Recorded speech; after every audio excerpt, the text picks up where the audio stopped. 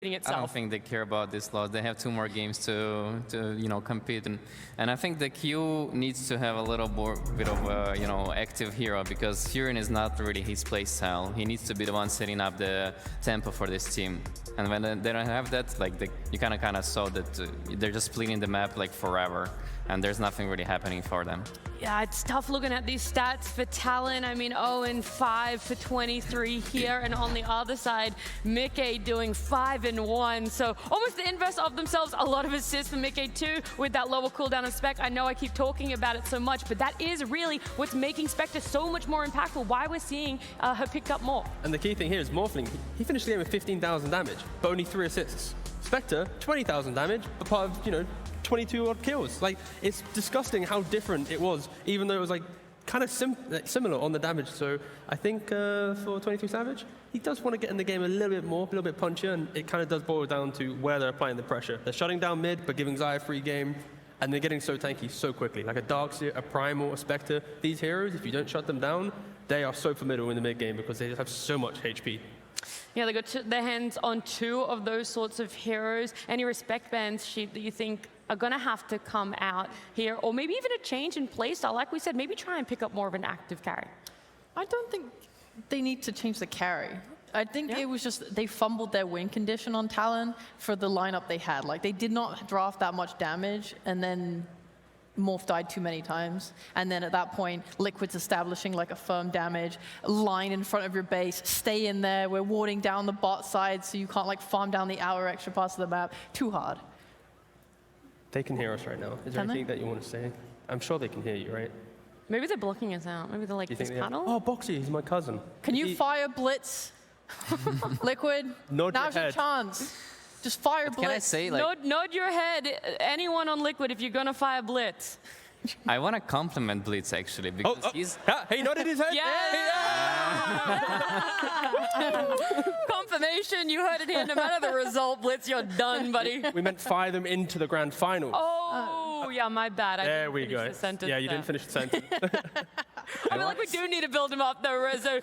You can do it. They're going to be walking out, so we know 100% that they will be listening. So, yeah, build up Blitz. Build up the Liquid roster over there. William, look at what he's wearing. He's wearing his suit. He's a professional here. How many coaches are wearing suits? Not enough. I will say, it's an all-black suit, though. We did make a comment, is it Liquid's funeral? Are they going down to the lower bracket with the all-black suit coming out on Blitz? No, they're going up with style. Up with style. They're looking to be in top 6. They're 1 game away. Talon wanting to break that curse for themselves, wanting to make it further, not wanting it to be Team Liquid that knocks them down into the lower bracket. Not only would it be a tough feat to be able to go through that lower bracket for themselves, but bouncing back, the confidence. They're going to have to look to be playing either tomorrow or the day after. Yeah, and also the Spirit of TI. Don't forget that VP earlier today. They won game 1 in a convincing fashion, and Spirit came back game 2, game 3. Yeah. So Talon, they just got beat in a convincing fashion. But, there's magic in the air. Maybe this is their time to kind of do the same thing. I want to say there's magic in the air, but Rosa, we kept talking about how, there's teams that feed off the energy of the crowd. I think Liquid are one of those teams. Like, they love playing in front of a crowd. They perform. They almost do better on LANs than online performances. 100%. Those type of players, they're really looking forward to playing in front of the crowd, for sure. Like, they have experienced players, and they're also, like, super charismatic, and they're not, like, very shy to go out there and, like, talk and engage with the audience as well. So I think it's the big factor for Liquid as well, going into the series. But I think Talon needs to be changing their drafts a little bit. Like, they need to have these active heroes that can make plays, like, some fights back, because otherwise Liquid are gonna just take the complete aggression, and this is the best team that they can, close up the game like super fast and not let the Talon do their, split push shenanigans in the game.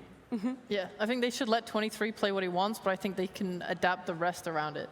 Like Rezo said, and they just did not have like enough playmaking / damage on their supports last game to make up for that. And I think maybe that's why 23 felt so pressured to kind of join the earlier fights, which went poorly.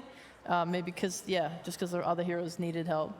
I guess the tough side to that is not knowing yet who has first pick, who has second pick, is that you're not really willing to pick up 23 Savage's hero early, right? And if it gets banned out, if that's the one you're sort of gunning for, like, how hard does that make it to set up? Like, how flexible do they have to be in their openers?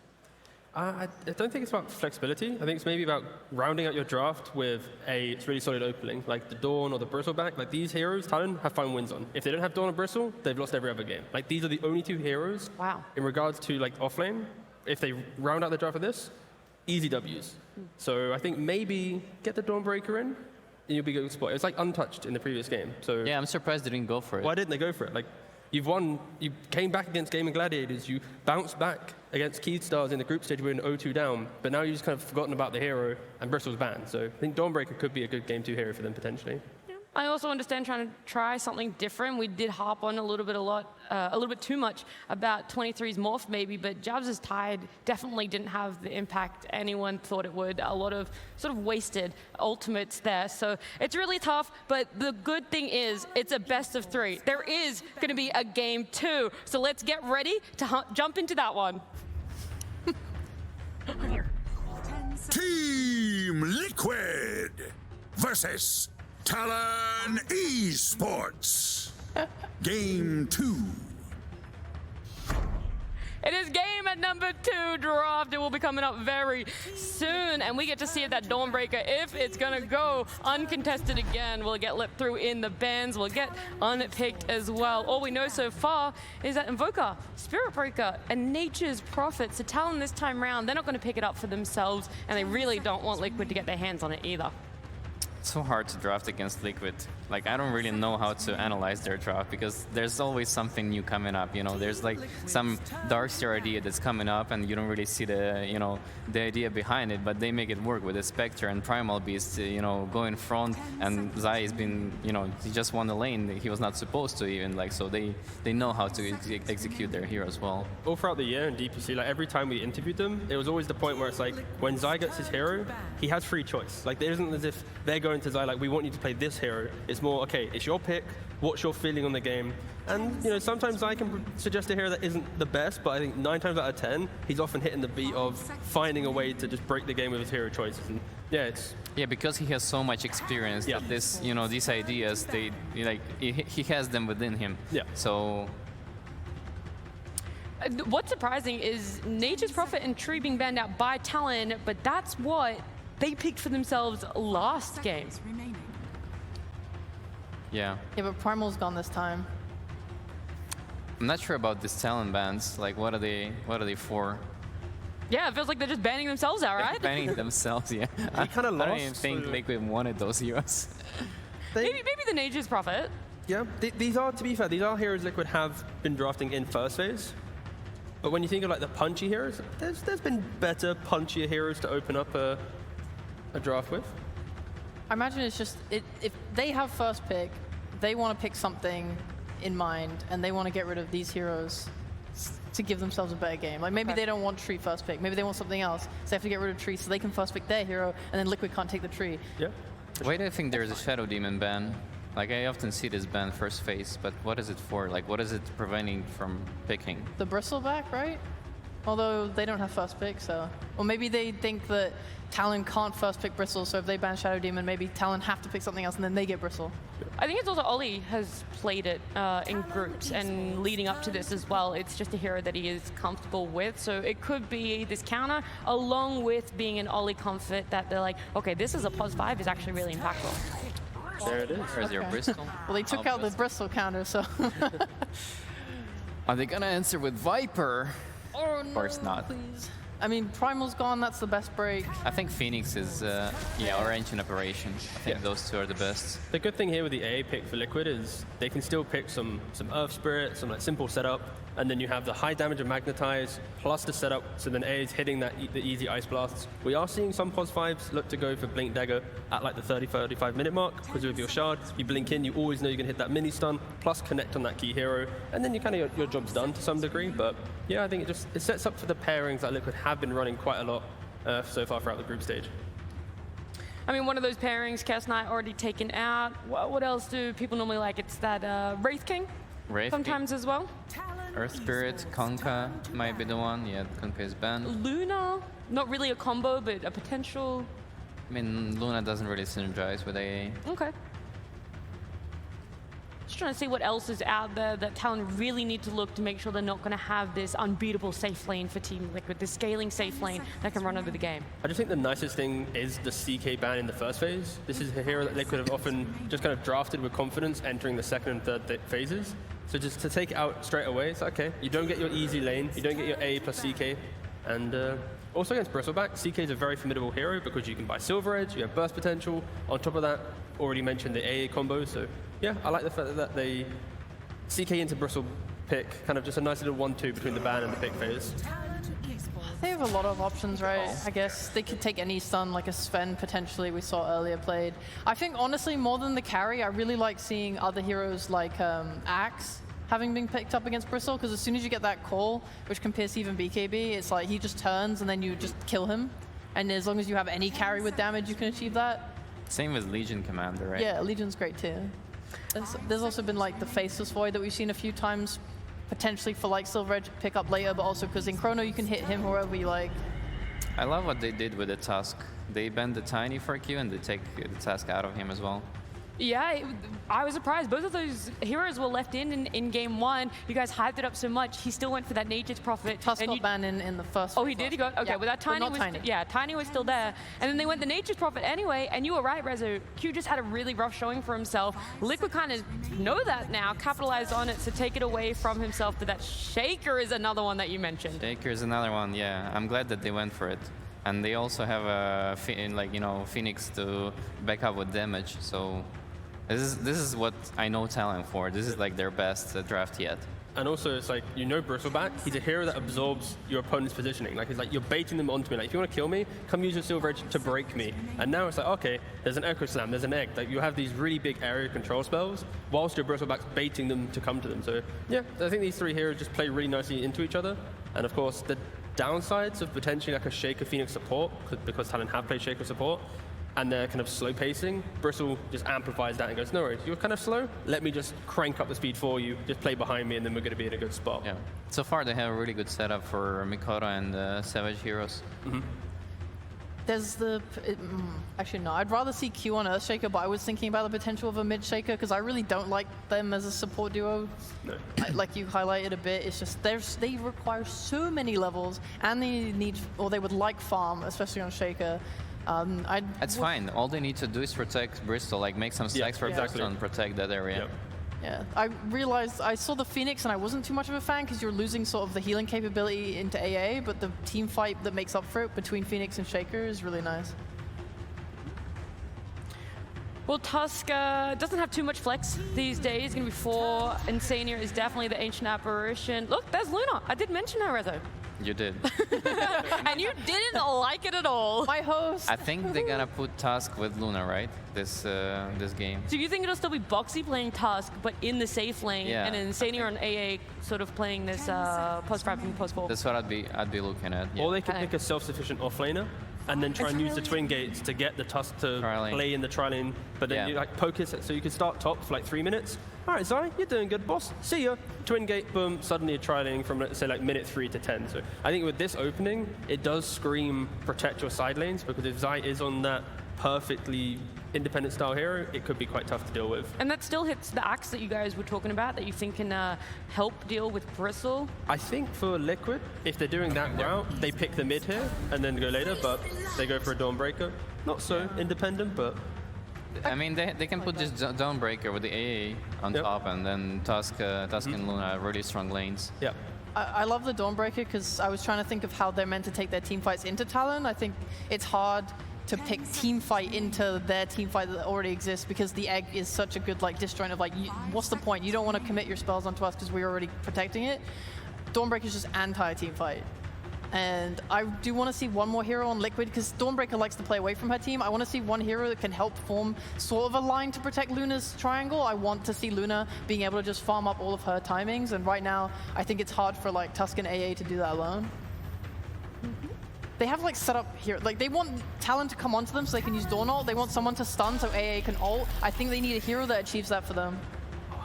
Such a classic matchup, right? You pick Terrorblade to get the reflection of the Luna, then Luna obviously can get Manta to get rid of it, but just like, it's just so nice to see these two cores battle up against each other. But for Talon, not only do they have the bristle pressure, they then have like the Terrorblade who can then set the objective pressure, the Roshan pressure, and this is going to be a Luna game where I think you might fall off quite awkwardly going into the late game, but this is where I think whatever Nisha plays from mid, that's going to need to really bring the draft together to punish them. That's a lot on both mid laners. It really depends on how much aggression Liquid can put on the TB and their overall lineup. But I think like they have a good potential with a Nisha hero just like completely run them over. Look at he's smiling. They're doing some weird suggestions right now. Like he's played so far, he's played some Quap, some Windrunner, some Sniper. Who's this, sorry? So Nisha, he's played Quap, Windrunner, Sniper. These are the weirder heroes. They banned out Invoker themselves, which could have been quite nice to throw more buffs onto him. Mid Ogre, no, I'm joking. Not happening. Mid Ogre? Yeah, no. I mean, they need different some game, active different hero. game. Yeah, they do. What does the mid hero really need? Is it looking for, objective pushing, burst damage, tankier build? Just initiation. Just Some melee initiation. guy that can initiate, yes. I think this is what they need right now. No one buys pipe on Talon. If this was VP, they would have picked maybe an old school Zeus, but don't initiate, just hope to kill. They're taking a lot of time for Talon thinking about this last ban, what really could bring all of Liquid's draft together. So many And they good could mid do like a laners to Storm ban. Spirit potentially. You get like your zip in into Dawn ult, followed up with AA ult. Storm is actually pretty good. I like your suggestion. Yeah, they have nothing against it. I don't know how alive that hero is right now. I don't. I think Talon have played it actually. Yep. They played it a couple of times yet. Well, we're going to see it very soon. They don't have much time left. It is They go for the Zeus. yoink. There you go. Nice. I mean, this hero is, I'm not going to say criminally underrated, but underrated to the point where I think enough people have experienced Zeus buying Phylactery and then just non-stop just poking you at like 15 minutes or so. Now imagine you have to deal with Bristle with a Vanguard Axe, a Zeus with a Phylactery, and then you have 23 Savage behind going, don't worry boys, I'll have a Scardy in like 20 minutes, hold tight, like this is a very obnoxious draft to deal with. It is. But what is You- that you go timing? to high ground, but Yeah. at the same time, like they're so passive. Like who's on their team is Yeah. gonna make moves? It's only Shaker with Blink Dagger, and it's gonna happen like very late in the game because there's no early game going on for them. I don't really see the way that they're gonna They make any moves. exist, right? They just kind of They like, they're just on the map. Yeah, they just there. farm. Yeah, but Liquid, they're not gonna let them farm. They're gonna kill them. That's what I want to see. I want to see like Dawn, Tusk, and mid hero going around, taking pickoffs, taking fights. I think Talon is so way too passive, and Luna should actually just be able to farm for free. And then when she has like her BKB, so on, they can just Manta, they can just fight and bowl and take towers. Storm is so good here. I want to Yes, see Zeus. Storm real bad. There it Yeah. is, nice. Good work. Stormspirit is going to be that last pickup. So you guys, Sheep, you got one of the heroes that you favor. So now is it just Liquid all the way through? I see the ideas in their lineup that are just easy to execute against Talon's heroes. I mean, they have to play so... I don't know. It's weird. They're just vulnerable. They don't really have many stuff to protect them. All they can really do is just say egg and like, please leave us alone. Yeah.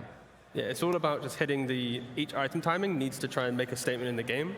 Of course, you pick up this Storm, it'll always find the Zeus, it'll find the entry to the fight, but I think for Talon at least, if they do want to be passive and just exist on the map, Luna always falls off in games. Like you can get to that awkward point. So if Talon just want to play some like hour-long game to win it, then sure, they can just hold the high ground forever. Oh, Talon want to do that. Yeah. Yeah, I mean, I like how their heroes scale.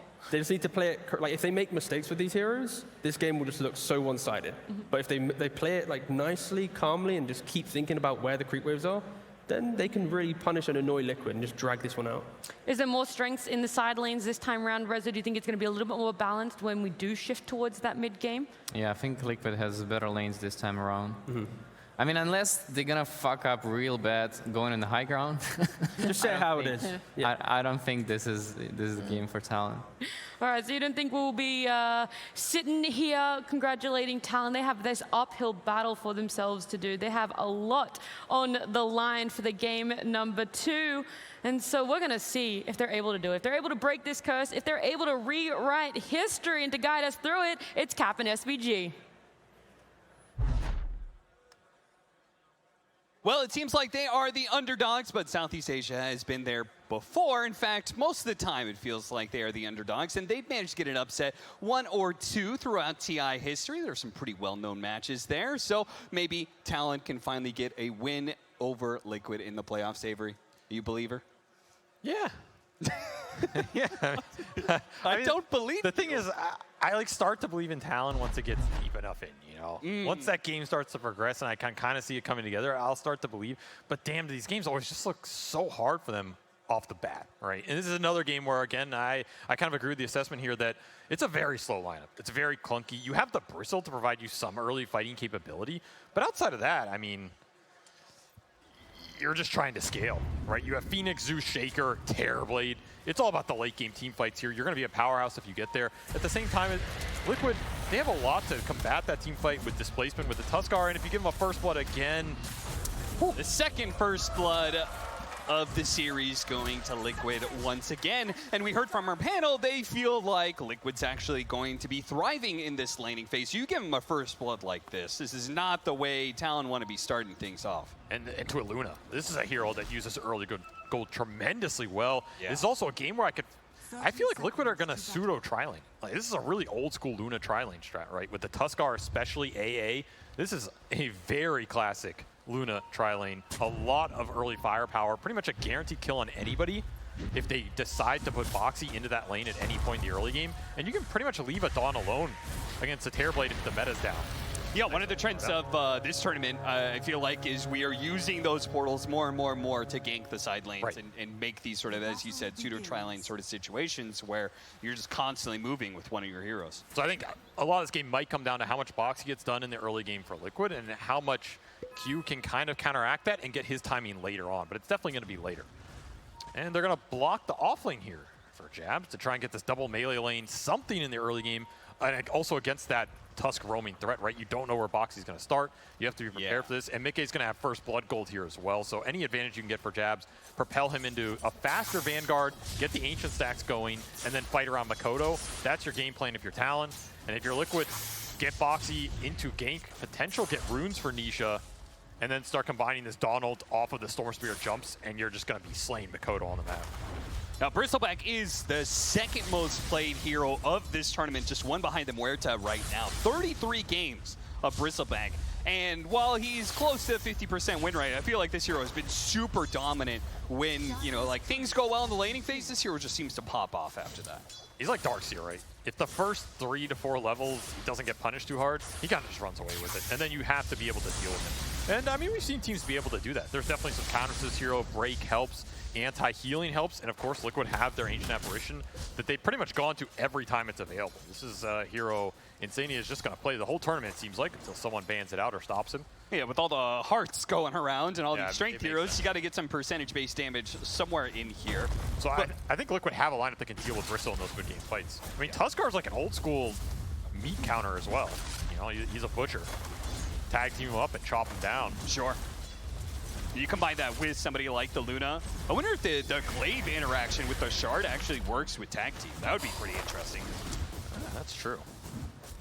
Still, it's also a Dawn Tusk lane. This is a lane we saw Shopify run a lot.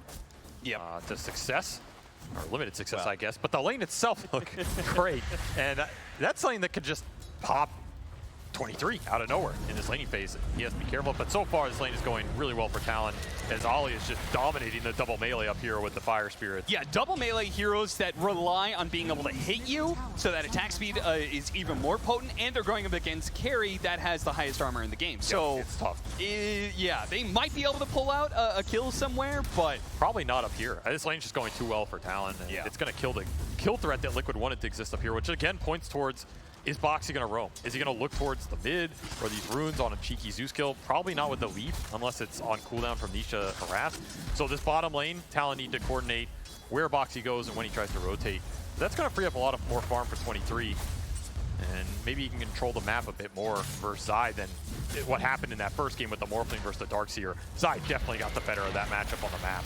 So we're covering the side lanes, but let's talk about the mid lane matchup, because these are two heroes that neither one of these teams have really been running a whole lot. I mean, it's been 3 months since we saw a Storm Sphere pickup for Team Liquid, and on the other side, 6 months since Talon drafted a Zeus.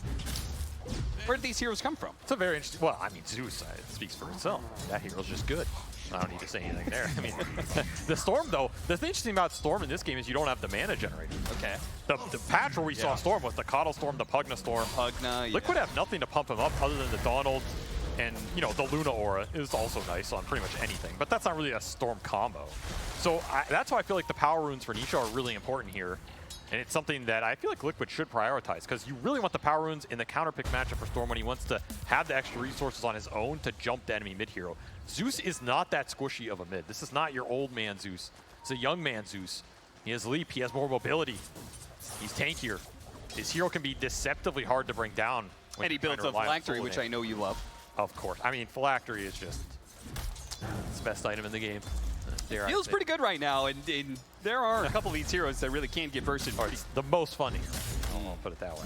I mean, this is a great phylactery Zeus game because it'll help him tank up, and it'll kite out some of these heroes. So the Storm jumping him is not as deadly. You can start to kite out the fight against Luna and the Dawnbreaker. Yeah, I was about to say, Luna needs to be able to get, you know, kind of close to some of these fights to hit people, and Zeus can play that distance really well. I mean, I'd like to see it on Makoto, but we've also seen a lot of these Zeus's favor just going into the tankier, like the harder buildup in terms of damage output off of an Ags or Fresh or Kaya buildup. Sure.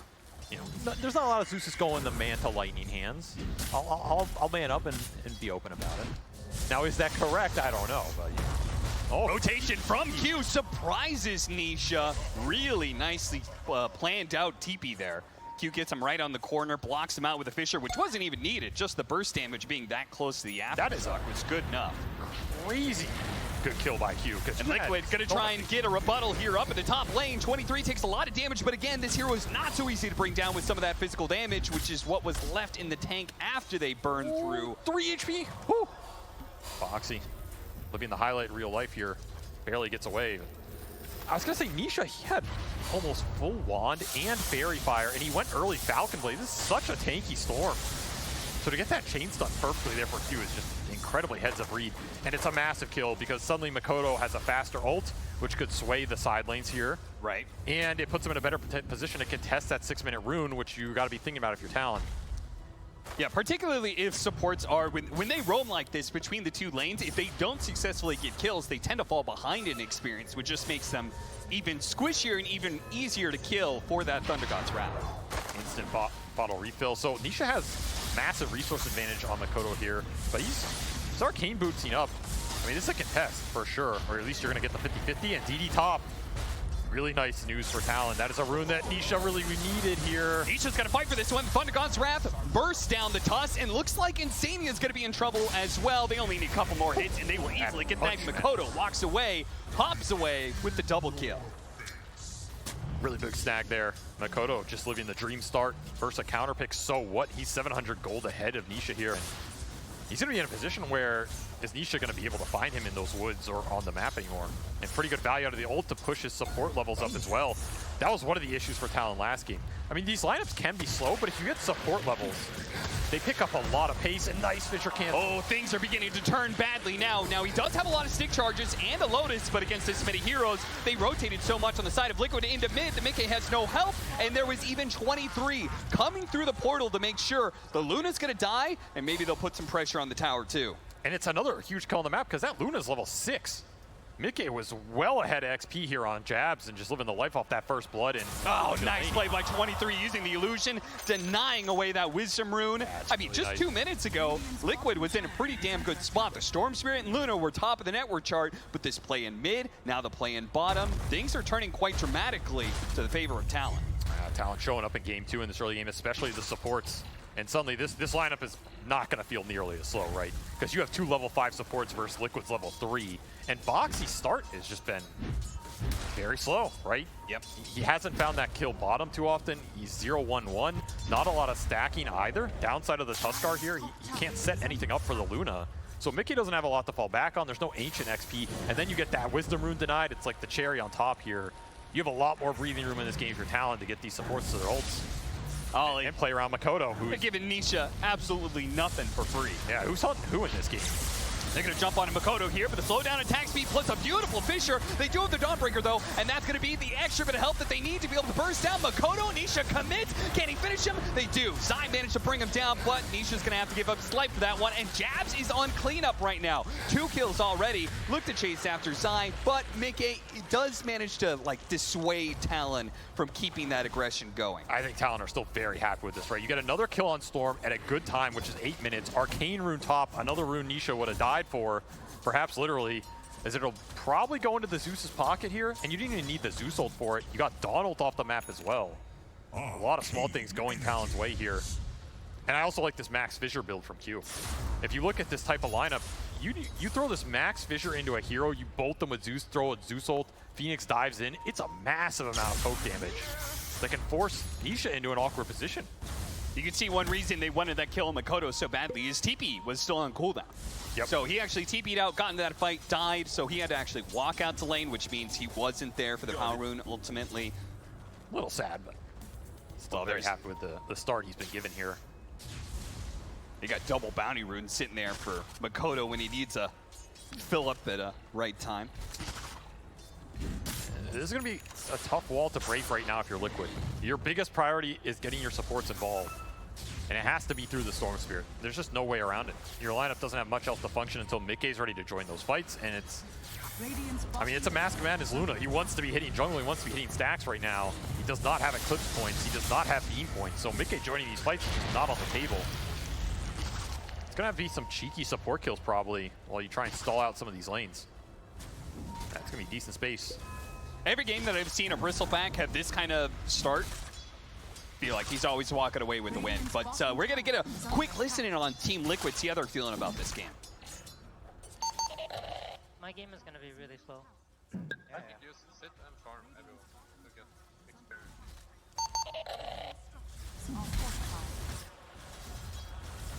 experience. Do you believe in that? I'm not sure if I do. Yeah, I don't know if I'm convinced there. I mean, I do believe his game's going to be very slow. I agree on that part. Radiant's bottom tower is under attack. Radiant's Something about bringing some positivity and confidence when you need it most. Yeah, With the laning not phase. something I ever thrived in. I commend these players who do. They are catching up a little bit, right? Yeah, they're fine.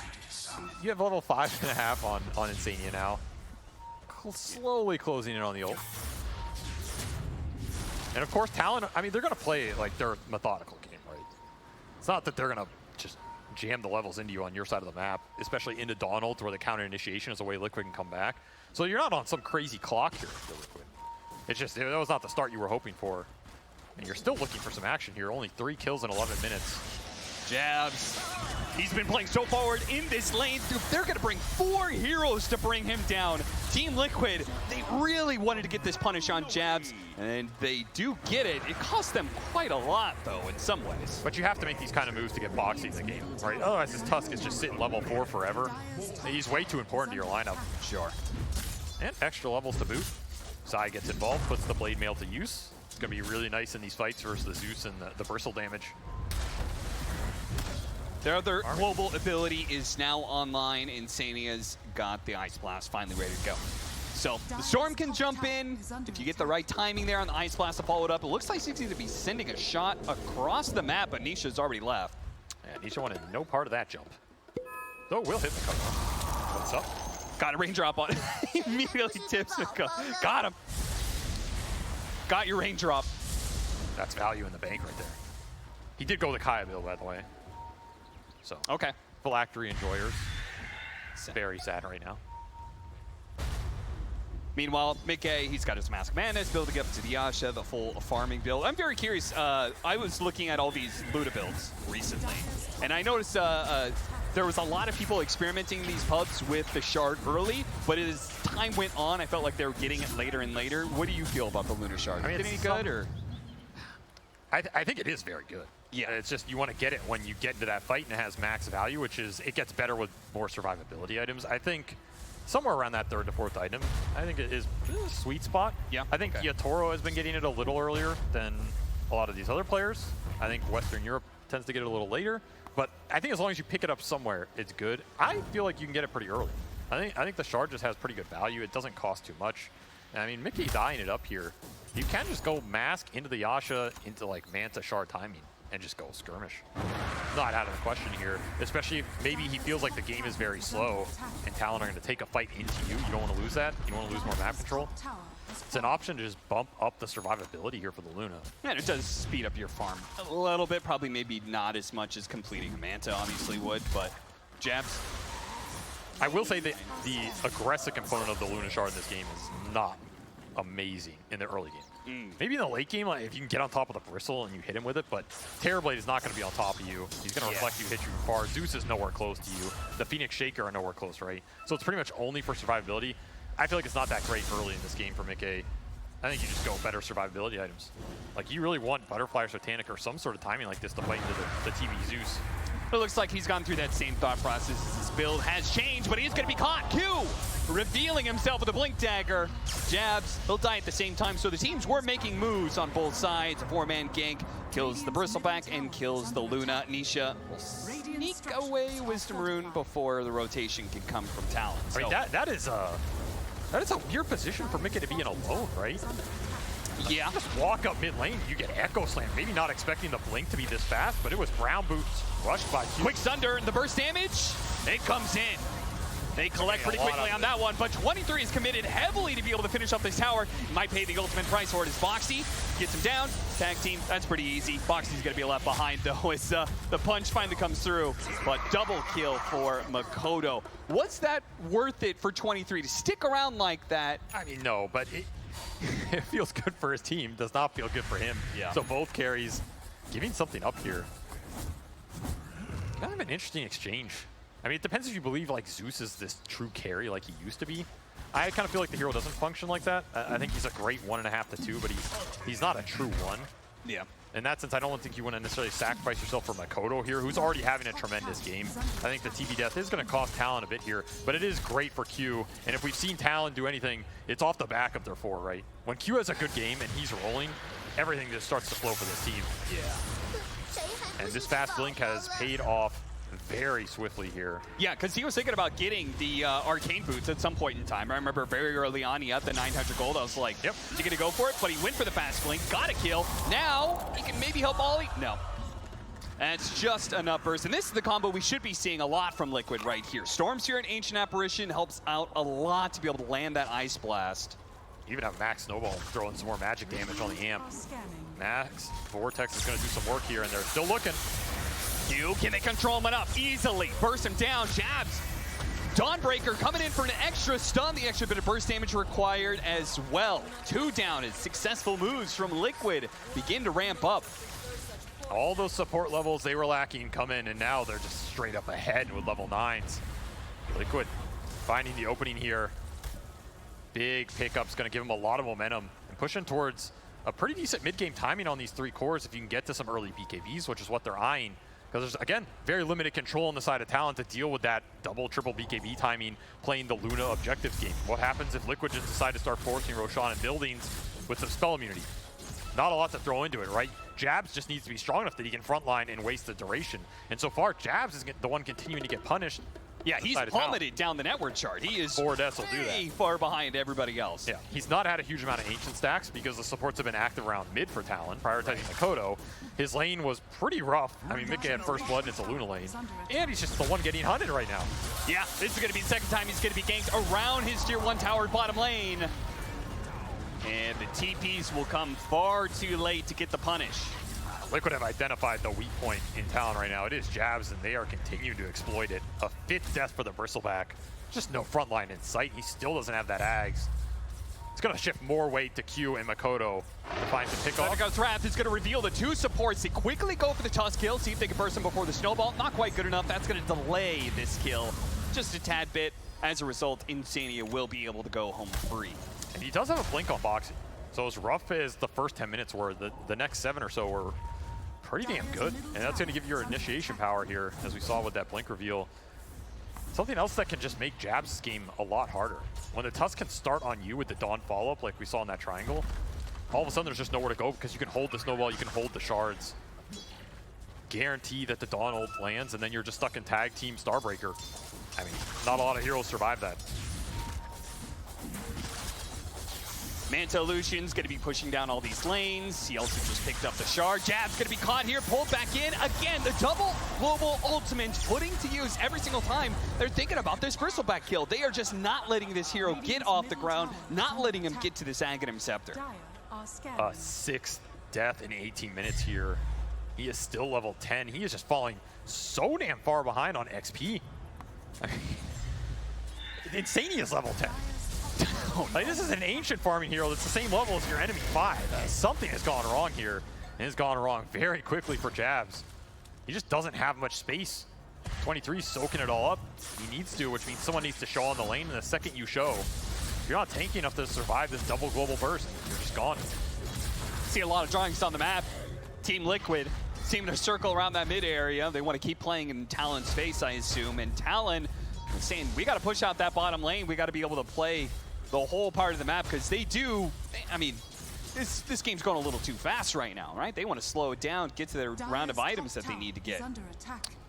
That very early game went well for Talon, but they weren't able to translate it into anything. And now you're just kind of stuck with these, you know, sluggish heroes on the map. You're getting out map presence in terms of the global ability from the Dawn and the AA.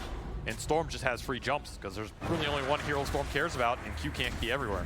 And now you can start to accelerate the objective taking with the Luna lineup that can ball. You don't have that big aura presence like the Darkseer, but you have tag team. You do have nighttime for the Lunar Blessing here. Yeah, they know about the Roshan, but they also know Insania was isolated in the bottom lane. Talon feeling like they can't get to that top lane fast enough, I guess. But at the same time, Liquid did abandon doing that. Worried about the damage they were taking. It is going to swap over to the other side, which may make things a little bit more awkward for Liquid, as Talon are holding that bottom area of the map pretty well. Got a couple of wards around it too. I mean, I guess if you're Talon, every minute that Jab isn't getting killed, you're probably happy. Yeah, he's averaging a death once every 3 minutes. Yeah, so the game's progressing better for you. If he can get past the 21-minute mark without a death, I think that's improvement. Still doesn't have his Ags, man. The thing about Ags unless hero is, okay, you can use it to farm, but you really want to use it to slay. Yeah. It's a fighting item. The earlier you get it, the better. Maybe you can wait for your second, but that's what his hero's supposed to strike. It's just going to be catch-up duty for Jabs. And maybe because he's being targeted so much, he also did the build to where he's maxing out on the Bristleback passive, where we've seen, obviously, the build lately has been only one level of the Bristleback, so you take more damage, therefore you put back more quills. He has gone for the 4 points here, which, you know, I guess signifies he has been decimated. Yeah, he knows he's going to be targeted. He knows he has to play the front line for his Terrorblade and his Zeus. So, I mean, it's not like the supports are going to be able to do for it in this game. They're reactionary heroes, right? They want to be able to sit in the back line too. So yeah, and his job is just to stall as long as possible, potentially stall the BKBs. That's just not going to be an option, because the single target burst damage for Liquid is absolutely insane at this point. You have Deso picked up from Zai. You have the Storm jumping in with 3 levels in tag team and 4 levels of Lunar Blessing. That single target physical is just disgusting. And you have an AA blast to throw on top of it, so no healing. There is no save in this Talon lineup. Something to consider as we go late game. I mean, I guess there's Sunder. Yeah. And there's Sunray with, like, you know, Ags, Phoenix, ultra late game, but I consider that extremely situational, especially with Ollie's net worth here. So basically, Sunray doesn't do anything for you. It's only the Sunder. Is 23 willing to sacrifice his HP for another core? If he has Aegis, maybe. Without Aegis, pretty spooky. So that single target jump for Liquid's pretty damn reliable. And even the blink on Insania to guarantee that fast Ice Blast. Saw Kittrack doing this in Western Europe, so he's going to take a trick out of his fellow comrade's sleeve and put it to good use here. Yeah, it's pretty interesting. I liked it when Kittrack did it. I mean, it makes sense. This ability is hard to land, so anything that makes it easier. I mean, it's the one thing you have to get. You have to successfully land this in a team fight. It's like your only job as Ancient Apparition, or at least your most important job.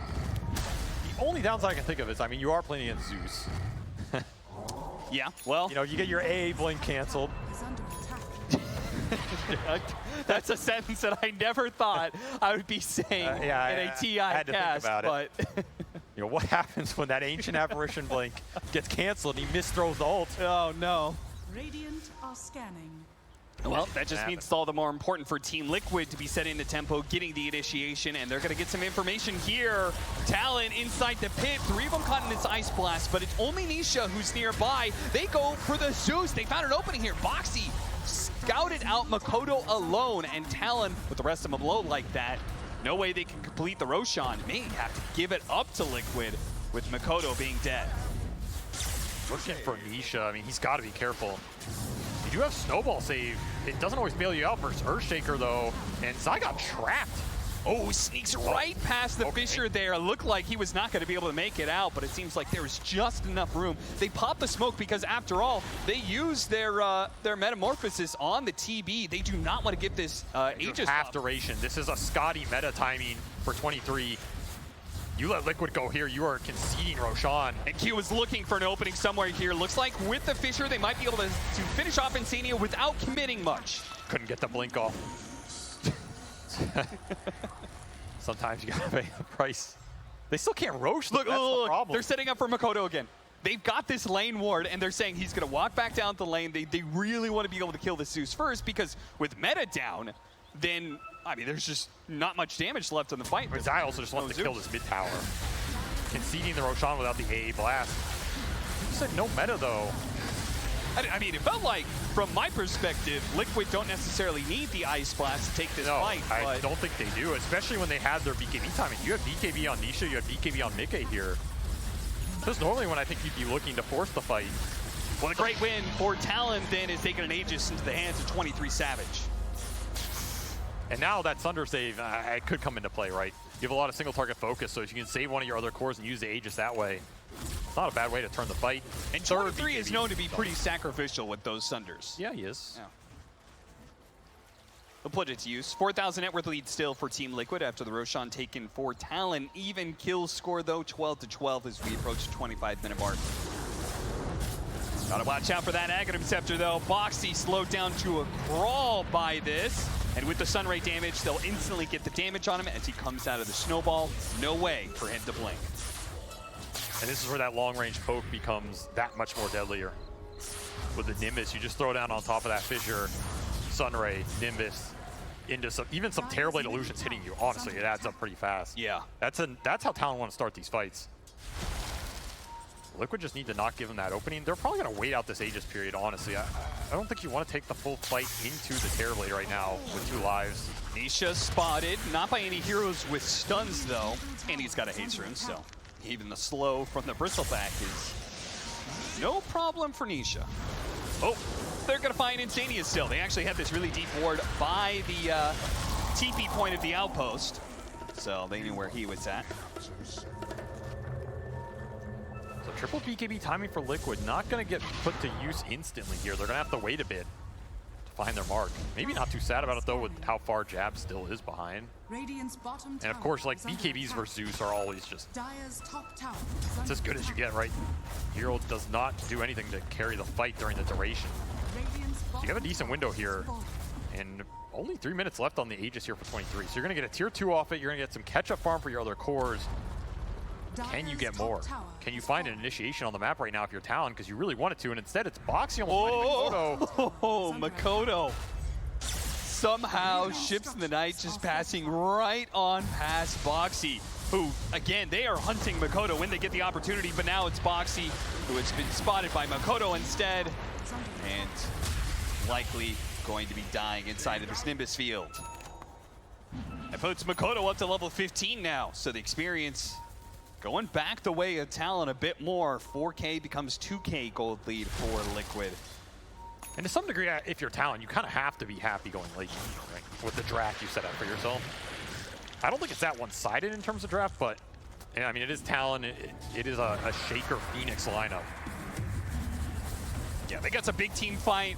They got some good scaling, and it's just their MO.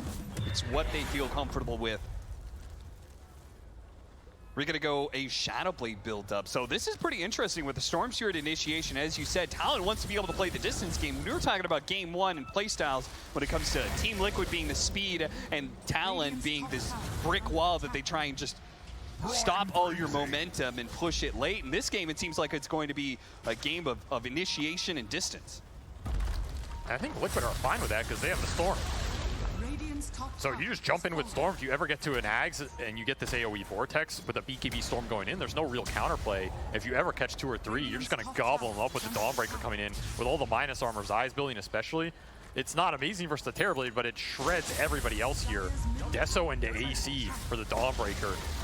Tag team over all of it. I mean, you're going to disappear.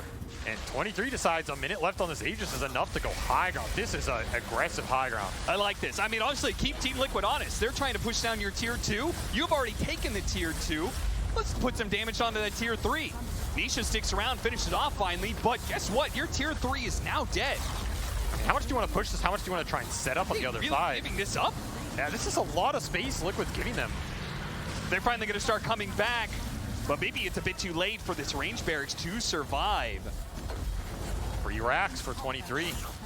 And he's still halfway through his meta. Oh, Mickey's just going in with Silver Edge. Trying to get a little bit of scouting, but Q, who they wanted, managed to get the TP away. They do have the Dawnbreaker ultimate. They all managed to hop out of it, so no chance there. 23 is beating back Mickey. Nisha goes to the kill, on to Q, diving with his BKB. Actually, the last second of the stun, not quite good enough. Still, though, Talon are retreating successfully, even if it is a 1-for-2. They don't get caught too much here. They've walked away with a kill on the carry. Look at the ward. Boxy sees everything right now. Gets the punch up in the air, quickly bursts down Ollie. With Zai coming through, a beautiful hit from the stun and getting good damage in, but the BKB just came in for 23. Savage got stunned up though. He's gonna be maybe losing his first life. He pops it now. BKB trying to commit to the kill onto Zai, and he barely gets it, but there it is. The life goes down, Zai's gonna walk away. Now he doesn't have a BKB on his second life. This is bad for 23, bad for Talon. If they could have gotten away, but Team Liquid will not let them escape. Boxy just plays the long game and reaps all the reward here. That initiation from Liquid went terribly with the Dawn ult missing, the initial Storm Jump not yielding too much, and Mickey dies pretty much solo to some Fire Spirit Sunray in 23, and then somehow you get that long fight going. Boxy and Zai just cleaning house here. Also, just that TPB BKB from 23. It didn't pan out in terms of timings in this fight, right? Yeah. Like your meta's wearing out, then you have to play the second half of this fight, and the second you get clumped like this, anytime you clump versus Liquid, it's gonna be a world of pain. The shards, the snowball, the Starbreaker, the vortexes from A getting thrown down on top of all of it. I think he kills Zai there if he doesn't TP. So I think 23 did himself a little bit of a disservice. Yeah. They did get the range racks, they did get a tier 3. Honestly, I think it's more than I expected them to get for free with that Aegis. It's just a really strange fight. And yeah, Mickey not happy about the fact that, you know, he doesn't get to clean any of it up because of course the janitors always win. Died first thing in the fight. So he's not going to be feeling great, but everybody else on Team Liquid pretty happy with that engagement. I mean, would you, like you said, the tier 3, it was more than I expected, but at the same time, I feel like Team Liquid also got more back than I would have expected. Yeah, that fight went better for them than it looked at the start. It looked terrible at the start, but that shows you the power of their scale. That's why I don't think this game is even one-sided for Talon in the ultra late. The way Zai is itemized, the amount of work that Boxy can do in these fights with the snowball save versus the shaker, if he can ever displace it, finding the Zeus. If you find Makoto at the start of these fights, it just opens up so much of the damage differential for Liquid. Yeah. And Hex for Nisha means your single target initiation is that much more reliable. I think if Zai had not if he had gone for more of a utility, you know, team fight item sort of build, I think Liquid would be pretty concerned. But yeah, because he went the Deso route and is scaling so nicely, no problem here with the 7,000 net worth lead, now 8. I mean, it's just all about jumping Talon and killing them. Because there's a decent argument in this game, you're playing versus Zeus, that you want ore items, you want a pipe, you want a Greaves, you want glimmers. That's a route a lot of teams will take. Here, Liquid just opting for raw aggression, right? We're going to jump you, we are going to find you. And the second that happens with the Storm and the Tusk, Zai is guaranteed to be in there off the ult. And you might just one-shot. That's what they're aiming for here. So if you're Talon, you also need some more kiting in this game. Yeah, and then, I think he was pretty aware of that. He was getting charged at in that last team fight. We've got Eontis being built up by Makoto. He knows he is probably the #1 priority. If you survive the BKB jump from Liquid, you can turn it around and you have your supports alive. That looks okay for you. Nisha again, just diving in deep because it allows the Dawnbreaker to get the positioning, and once again, they kill first. This time around, the Supernova is going to go down, but Team Liquid are being able to disengage away from it. They can't let Zai get away. No way that he gets out of this for free. So they'll kill him, trading 1 for 1. Ultimately, I mean, you traded a 4 position for a 3. Surely that's fine for Talon. Yeah, you're okay with that if you're Talon. Liquid is not expecting everybody to be there. They had a pretty good jungle ward that saw some of Talon, but not everything. And Zai will pay the price. It's an awkward timing, especially for Liquid. With this long death timer on the side of Zai, Roshan's coming up in 12 seconds. We'll see what Team Liquid feels about when their Terrorblade died. Mickey in that last team fight. Successful fight, but maybe not for Mickey. Let's see how they feel. TB stunned. You sky. Yeah, it's 5 seconds, 5 seconds, 5 seconds. I'm just punching. I'm just 3 punching. seconds, 2 seconds, 2 seconds. Hit. Go, go, go. Oh, I can't. We just kill again. What the fuck? It's all good, all good, all good. It would have been cool though. It would have been cool. Yeah, it would have been cool. It would have been cool if they could have waited out the Aegis, but they had no problem killing Terrorblade a second time.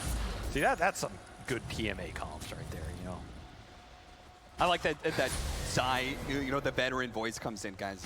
Everything's all cool. You know, I can feel the calming presence from him, but they should be concerned because Zai is not there right now to be able to help them with this Roshan fight, which Talon is currently taking. If they could get themselves another Aegis, I feel like this just kind of guarantees the game to go late, which we know Talon would prefer very likely. Can I just say that type of team environment, you would never see that on a North American team.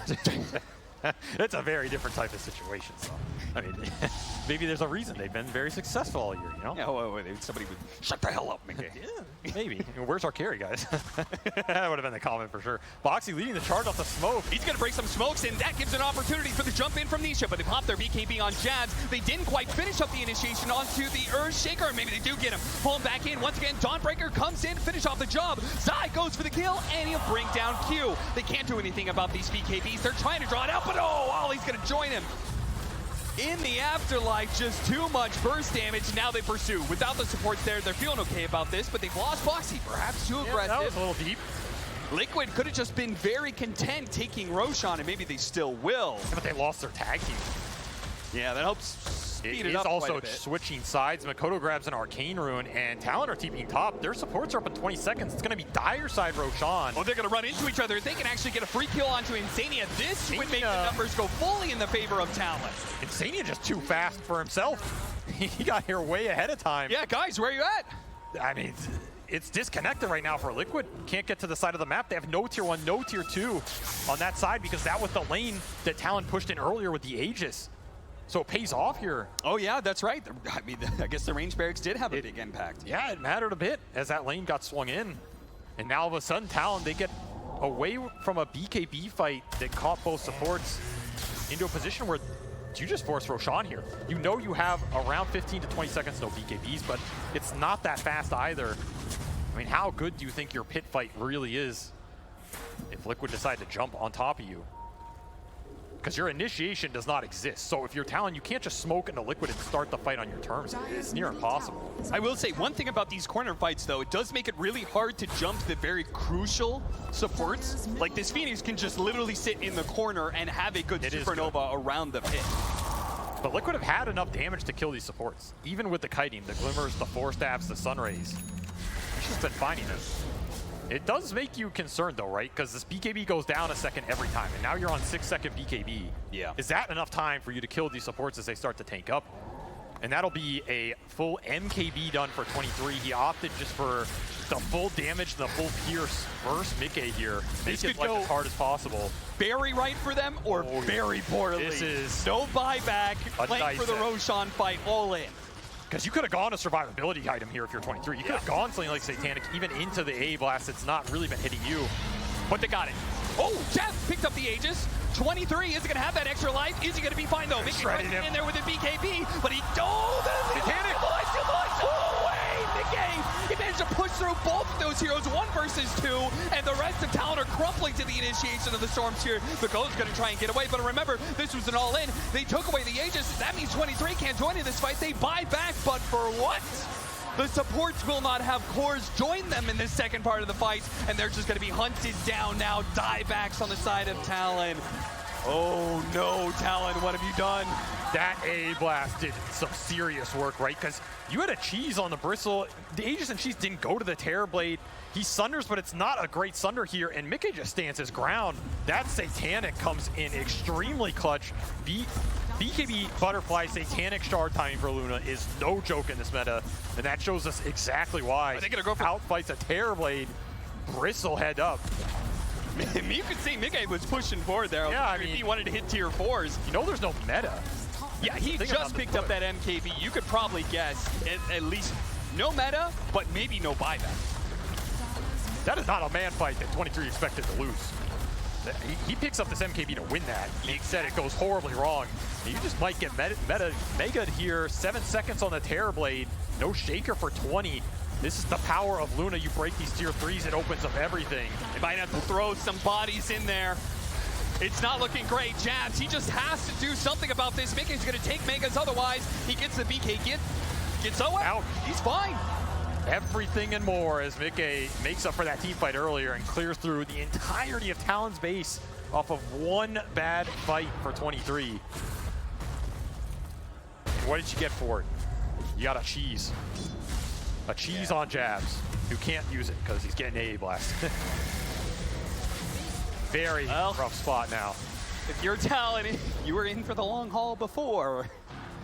Well, that's the only option now. Mega's at 38 minutes. You're just going to have to push this game as late as humanly possible.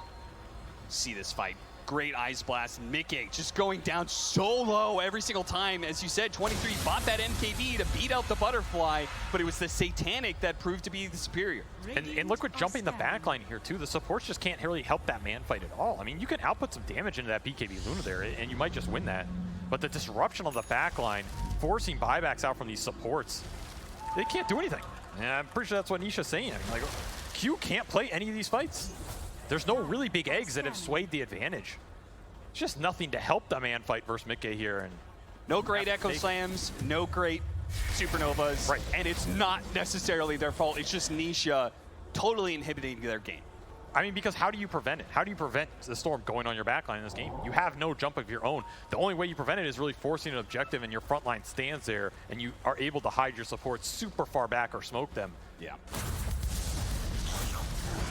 Get a quick peek into Liquid's comms there after a team fight that was huge for them. My team is so good! I fucking ran fight 2 of them and I killed both. Fucking Michael Boo, baby! I do nothing! Michael Boo, boy! Oh, you can tell from that atmosphere, they definitely feel like this game is done, and they might be right. Mega Creeps puts them in a massive advantage, but they still have to be able to close it out. You know your team's feeling good when the comms are just like, yo, did you see me in that fight, guys? Yo, did you see me in that fight, guys? Everybody wants my damage? glory. It's not about what went wrong or what we have to do. It's just, look at how great that was from you. And it was everything. He's going in Aghanim Scepter. All right. Why not? You want some additional scaling? Get your Ancient Apparition to start delivering some I mean, honestly, auto attack damage like an Enchantress. It is pretty effective damage versus Terrorblade. Yeah, that. In the late game when he doesn't have long BKB duration. You'll just kill him if you're alive. It is a pretty big factor here. Everybody on Liquid just scaling. I mean, that's part of the meta, right? You just want as many cores as you can effectively get with some utility to back it up. And something Liquid understands they have to do against Talons. Maybe it just makes the game more comfortable too, right? Yeah. They've been in a lot of these games versus Talon where it goes ultra late and something weird happens and then Talon can turn it. If you just build up this extra insurance, it seals the deal. You've also been in a couple positions. Megas on a TA. Yeah, I mean, yeah. Liquid, no stranger to a Megas game, and they'll find, lo and behold, first down of Jabs. He's been a target for Liquid this entire game. These constant pickoffs. And they only need one pickoff to really open up the door to hitting these tier 4s. Particularly scary against the Luna. Gets these bouncing glaives. Getting the chainsaw a little bit. BKB immediately has to be used by 23, but he cannot hold anybody in place. BKB meta and a buyback from Jabs. Liquid just got away with so much there. Instant disengage. They knew exactly what they wanted. And at some point, I feel like if you're Talon, you have to just go in and Echo Slam somebody. I mean, it's not the greatest thing. You're probably going to get canceled, but maybe it allows 23 to kill the Luna or something as a follow-up. It gives you a better egg. Because every fight has been the Storm jumping you. And at some point, that paradigm has to shift.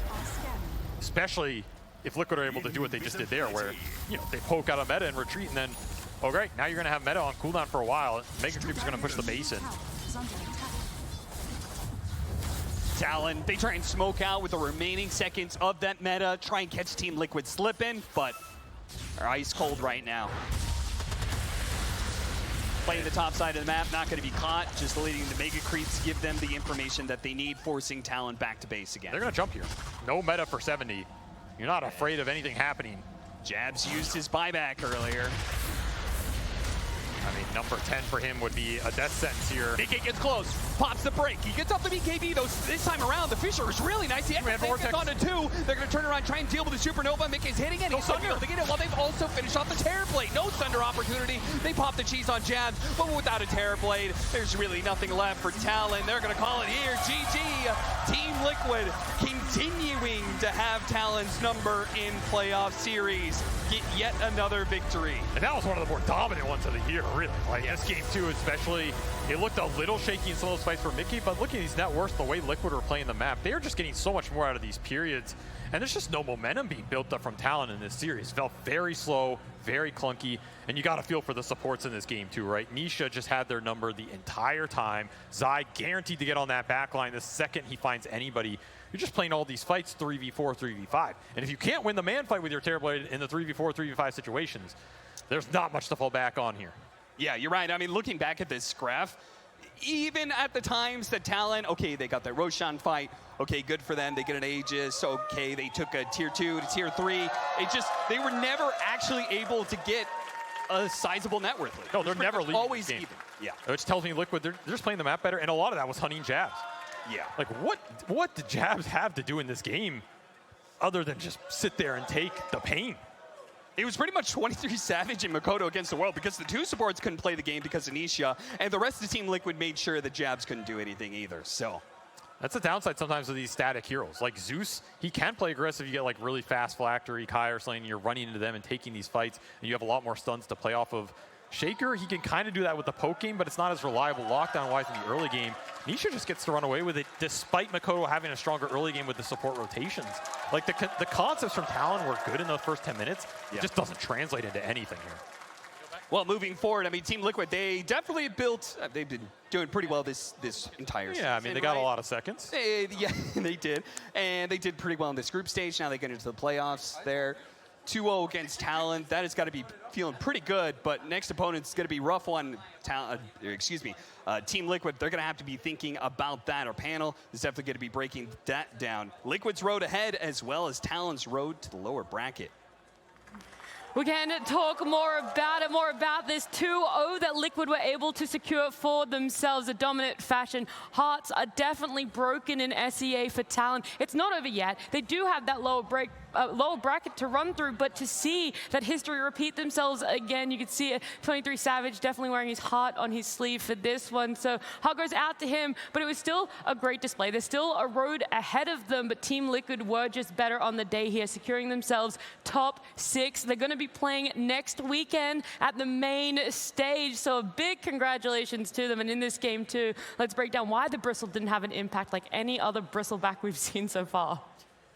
They focused so much to stop him here, actually. Like, Nisha was they were just like, and the task as well, they were just constantly focusing him just to not give him this Aghanim's timing. And I think he got like Aghanim's around like 20 minutes, which was like super late for Bristleback.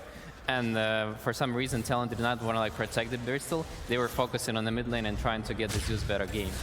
Yeah, and on top of that, I feel like, first of all, commendable start from Talon. I think how they gave Makoto entry to the game on his Zeus, the support rotations, but then you could see just the discipline from Liquid, utilizing the Storm to keep finding the pickoffs. Dawn then Solar Guardian on top of that. There's so many elements to just, you're out of position, we're going to pick you up and kill you.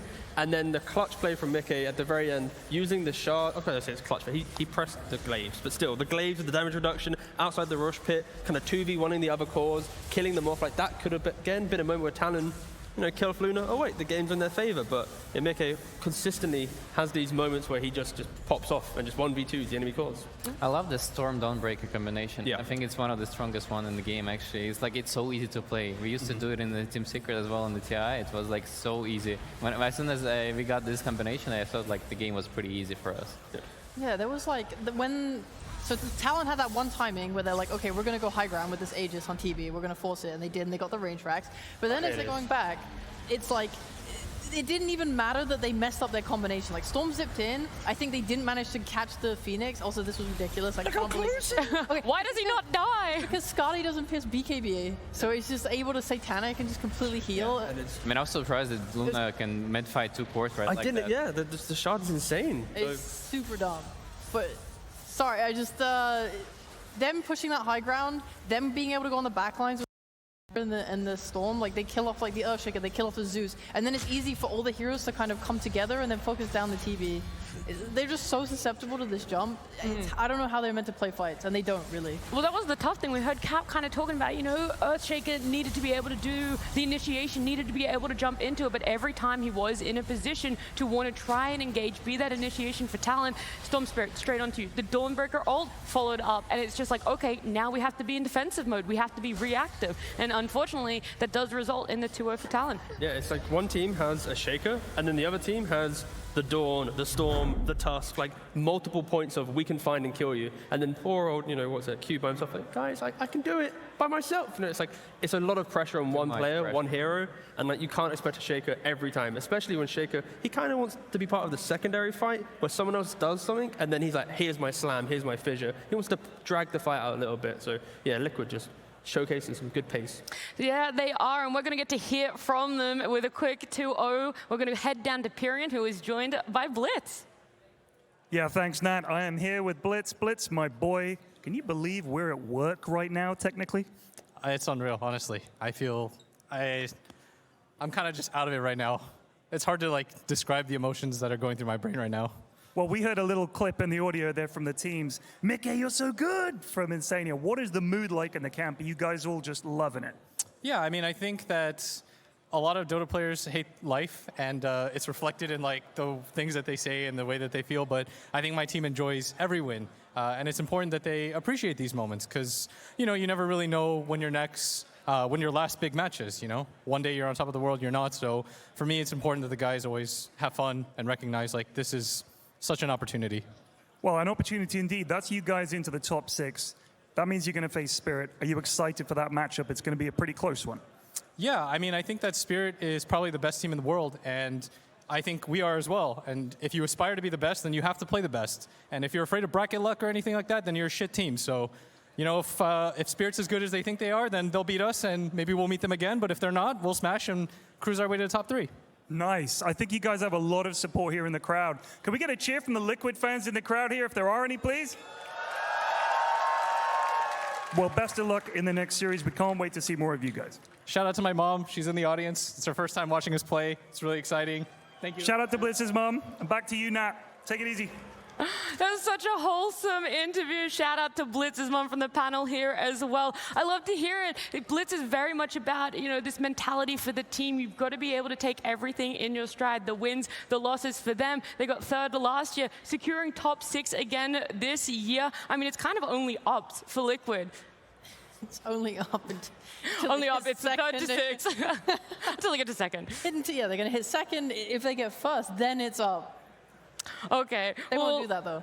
The only other concerning thing about what Blitz said is, you know, we all hate life as Dota players. That's not true. There's so much to enjoy. The game's obviously very enjoyable. This panel has been very enjoyable. But about TI, the road to the international, one other thing that I do love and get enjoyment from is the short film contest. So let's have a bit of a look at that.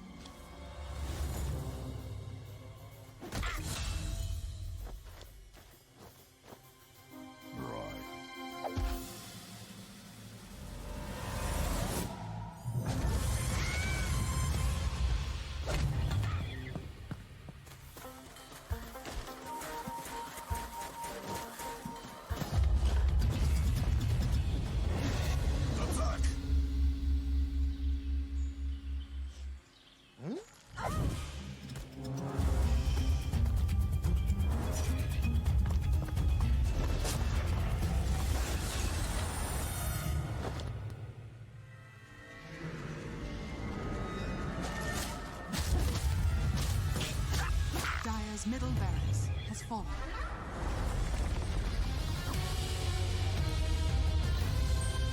The Radiant now have mega creeps.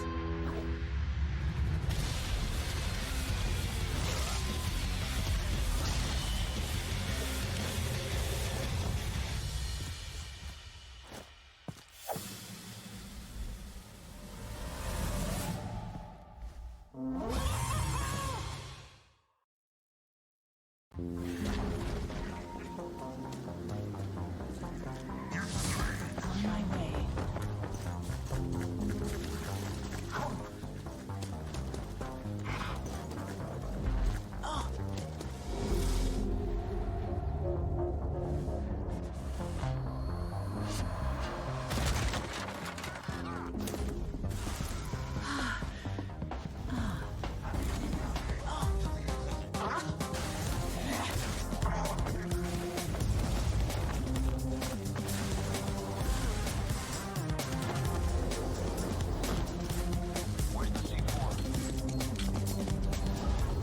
Good luck. Do you know who ate all the Where have you been?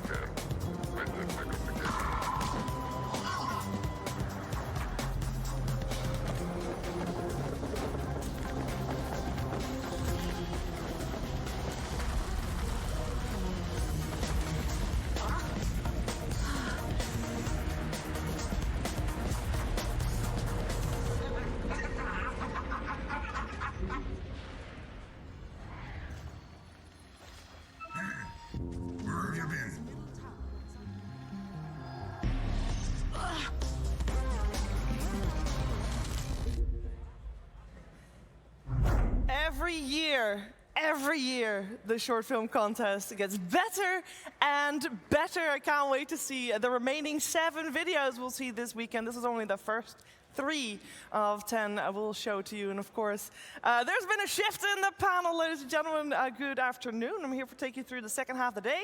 My name's Shiver, but my panelists are the real stars of my show. Fear, good afternoon. How you doing? Good, amazing to be here. TI is my favorite time of the year, so it is lovely to be back. Yeah, Effie on the panel, and the main crowd being English. For you also very lovely experience. Yeah, and it's my first TI in front of an audience, so the energy has been amazing so far, and I just can't wait to see how it's going to get even better as the games progress. Yeah, the TI energy, I think that is something very magical, Lacoste. Yeah, definitely is. This feels, for our Dota community, this is like Christmas before Christmas, pretty much.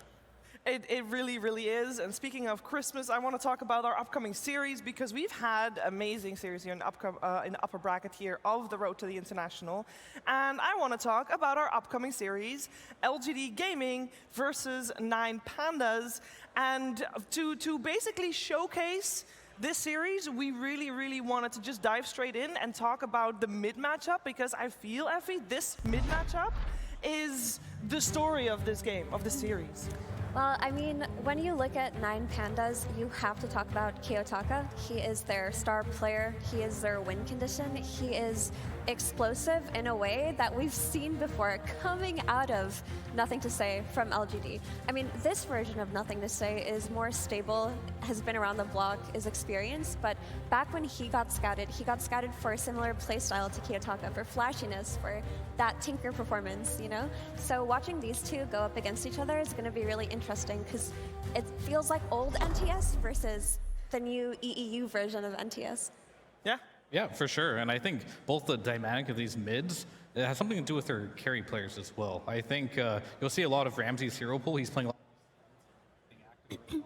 but when he needs to do that for Kiyotaka, because he plays more Tinkers, as we mentioned before, and NTS is the opposite. He has to be more active on the map to make space for Shiro, so he can play some cooler heroes on the map. So it's very interesting how both of them are just kind of like adapting to the playstyles of the teams. Yeah, and we have, of course, Kiyotaka here for his first international appearance, Road to the International, and for Nothing to Say, it's been his third So we have, I feel like we're kind of seeing Lacoste maybe a glimpse into the future of Kiyotaka here. Yeah, pretty much. I think when we talk about Eastern European Dota, the most improved players of the year, that's definitely Laurel and that's definitely Kiyotaka because he's been popping off. Like this guy, they produce like so many great players. Kiyotaka definitely one of them. Like his playstyle is like very aggressive, just how you would expect it to be. Not what you would expect it to be. I think it is important to note that on the stage that we'll have the players here, 6 players will be here for their first time. As first, like even for LGD Gaming, of course, a staple name. But 3 of the players haven't shown their face yet at any international in the past. So this is big for them, especially considering there are not that many first-timers left here at the international. 17 first-timers, 6 are going to be on that stage. And when I say on that stage, they're not there quite yet. So we're going to get that done. We're going to get on stage. First up, 9 Pandas.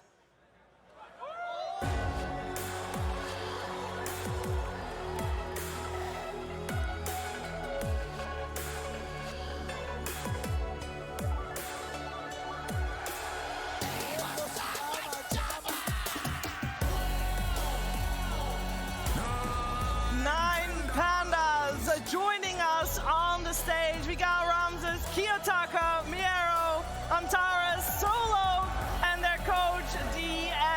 3 first-timers and 2 absolute veterans in Ramses and Solo. We'll see if they can lead the boys to victory. But their opponents, very strong as well. Let's welcome LGD Gaming.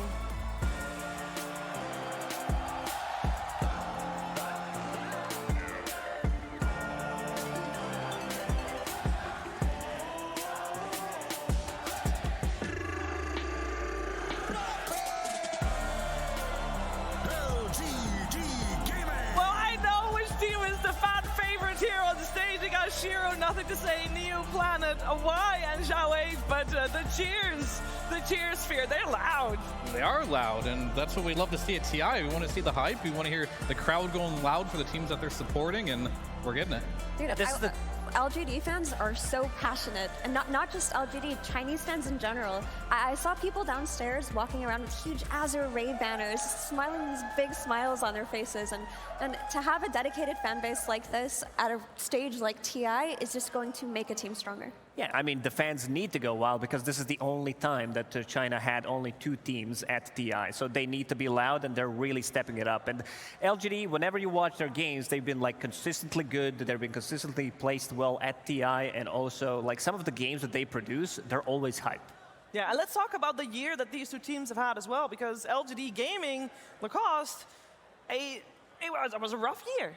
Well, it definitely was. I mean, the way it started for them, like, there were some big shoes to fill. You know, we're talking about Fate Beyond, Ame, Jinkyu. They needed to bring in new blood, and these are basically, you know, one of the best players in China for a good reason. Things were not working out. The DPC won.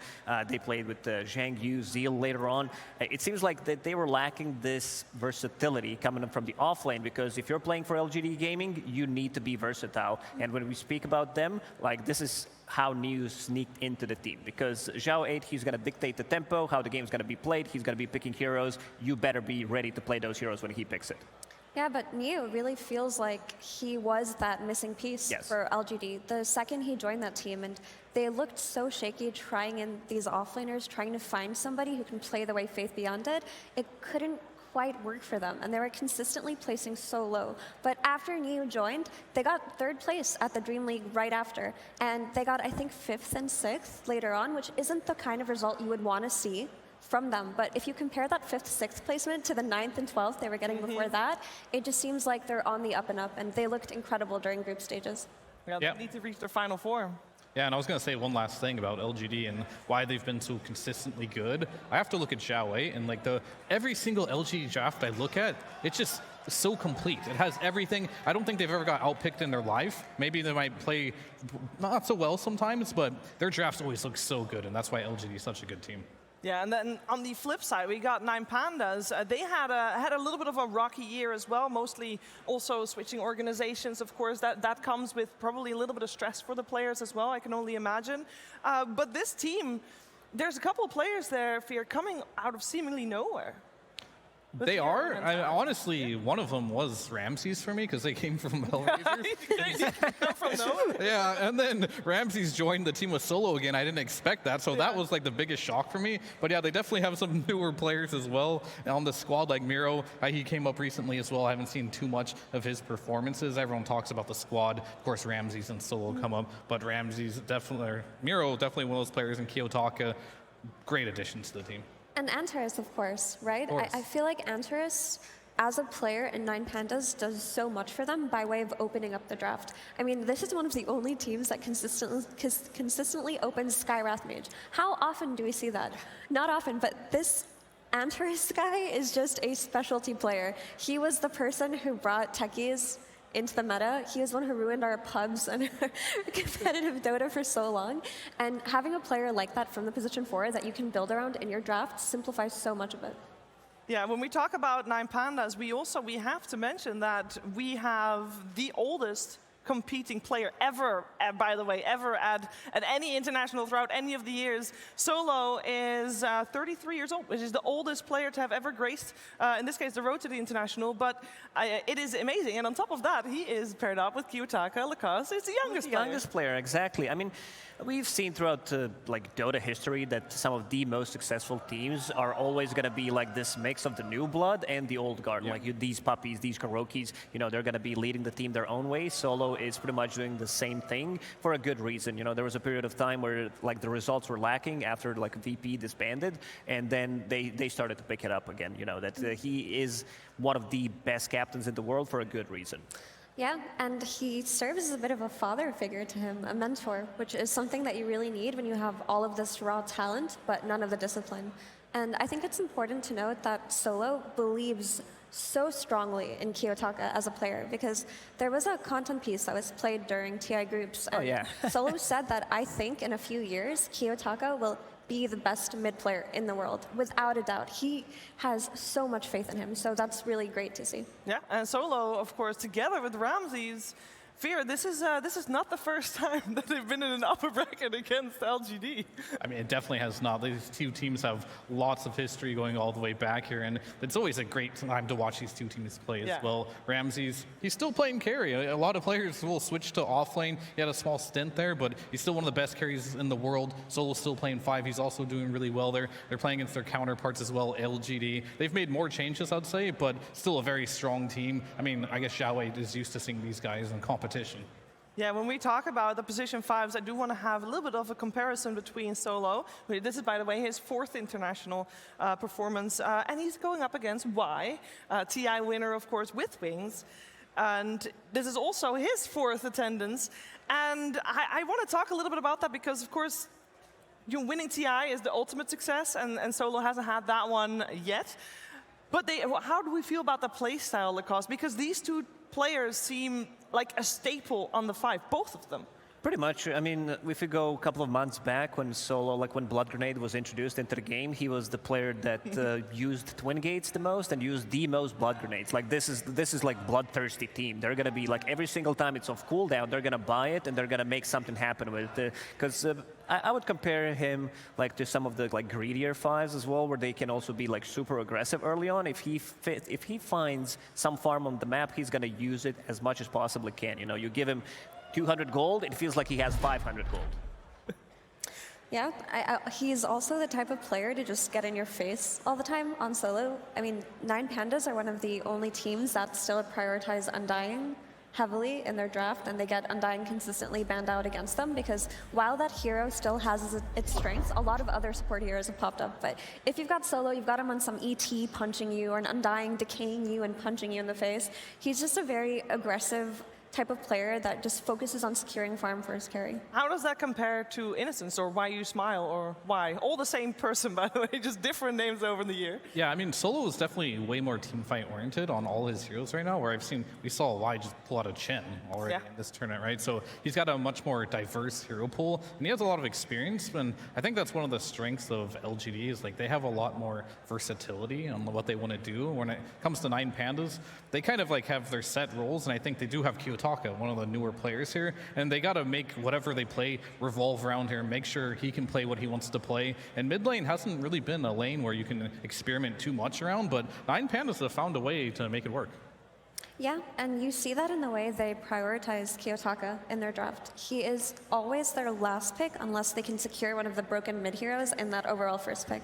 But in teams like Spirit, you often see that last pick being centered around the safe laner, the carry. But for 9Pandas, they're always trying to get some kind of gotcha Earthshaker, some gotcha hard counter like Alina to something that they maybe don't expect, and they rely on Kiyotaka to carry. So it's not just Ramses who's going to scale into the late game. It's almost always Kiyotaka who takes them there. Yeah, and that always revolves around Ramses' hero pool too. He plays a lot of Alchemist, loves playing Sven, Faceless Void. Those are his most picked heroes. They all have a stun. They all allow Kiyotaka to play a hero that doesn't have a stun, can run around the map and do the damage.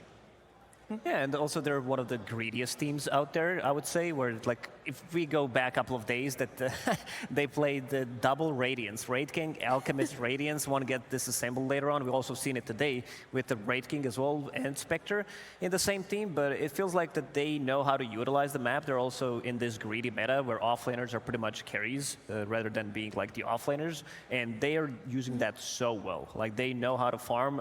You better be careful of, you know, these potential Raid Kings coming out from the off lane, anything greedy, and it also does allow their position forward to also play slightly more greedy, because after all, you know, map is 40% bigger. Can I make a little bit of an unfair comparison here? Because I want to talk about the coaches, and we know Zhao. We've seen a lot about Zhao, obviously, also in a true side where we got a lot of extra information. We know he's the dictator. He sits down, he drafts for the team. It's like, this is what you're going to do, and this is how you're going to play, and good luck, and see you after the game. On the other side, 9Pandas, they've picked up DM. This was really recent, and I was wondering, Fear, you've done the same with a team where you come in fairly last minute for a team as a coach. And I would imagine that creates a whole different dynamic than on the side of LGD Gaming. Oh yeah, for sure. If you look at LGD, Zhao on the team, you build the team around Zhao. Maybe, in fact, Zhao may even pick the players for his team, right? But DM, he played professionally. He has a lot of ideas in his head. He is very smart in his own regard, but he's coming to a team that was already well established, right? So you're going to sit back for a little bit at the beginning, kind of absorb, get a feel for the team, and then give ideas and input your information here and there where you think there's like missing gaps in the strategy.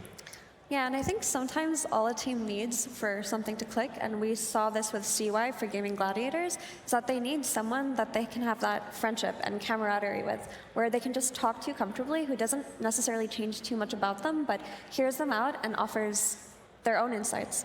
And I think that's what DM is probably doing for 9Pandas, because their performance so far, like after the group stages, them winning versus Bedboom in the qualifications to the upper bracket was wild to me, because I didn't think that they were the caliber of team at this point that could beat Bedboom, but they proved us all wrong. Well, I heard it was a little bit of a student beating the teacher scenario, Effie. Yeah, so I learned recently that Kiyotaka actually learned mid from GPK. They would sit down on Discord and they would just talk about strategies all the time, like little things like itemizations, little map movements. They would always 1v1 each other. So it was very interesting to see, the disciple from GPK. The disciple overthrow him. Yeah, that happens eventually. That is just the way it goes. I think if you are truly a teacher, all you can do if you're beaten is be proud. Because, I mean, that game wasn't fair. It was pretty much 6 versus 5. It was 5 players plus Tormentor. True. That is very true. I want to talk a bit about the group stage and the road that LGD Gaming has taken, because what we've seen so far is that a lot of the different regions have different play styles, and LGD did great in the groups. Let me just put that first. They came first, they did wonderful. Of course, the series after that, they 2-0'd as well to get into the upper bracket. During the groups, there was one team that they tied with, which was Virtus Pro, another Eastern European team. And I was wondering, Lacoste, how much do the Eastern European teams, in terms of play style, have in common? Will this be something that LGD will struggle with? I would say not necessarily, but these Eastern European teams, they do have this aggressive style of Dota. They're going to run at you. They feel, that you're bleeding. They're not going to stop. I mean, this particular game that they played, they had very active heroes. This is Spectre we're talking about, the hero that has been buffed. And the Eastern European teams, they love to pick it up. Ulti went from 80 seconds to 60 seconds, and they're going to use that. A lot of the times you'll have like one vision hero. They're just going to provide vision for Spectre. And then Enabler, we saw Grimstroke. We saw Treant Protector as well. Like Grimstroke, I'm talking about the combo with the Inkswell, because he's following around Spectre. Every single time the ulti is up, you're going to jump them. So this playstyle that they have, both of these teams are really aggressive. They come online extremely fast. So I would say that in terms of the playstyles, they're pretty similar, because LGD, they're not trying to take it to the late game. Average game time is around 41, 42 minutes right now. And a lot of the time throughout the group stage, LGD managed to close the game between 20 and 30 minutes.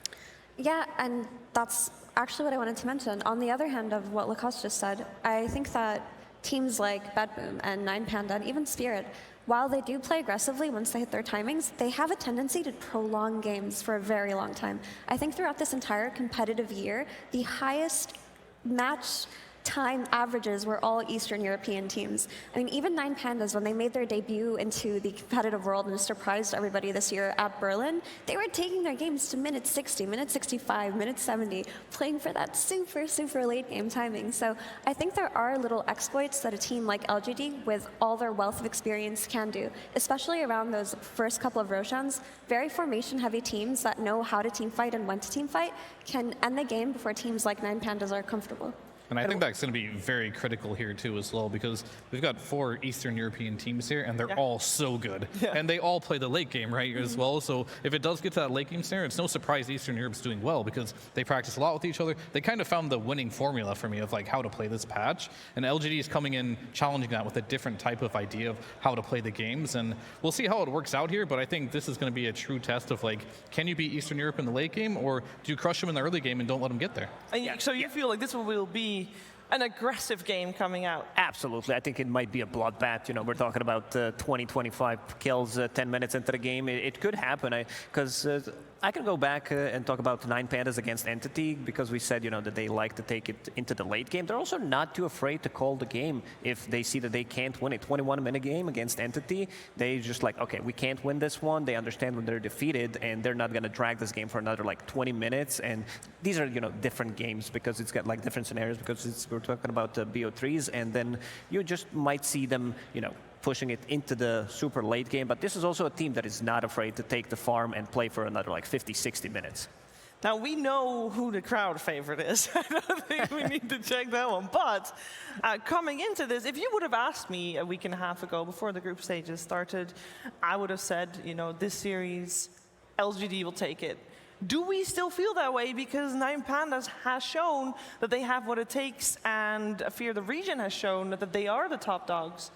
I would never count out Nine Pandas from any match against anyone right now. LGD, they look really good, and you can't underestimate that, but I don't have a clear favorite here. I think Nine Pandas depends on what they pick. They've been known in the past as one of the cheesier teams on how they like to draft their heroes. We'll see if they cooked us something up over the break here and got something for us, and we'll see if LGD is ready for it.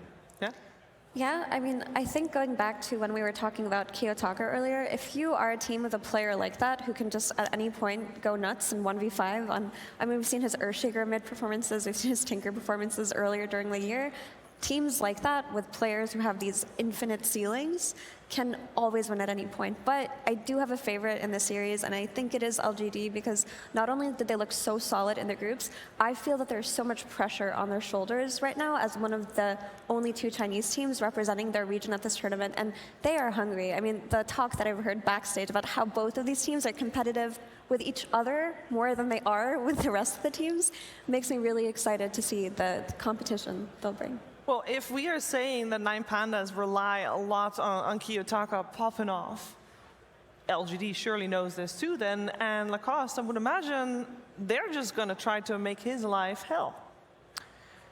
Yeah, I agree. I mean, Planet, he also tends to join some of these like early engagements. If he sees supports like are going to rotate to the mid lane, he's going to be there. You're going to see Y and Planet both on the mid lane, 4 minutes in, 6 minutes in, every single time refill the bottle because they want to stop Kiyotaka from, getting any kind of farm. And I think also when we talk about the early engagement, it's very important to mention Shiro. Shiro Luna, I think so far from the games that I've seen, and I tried to watch all of them pretty much, Luna, when the hero's played by Shiro, it looks the best. He plays a bit of a different style. He doesn't go farm heavy. Instead, he puts multiple points in Lucent Beam, and then he tends to go through the Twin Gates and like gank the enemy carry with level 6, and then try to repeat it one more time.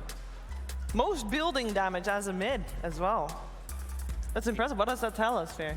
Likes to play TA? Likes to play TA.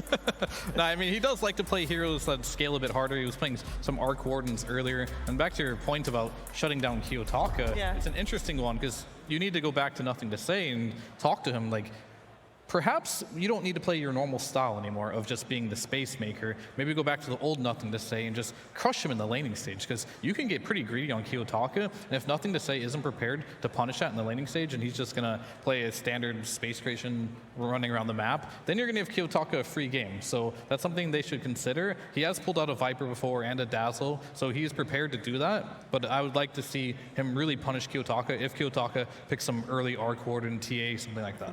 But can you really do that? Go to a player and say, hey, can you play the way you did a couple years back? He's done it. He has done it in this tournament, right? He played a Viper mid. That's true. And he won. And this is not something I've seen Nothing to Say do for a while. This team has generally relied on him, especially Xiao8 as your coach. Like, this is your role, the team. Stay within your lane, pretty much. And he hasn't branched out from it too much, but they're allowing him to do so. And this is a series where they might have to do that against 9Pandas if they want to punish him hard. We've all seen TI just play like Seb. It did happen. So the captains do tend to say some of these things.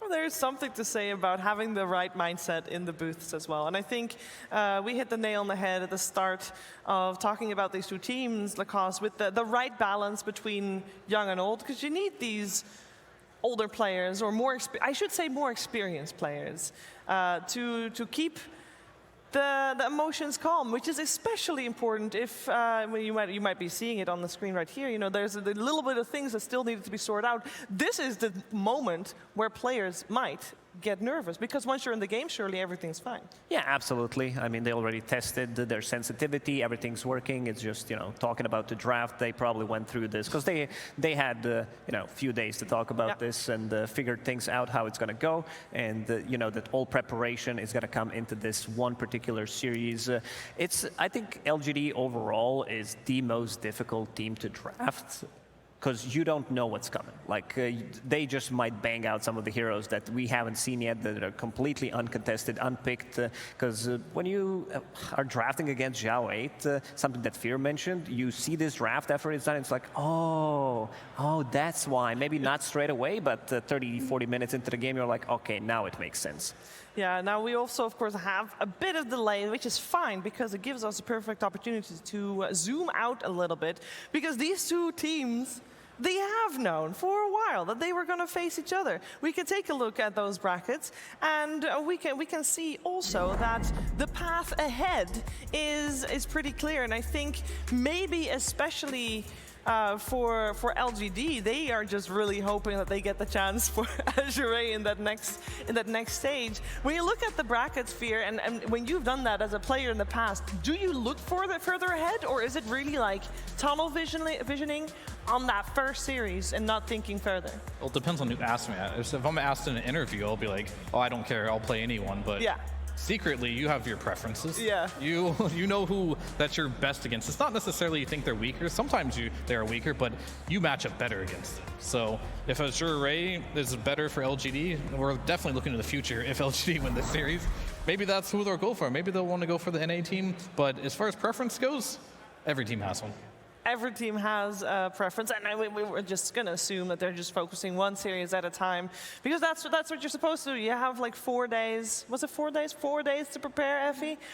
what strats are you going to come up with? Are there any heroes you think that are going to pull out that are new, new-ish, I should say? New-ish. So I think at this point the meta is pretty established, which with what the strongest heroes are right now.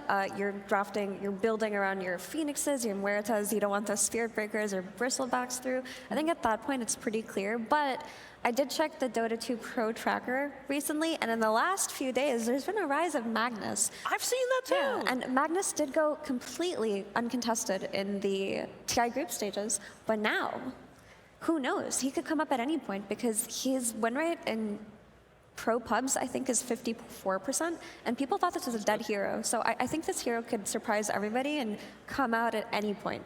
Because I've seen the Magnus as well, and I've mostly seen it in the mid lane. Correct? Is that what you saw as well? Would you put him there if you had the choice?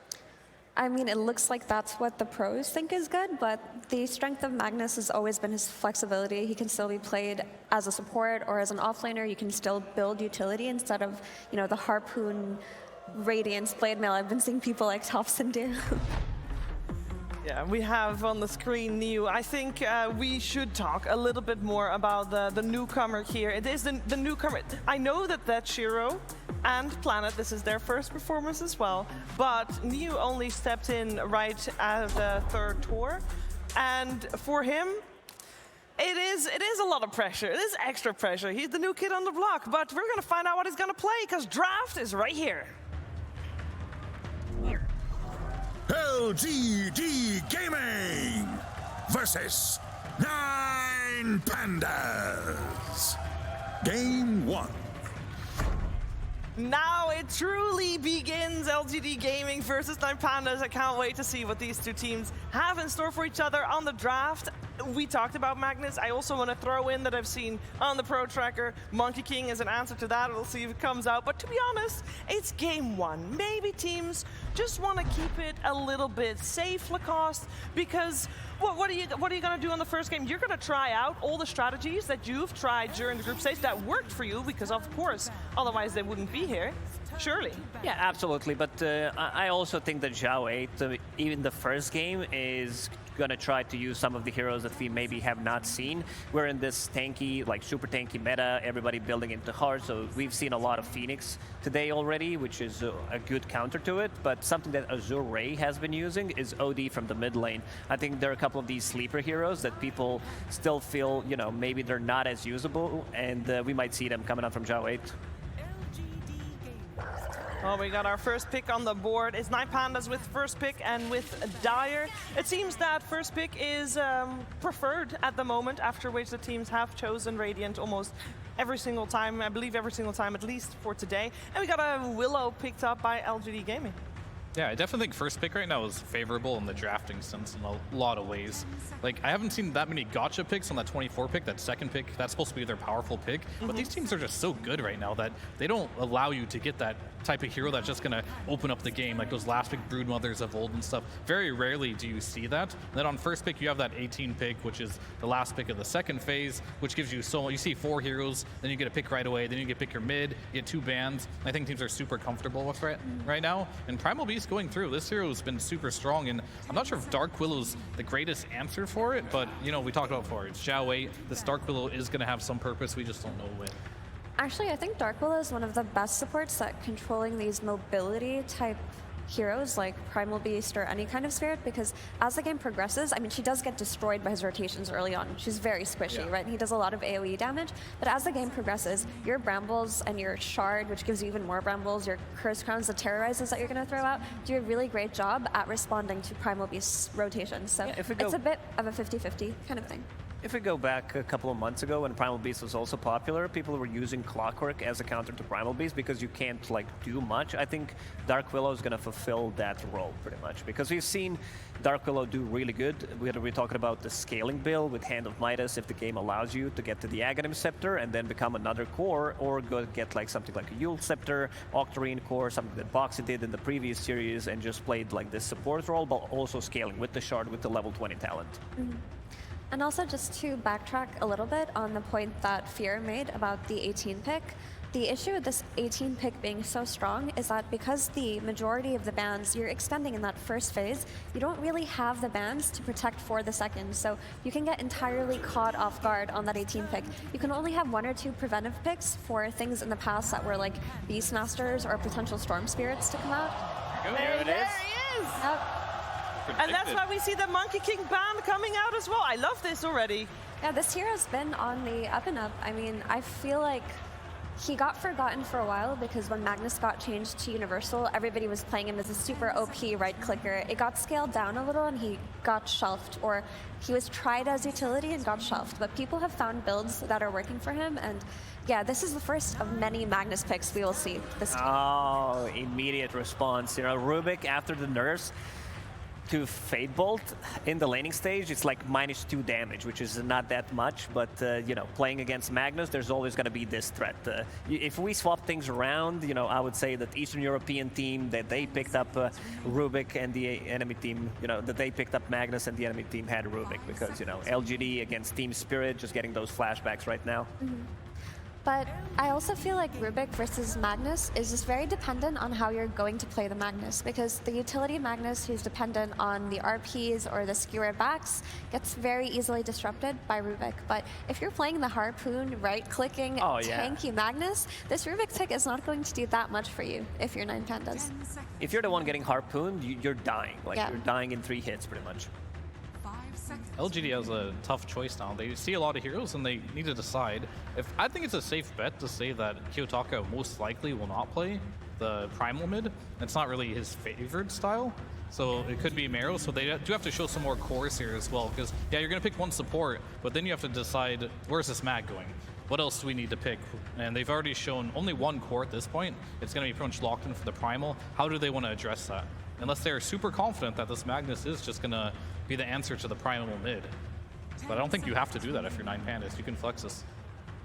Yeah, I would prefer to see the Primal flex simply because Kiyotaka isn't the type of player to scale into the late game with a hero like Primal, right? When you think of him, you think of his Linas and his Storm Spirits and Earthshakers and whatnot. And Primal Beast doesn't do what they would necessarily need, but the flex is always there. And Treant got ignored for the majority of the banning phase, which is how we can see the meta already throughout this road to TI.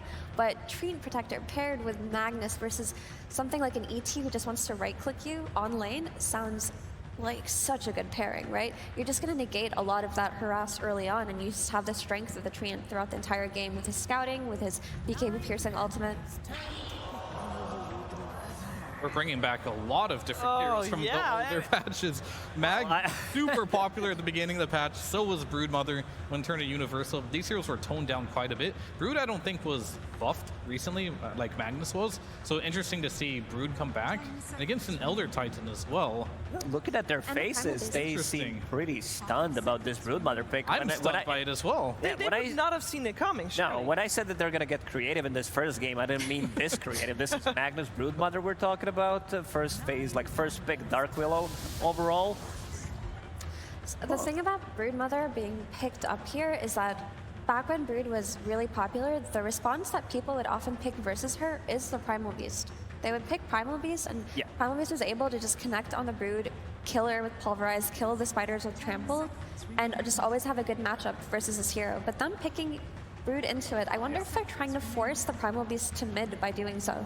Perhaps, yeah, and even when Mag was popular, Morph was the counter to it with the Aghanims, but that has been dialed down quite a bit. This looks like a patch from like a few months ago, right? But they're busting it out on LGD, and 9 Pandas is kind of using the same strategies you would use back then against it. So you have a lot of experience playing against this before, and they're just kind of like bring out heroes that maybe they don't play a lot right now, but you don't play against what LGD is playing very frequently, because this is very off meta. What we can ascertain, though, from this Brood pick is that even though Brood is picked into some of her conventional counters, like we've mentioned already, the ET, the Primal Beast, they pick this hero for map control. That's the point of Broodmother. That's always what she's been about. It's placing her spiders and placing her webs, farming every single camp, forcing people to her side of the map. So if that's what LGD is going for, they might just be trying to play the overall macro game and end really early on and not so much think about hero matchups. We talked about that before, right? It's like they want to potentially win early against 9 Pandas, and that might be a good way to do it. Yeah. and they're super aggressive. Like, you have Magnus, you have like all of these stuff you can throw on people, Living Armor, Empower, Broodmother with that going in with Insatiable Hunger. That's going to be ton of damage, ton of survivability. Damage coming out from 9 Pandas early on isn't really there, other than Primal Beast. Morphling doesn't tend to join early on. You have Rubik plus Elder Titan, like they don't provide you with much damage, you know, up until that 10-15 minute. And we did mention about this OD potentially coming out because of this tanky meta. It's also a great save against what they have. So, you know, these teams, they did a lot of homework. You just put carry mag and throw Lina mid or what? 10 seconds remaining. We'll have to see here. I do know for a fact that we've seen some interesting heroes from Shiro. Well, they're gonna put the Skyrath. Wait, are they gonna put the Skyrath mid? No, I believe that's Kiyotaka. I think that's Kiyotaka, Broodmother. Is Willow? It's Carry Willow. Did Shiro have played Carry Willow. Okay. Wow. Okay, so we thought something crazy might come out potentially, or at least I didn't. Lacoste definitely did, but this is as crazy as they come. This is why LGD has so many fans, because every time you think you've got this team figured out on how they want to play, they just bust out the wildest drafts. And you know what? I believe in this Carry Willow. I know a lot of people have been theory crafting about it. I know the Midas is good, the Midas into Ags build is good, and he has played it in his pubs. I think it will actually work out here because that is how you take advantage of your Broodmother. You have a Broodmother taking over one side of the map, and you have a Carry Willow who doesn't want heroes on her side, doesn't want anybody killing her, wants to be able to farm It's them. pretty similar to Muerta in terms of dealing damage to these high agi, high armor heroes where your damage is magical. So, you know, it's been tried before, and they're not too afraid to experiment. I like LGD, you know, and just the way they play, the way they draft, this is some like new tech. We haven't seen anything. Like even in the group stages, no one was this creative. I mean, we had to wait a little bit before the draft came on, but this was 100% worth the wait, and I can't wait to see how this one will unfold, and I can't wait to listen to the wonderful voices of our commentary duo. It is Sunfan and Cinderin! Hello. Hello. Welcome to TI-12, upper bracket. Sunsfan here with Cinderin, my good friend. How are you? I'm good, and I'm ready. You know, I was thinking to myself, it's so exciting. Thank you very much. It's so exciting to be back, and then we get a game like this as the very first game. We were theory crafting what the draft was going to contain, like what the teams were going to do, and we were both wrong. I actually think you didn't say anything, so I was talking to myself, and I was wrong. Technically, I wasn't wrong if I didn't say anything. That's true. Thank you for bringing that up. Yeah, you did great. You actually did better than me because you predicted nothing. So Carry Dark Willow. Yeah. What in God's green earth is this? Yeah, Tell me.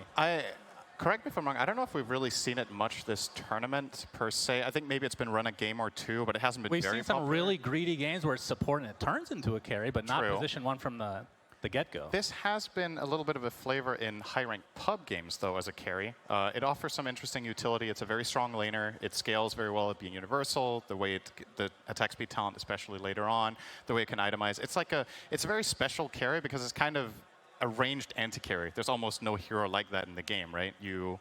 When you use your second spell and you just Shadow Realm, there it is. When you Shadow Realm and you just keep laying into the enemy carry, they don't really have a counterplay, you know? Like you don't have this. It's kind of like Muerta to some extent. Exactly. It's kind of like the second Muerta, where Muerta is a really good anti-physical damage hero, whereas Dark Willow is more of a anti-single target anything hero, as long as she stays in that Shadow Realm. But yeah, I don't know. I don't know how Magnus plays into this. I find this really interesting. Like, it's at very far down the list of my Empower friends, you know, for Mag.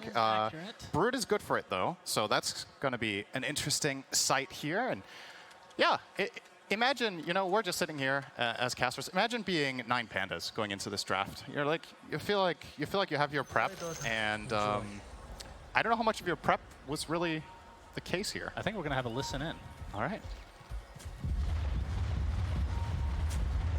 There's Trample. Listening in on Trample. It sounds really good. Smoke up right now from both respective sides. And not going to find any action outright. But yeah, you talked about Dark Willow. We both talked about it. But we also have the Brood, which you did mention, but that's the hero that's kind of fallen out of favor. And why is that?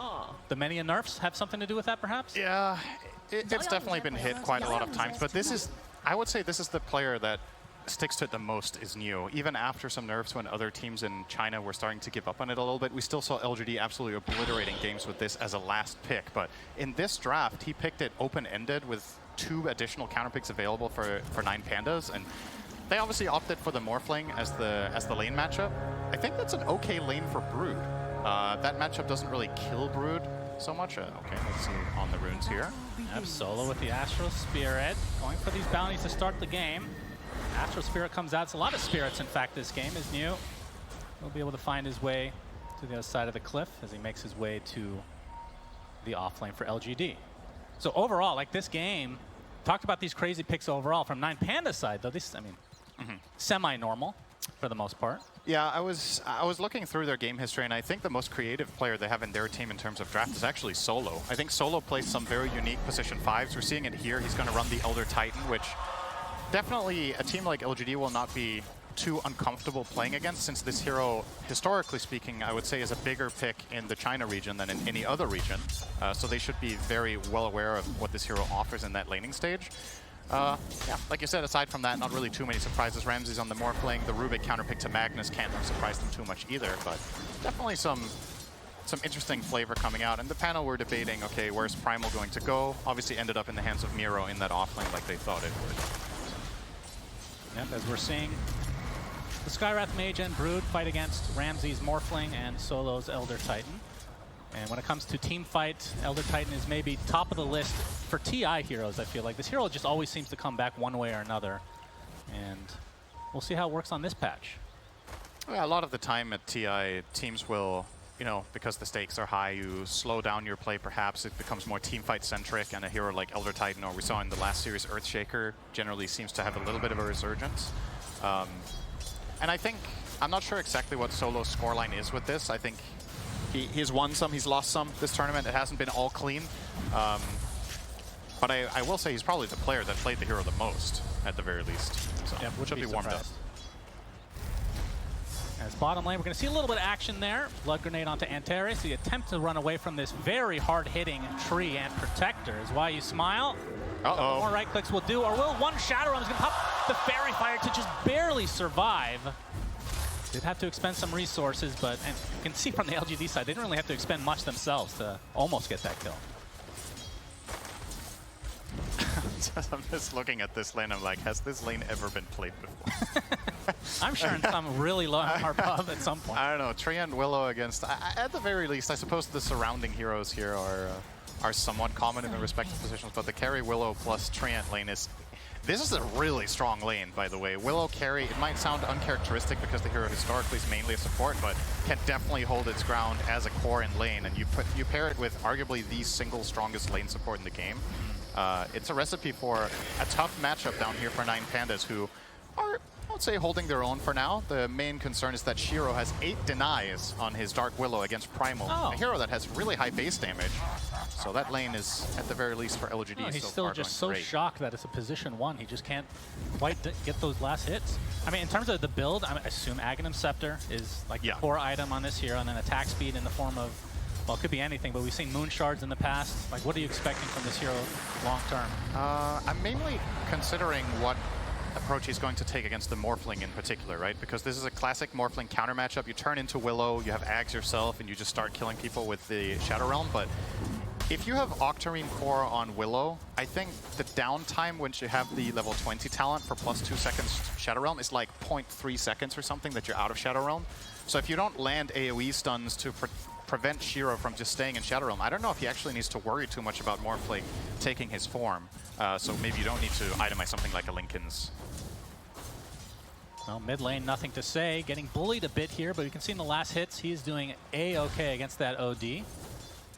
Kiyotaka playing one of his patented heroes, I guess you could call it, as the Shockwave comes in. This is another hero that we've been seeing kind of ramped up a bit, as you can see the Astral Imprisonment to start, with nothing to fall, because he doesn't quite have, I mean, is this a Meteor Hammer hero? So we can see TP supports coming in, Antares. They see that one gets canceled there. There's nothing to say, we'll get some deliveries from Why You Smile. Yeah. Nothing to say is doing really well in this lane. I cannot imagine this being a good lane matchup for Magnus. You're playing against OD, who historically just, or in general, just destroys melee heroes in that mid lane, but he's 24-7 against Kiyotaka's 18-4, so even though he has to buy a healing salve to offset some of this pressure of the OD, his net worth is still going to look very healthy going forward in this game. And I guess it begs the question, how good of a Magnus game is this, right? Because if you're having a good laning stage against OD, which is, I would say, not particularly expected, how do you convert it in this game? Do you have good targets? I would say Morphling is one of the better carries at dealing with Magnus because you can, you know, if you get your shift off, Magnus might not be able to kill you in his ult. The OD can save from the RP. You're playing against Rubik. There's a lot of potential problems here for Nothing to Say. I mean, maybe would you say based on the draft, just your guess here, since I know you like to be technical, the Dark Willow was first picked, I believe. Yeah. Did they know it was going to be a carry right off the bat for LGD? No, but I think they rate it that high because they have the flexibility. I think that's why they pick it so early, and also, you know, it's always going to be a bit of a surprise factor. A bit, yes. Yeah. That's one way to put it. There's no saying that 9Pandas weren't considering this, right? Like, obviously, we were surprised, the panel was surprised, but it's not unheard of to play this hero as a carry, so 9Pandas might have been considering that as part of the reason they picked the Morphling when they did, right? They picked the Morph into Mag Brood and the Dark Willow. Well, not quite level 4, so can't just onslaught away. That's going to be an easy pickoff at first blood for Planet. Takes a full almost 6 minutes. Talk about this game potentially being a bloodbath, but so far, it's the only kill. Speaking of bloodbath, that first blood was actually the blood grenade getting the last hit. Oh. So very fitting to get first blood with a blood grenade. Wonder if that's why they named it that, because that's the oh, that's a missed blood grenade. Went into the astral imprisonment there. Is why Yuswan's gonna take a full sanity eclipse. That's enough to get the kill, but Nothing to Say now completely surrounded. Another blood grenade comes out. Nothing to Say trying to just walk away. Looks like he'll do so successfully. I would say the biggest winner in all of this is actually Miero, who finally gets a little bit of breathing space, right? We've talked about how this bottom lane didn't go well for him to begin with against the Willow, and now with all the heroes rotating off the lane and he has a double wave in his tower, at the very least he's going to close in on his level 5 and start getting some good CS. So that's the good news. The bad news is, for 9Pandas, you look at these last hits deny scores in general, top 3 all sitting on the side of PSGLGD, and there's a lot of denies there. I called them PSGLGD. That's it's just LGD. Okay. It's funny how that took a while to get used to, and now you got used to it, and now you need to remember to go back to the old way. You really need to get your shit together, okay? Unacceptable. I know. Absolutely unacceptable. But yes, just LGD. You wouldn't think you could be washed up as a caster as well, but you actually can. You can get washed in anything. That's true. Yeah. Planet getting chased a bit here by Solo. They're going to have a lot of great setups for his eventual Mystic Flare to come between the Overgrowth, RP, and I guess even Brambles. Yeah, Brambles are pretty decent. 2.5-second duration on level 4. It's the duration of Mystic Flare again. It's 2, so yeah, get the full value out of it. Yeah. If you line it up nicely. Looks like Midas is being queued up here for Shiro. We've been seeing a lot more Midas. Some games we've seen, I think it's like 7 or 8 is mid lane. Kiyotaka taking a ton of damage. We'll get the Astral to save himself a bit, but it looks like he might just drop to that shockwave. Indeed he does. Echo Stomp from Solo just a little bit too late. So very valuable kill here for LGD. Yeah. To a 1k lead here, 8 minutes in. And again, oh, I thought for a moment Mag was also going Midas, but that's going to be Treads. We've seen games with 7 Midases this tournament. I think. Yeah, what do you think about that? It means late game Dota is really fun, right? Right. I mean, the thing is, obviously, it's no secret that the average game length has become longer in this patch. It's by design, but I think a lot of the time teams are maybe defaulting a little bit too much to Midas because you just have this mindset of, oh, the games are long, we want value. Solo, he's getting devoured by you and all those little spiderlings. The thing about Midas is, even if you theoretically get a lot of value out of it in a 40 or 45-minute game, if it means that you end up in this awkward mid-game stage where you cannot put any sort of pressure on the map, even if you can farm, but you can't like limit the enemy team at all, they might still, let's say they farm 60% of the map and you farm 40, your Midases didn't do anything, right? Then they didn't pay off. Because maybe if you had active items, you could have instead imposed some sort of threat on the map and gained that 60-40 advantage yourself. All right, really hates that spider. Miero will destroy it. Actually, I think his creeps got the kill in the end. So oh yeah, true. Didn't even get the 1. Very unfortunate. He's really going to be missing that 3 gold later. Well, if you get the full thing next time with the trample, then it's worth it. But yeah, very annoying hero to deal with, and a hero that they haven't really had to play against in quite a while. So it's kind of dropped off, but I mean, top net worth is new at the moment, and that tier 1 tower will fall. Yeah, and this is when it gets extra scary playing against Brood. If you lose all 3 lanes and you don't have very good catch, which I would argue they don't have, when this Brood was picked, they didn't really have any heroes that were particularly good against it. You know, Brood's nightmare matchups are something like Spirit Breaker or some sort of heavy single target lockdown like Beastmaster, you know, any sort of long duration stun that people can kill you in. They're not really that concerned here. I think if Miero is ever showing, you're almost safe, I want to say. It's like you're going to need 3 or 4 heroes to kill this Brood, so Neo should be getting a lot of space on the map, and he's going to bring it to Miero. Steal for the silence. Is this going to be enough damage? Gets off the onslaught. Looks like he will live, but still has to waddle his way back to base as Neo just has this lane all to himself. You can see Kiyotaka has his Midas, so that's Midas number 2. Overall in the game, of course, we're counting, not for each respective team. I thought, just to specify, Kiyotaka did not buy 2 Midas. Right, you could do that. Probably lose the game. Yeah. Nothing to say, has some decent stacks here for himself. Always the self-empower with these core Magnuses being extremely efficient. Yeah, looks like he's opting to rush the dagger. We've seen different approaches to Magnus after he became Universal Hero. Some players would go for the Echo Saber first. We've seen builds that don't have dagger at all, like where you go harpoon into stats, just like become this super hard-hitting carry with crit. But it looks like the dagger will be first on the menu here, so I guess their lineup can benefit a lot from having this catch, and maybe this is a wave. This is like telling for LGD's mindset in this game that they just want to keep putting on the pressure. I say that they have 3 kills, but you know, they're just playing the map better with a 3k gold advantage now, and with Magnus having this dagger, it becomes even more dangerous for 9Pandas heroes to start moving out. It begs the question, where are your plays coming from as 9Pandas, right? Your mid hero's OD, it's not exactly a playmaking hero, and he went Midas. So can you really stop LGD just farming the map? What are your plays? Do you buy more Midases, maybe? I suppose. That wouldn't be great. I see a smoke. This will be the blink reveal. They don't really want to go for this Rubik in all likelihood, but might just have to.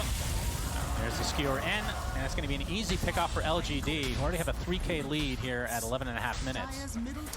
No siege creep for them, so this mid push will be a little bit harder. The Broodmother, one of the best heroes at pushing towers for 2 reasons. Obviously, Brood deals a lot of damage to it, but also just infinite tanking, right? You keep your creep wave alive the whole time. The spiders buy you so much time to get this damage. Oh, nice. Oh, the Astral Imprisonment just in time. Oh, that's... But they actually messed up the timing overall because there's the RP, but another misspell, this time the Mystic Flare. Miero getting extremely low. The Pulverize gets canceled instantly, and that's finally the first death, and that's in favor of LGD. There's a nice Sandy's Eclipse onto 2. Not enough for kill quite yet as Ramses comes in with that waveform. So they get the support Treant in the end, but my goodness, a lot of miscues from both sides. Welcome to the tournament with the finest players in the world. Spell accuracy 40%. It happens. That would be an amazing stat, by the way. Sometimes you just mess up, right? It's one of those things where you kind of want to premeditatively plan how you're going to use the skewer and RP, but if it wasn't communicated properly, Skyreth might have thought, okay, you just RP, I ult on it, and then we skewer. Or, you know, just misjudged it perhaps, but all in all, when all is said and done, that's a 1-for-1 trade. LGD still get some serious damage out on that tower. And the writing on the wall is still that they're just gaining. And I have to say, Primal Beast for me, this hero is extremely powerful in a lot of the games we see. I don't think this hero plays particularly well this far behind. And the matchups that it has are pretty tricky. There's 2 BKB piercing abilities in the Overgrowth as well as the RP, so you don't even have the freedom of movement, even if you do itemize specifically against Willow. And I'd say that's like the only item that truly unlocks this hero against Willow is that BKB. So Miero, it's kind of a damn it if you do, damn it if you don't kind of situation. You have to pick your poison. There's no good build this game for this hero. And that's what you want to see when you first pick a hero, right? Yeah, that you want is the enemy true. team to shut it down, and that's definitely been the case so far from LGD. That is definitely the case, and yeah. That's why he's not even opting to go for BKB anytime soon, going for the full heart first, just to get a little bit tanky. I mean, at this point, I think you just have to force out these spells from LGD and just live with it. I think this quick buy is like a Steam wish list. You know, it's like he wants all of these items, and he kind of needs all of them before it truly feels good. But it's a pretty expensive wish list. I need some good gifts for that. Perez, he's going to get the telekinesis off, but this will surely be his death eventually. Okay, getting blocked. He just missed twice. Okay, there we go. Eventually find it. Now they're going to get a beautiful RP onto the OD with the Astral. Not in time, actually, because the Mystic Flare was more than enough damage. So they end up getting the kill that they wanted originally. And now that they have a little bit of practice, Cinderin, they get the combo down, and they get the tier 1 to boot. I have to say I'm pretty impressed with you, because usually when we cast, sometimes you call the team by the sponsor name. You have not called them Hot Dog yet. I just actually genuinely surprising to me, because I feel like when you see that word, you just have to say it. But I mean, it just makes me hungry more than anything, if I'm being honest. My goodness. I mean, LGD are hungry too. I was gonna say they're playing with their food, but I mean, not really. They're just eating. They're feasting this game. They're shoving those hot dogs down their throat right now with that 6K lead for LGD here at about 15 minutes, which means shards will be unlocked shortly. Blade Mail now online for Mr. Miero, which, I mean, that's a really good, I mean, obviously that's not like a very uncommon item to pick up onto the Primal Beast, but this game seems very good with a lot of the extra damage flying around. It's great against Skywrath and Willow because they have this uncontrollable damage, and both heroes are relatively frail, so if they do cast their spells onto the Primal, it can punish them. But as it stands, I think Shiro hasn't really needed to be particularly much involved. He has 1 assist on the carry Willow. He's just farming a lot. All right, we're going to find advantage that up. This could be a good kill. Be able to do anything about this nice Ancient Seal, preventing the Pulverize outright as New just runs away casually. Beautifully done from Planet. Great positioning. And that wastes a lot of times for 9 Panda. That's 4 hero rotation for them. Yeah, those feel bad. You know, you're already kind of getting cornered by the Brood. These moves have to be successful when you're finally committing this many resources to buy yourself a little bit of space. But great placement from Planet to counteract this move. And yeah, in the meantime, at the very least, Ramses is getting some pretty good farm on the Morphling. We haven't talked about him much. Usually Morph has this pretty significant build-up time. It doesn't particularly crush many lanes either, so a lot of the time it just silently goes by and suddenly reaches critical mass. I think this is, if you're a 9Pandas fan, this is the hero you're holding out hope for. You want Morphling to get big, you want him to turn into Willow and start killing heroes in the fights during the stuns of Rubik and Elder Titan. Still just primarily going to be a matter of, are you going to have that space? It's not often that you're playing against Brood, right? Like, these teams obviously have experience from the past, but maybe, I wouldn't be surprised if in the last month, 9Pandas haven't played a single game against Brood, right? In this type of organized play, so it does change the game dramatically. It's a very unique hero in the way that it impacts the map, and oh, they're getting squeezed in a bit here. Nothing to say has a shield rune activated. Are they going to be able to find anybody? Miero is their target. He has been all game long. RP going to get canceled temporarily as he tries to get another miscue, but they still have more than enough damage to take out the Primal Beast. Was he onslaughting while being Overgrowth? I'm actually not sure, because they used Overgrowth to try to counteract this, right? But he still went driving, but then he also got Skewered, so as everything all at once. You know, I don't actually know. Guess it's not that important. The end result is the same. Yep, he died. He did die. There's still hot dogs in the game. 8K lead now for LGD. I was not expecting this. Coming into this, I thought this was going to be a pretty even matchup. Throughout the year, I think 9Pandas have had a better year than LGD. LGD has kind of been up and down, where 9Pandas kind of, I feel like, not getting the recognition perhaps they deserve. They got, what, 3rd at Berlin. They got top 6 in both the Riyadh Masters and Bali Major. Like, they've had a secret, like, very, very good year. Yeah, they're a stable team, but, you know, at this level of competition, especially with a bit, I don't know if you want to call this a pocket strat from LGD, because it didn't seem like all of it was pre-planned, right? And I don't really think you can do that anymore in Dota, to be fair. It's close enough, though. This is about as close as you're going to get to a pocket strat, right? You first pick Willow and you turn into a carry, and you pick Brood that nobody's been playing. So they're definitely bringing out something surprising, and even if this turns... Okay. He's found out. We'll get the Echo Stomp off, and that'll be enough for him to get away. Aghanim Scepter now online, though, for Shiro, and that is the power spike for LGD. Sandy's Eclipse, okay. Got to get rid of those spiders one way or another. Don't have a raid bottle, so just use that ult. And without that, looks like LGD going to feel very comfortable to go inside the pit for Roche number 1. Spiders don't have much mana, so this is great.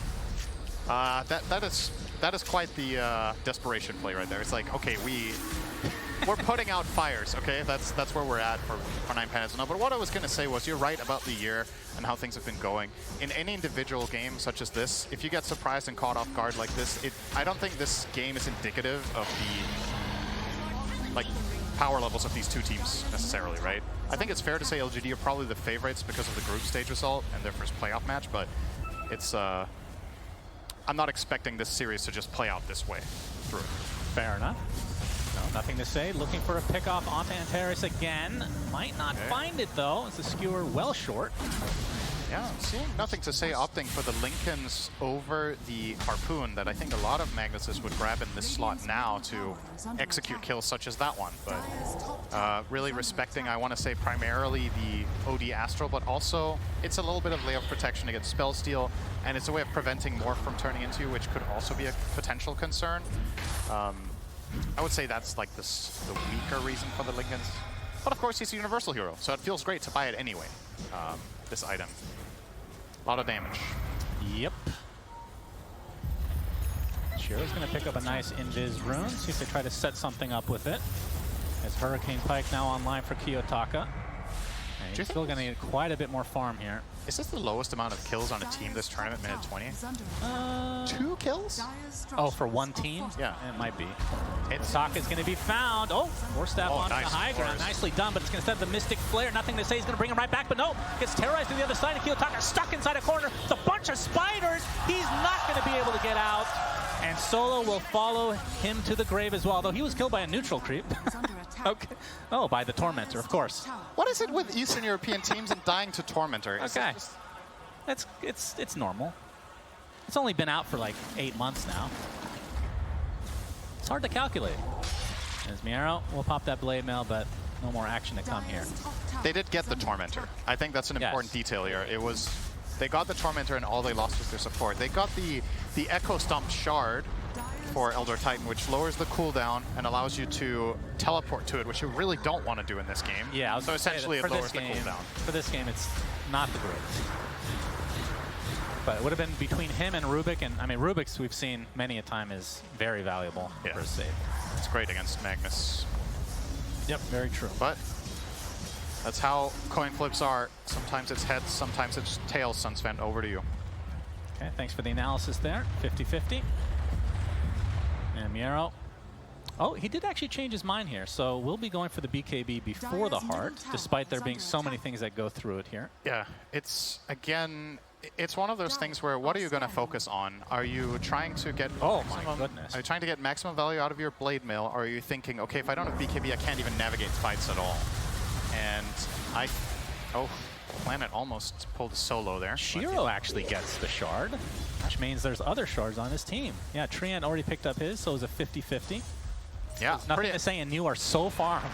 Yeah, I was just going to say, how often do you see Shiro be third net worth in his team in a 22? Yeah. You know, that just goes to show how good of a game the other players are having with how LGD usually administer their resources. Enjoy, Dota. Enjoy.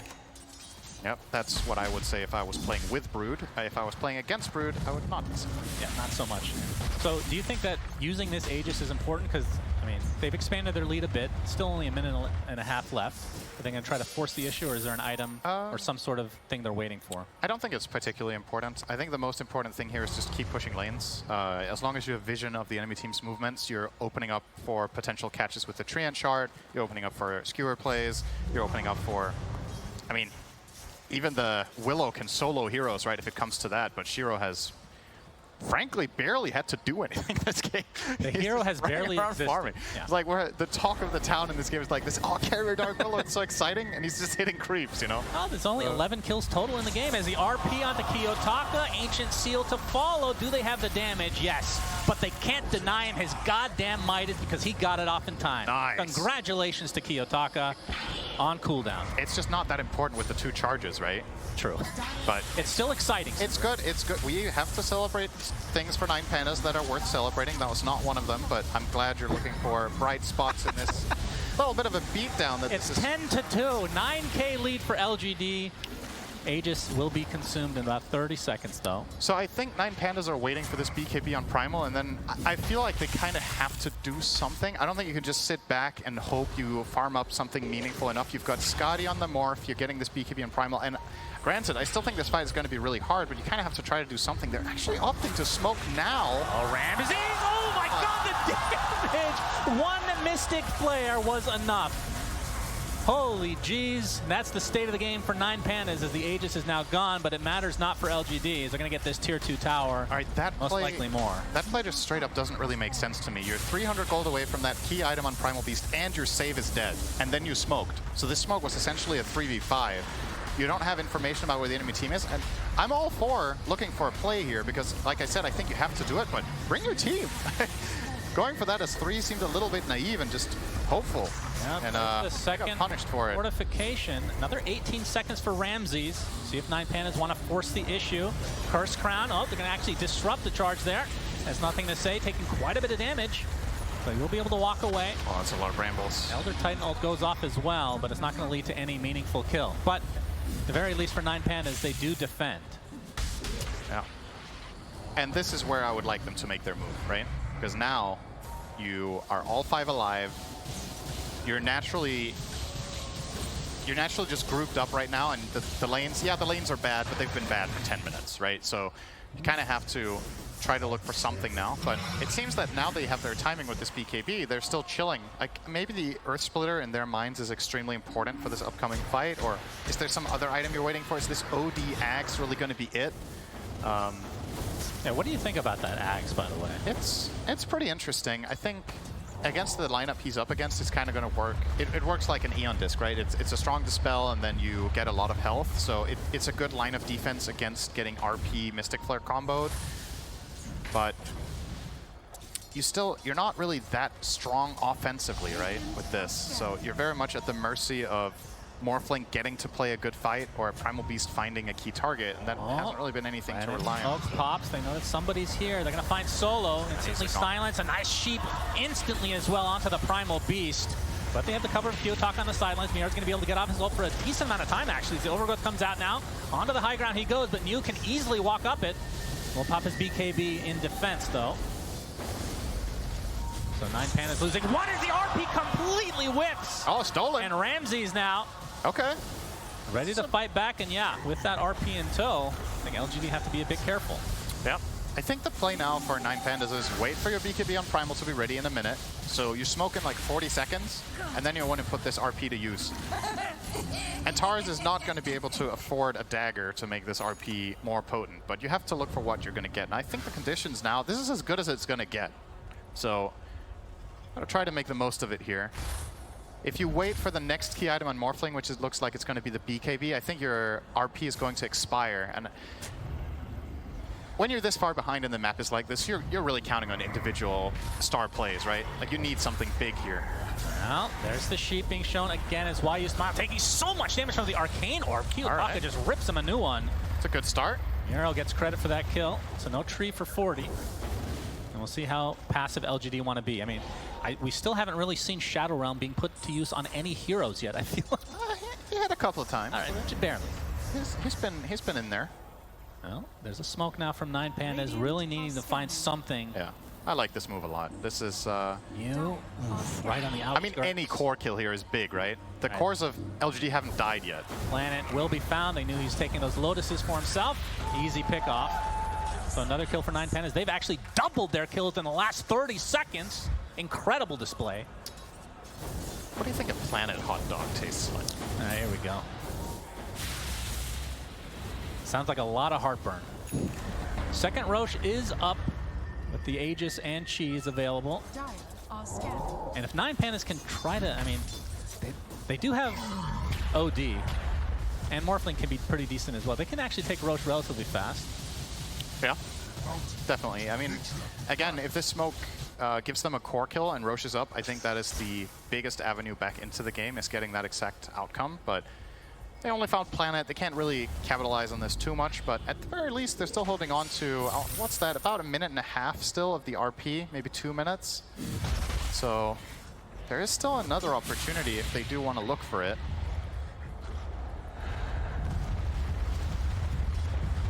Miero, not halfway done from his heart. Honestly, at this stage, maybe you just go for the blink. Unless you're really confident this game is going to continue past that point. Yeah, I'm trying to figure out like what the blink play is. Do you just blink BKB and ult the mag if you can? Is that good enough? then the overgrowth you have to worry about. Yeah, that's the Hard. problem, right? There's no like clear cut, okay, if we initiate the fight like this, it's going to be good. He kind of has to play the waiting game anyway. Well, Aegis and Cheese are claimed for LGD. So Aegis onto Shiro and Cheese for New. All right, Shiro's drawing an arrow. What do you think it means? Hot dog time. All right. That's a very interesting way of drawing that. Yummy. Well, he's got a good neutral item for this game as well. True. Grove Bow is the item for Dark Willow core for sure. Not too shabby. In this tier, I don't even know if there's a tier 3 item that's better than this. Like you could make a case for maybe getting the quiver, but that's only one shot though. Yeah, I think this is probably still better. I think so. Maybe Titan Sliver when you're playing core, just because you're Universal Hero, so the flat-out damage you get from it is pretty meaningful, with it being percentage of base damage. I think based on the fact that it's literally amplifying your Shadow Realm as That's well. why it's so good, is that this... Basically, every ranged hero in the game that we see take Grove Bow doesn't really benefit from this as much as Dark Willow. I guess the only exception is Viper. Yep, true. Obviously loves to find it as well. We saw Viper today. Did not go so well. Yep. It's been picked in a similar situation earlier in the tournament by LGD, as a matter of fact, and they did win their game with Viper against, I believe, it was a bristleback of, I want to say Virtus Pro they played it against.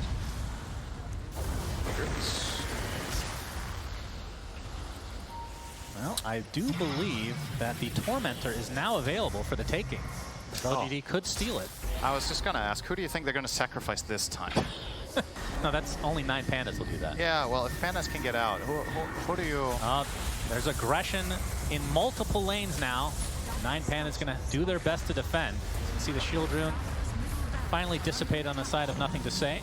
There's the fortification. As the damage onto Miero, just from afar, you can see that Shadow Realm being put to good use. And this right here is one of the biggest strengths of Willow carry that I think isn't talked about enough. This hero is incredible at sieging high ground, which is very counterintuitive, right? Like Yeah, it is. Place of support. It has so much attack range, and you can't really open on the Willow. They're gonna maybe try here. They got at least a stomp off, but it's just so far away. As long as you keep getting vision in the base, Willow eventually. It's just playing this like a sniper, right? Just that it's a sniper. They're gonna get that tower new. Okay, pops the cheese, then the Sanity's Eclipse comes, so he lives through the day. And now that that tier 3 tower is down, LGD can kind of reset. And this is Insatiable Hunger, Neo's back to full HP again. That ability, I want to say, is crucial for 9 Pandas to be able to kill. I think they really need OD's burst damage to get through some of these heroes. It's one of their only abilities dealing meaningful damage during Shadow Realm as well. Arrow finally pops the BKB, going for the Pulverize. This is on the Magnus. They're doing a lot of damage. He's dead. 80 seconds of no mag. And with that, LGD will likely retreat. There's the BKB forced by Shiro. Getting up the Shadow Realm again as Miero just dies helplessly on the sidelines. They're going to lose a second in the form of the Elder Titan as Ramsey's just trying to go down on the Neo, but he has to worry about his HP pool. And going to the high ground, not expecting that apparently, as Kiyotaka finally the Aghanim Scepter does activate, but it's going to lead to his death eventually. The Astral Imprisonment will give him a little bit of extra time. Going to try to blink to safety. 4 staffs as well getting whipped into oblivion, but will live through the day as Ramsey's attempting to get out as well. Will actually do so. So these cores somehow evading death, but it might still cost them some buildings if LGD stick around with that Aegis still in tow for another minute and a half. Such a funny moment from Shiro. It's like he's just attacking ground, you know? The OD astrals himself, and then he just starts hitting the Tormentor with the Willow, but didn't really lead to much else. I mean, honestly, given the circumstances there for LGD, I think they should be very happy with this outcome. Their Magnus died to start the fight, didn't get RP off. There was a really good, quick defensive play there from Pandas to just flat out stun lock him until he died. And then they choose to chase out, which I think basically every team would have gone for that chase. But LGD just keep really strong formation, and obviously they have the huge advantage of you have webs in this area, so Brood can find angles, and the Willow with Aegis is a borderline impossible kill. So that chase is really difficult to get anything from, but at the very least they buy time, and the Aegis will expire before the next siege as a result. The question is, how are you going to kill Willow? Are you going to find any displacement here? Stealing Skewer on Rubik might be your best option, or turning into Magnus for the Morphling to try to force the Willow into base. When your win condition is turning into an enemy hero, it's usually not a good sign, as Antares will get the shard for 9 Pandas. So there's your save. And with this Tormentor being killed, we immediately see Shiro pinging his own Tormentor. He's like, oh yeah, this is up. That global announcement reminded them what patch we're playing. So assume LGD will make some quick work of this here. And who will be the recipient of this shard? There's 2 candidates, actually 3. And that is... Okay. Horn Toss. Decent. That is... Shockwave. Horn Toss, Yep. it's Shockwave. That's right, they Horn Toss switched is that. the Scepter. I guess this was probably the... I want to say maybe the second best one they could have got. I think the Aghanim Shard on Brood here was probably the best. He is pretty damn strong on Brood with Empower, so... Yeah, that one is pretty cool. The Insatiable Hunger one is quite interesting. I think the Skyrath one is good. Makes him really tanky. He's a tanky boy with it. It's, it has its situations. This one is probably not going to reach any sort of breaking point in terms of surviving, because the majority of the damage of the Dire team is not even physical, right? It's Morphling Shotgun, it's OD with insane spell damage bursts. Yeah, so but you armors. get int, right? Yes. That gives you magic resist, technically. Gives you mana against OD, okay. Solo. He's going to be spotted. Uses the Ogre Seal Totem. There's the Shard Shockwave. Not going to result in a kill, though. LGD, I mean, their lead has kind of, I want to say, halted a bit. It's been around 12K for a few minutes now. And that's with Aegis that was on their side, and the cheese that they already used as well. Yeah, it's definitely flatlined. They're not really gaining much on the opponent.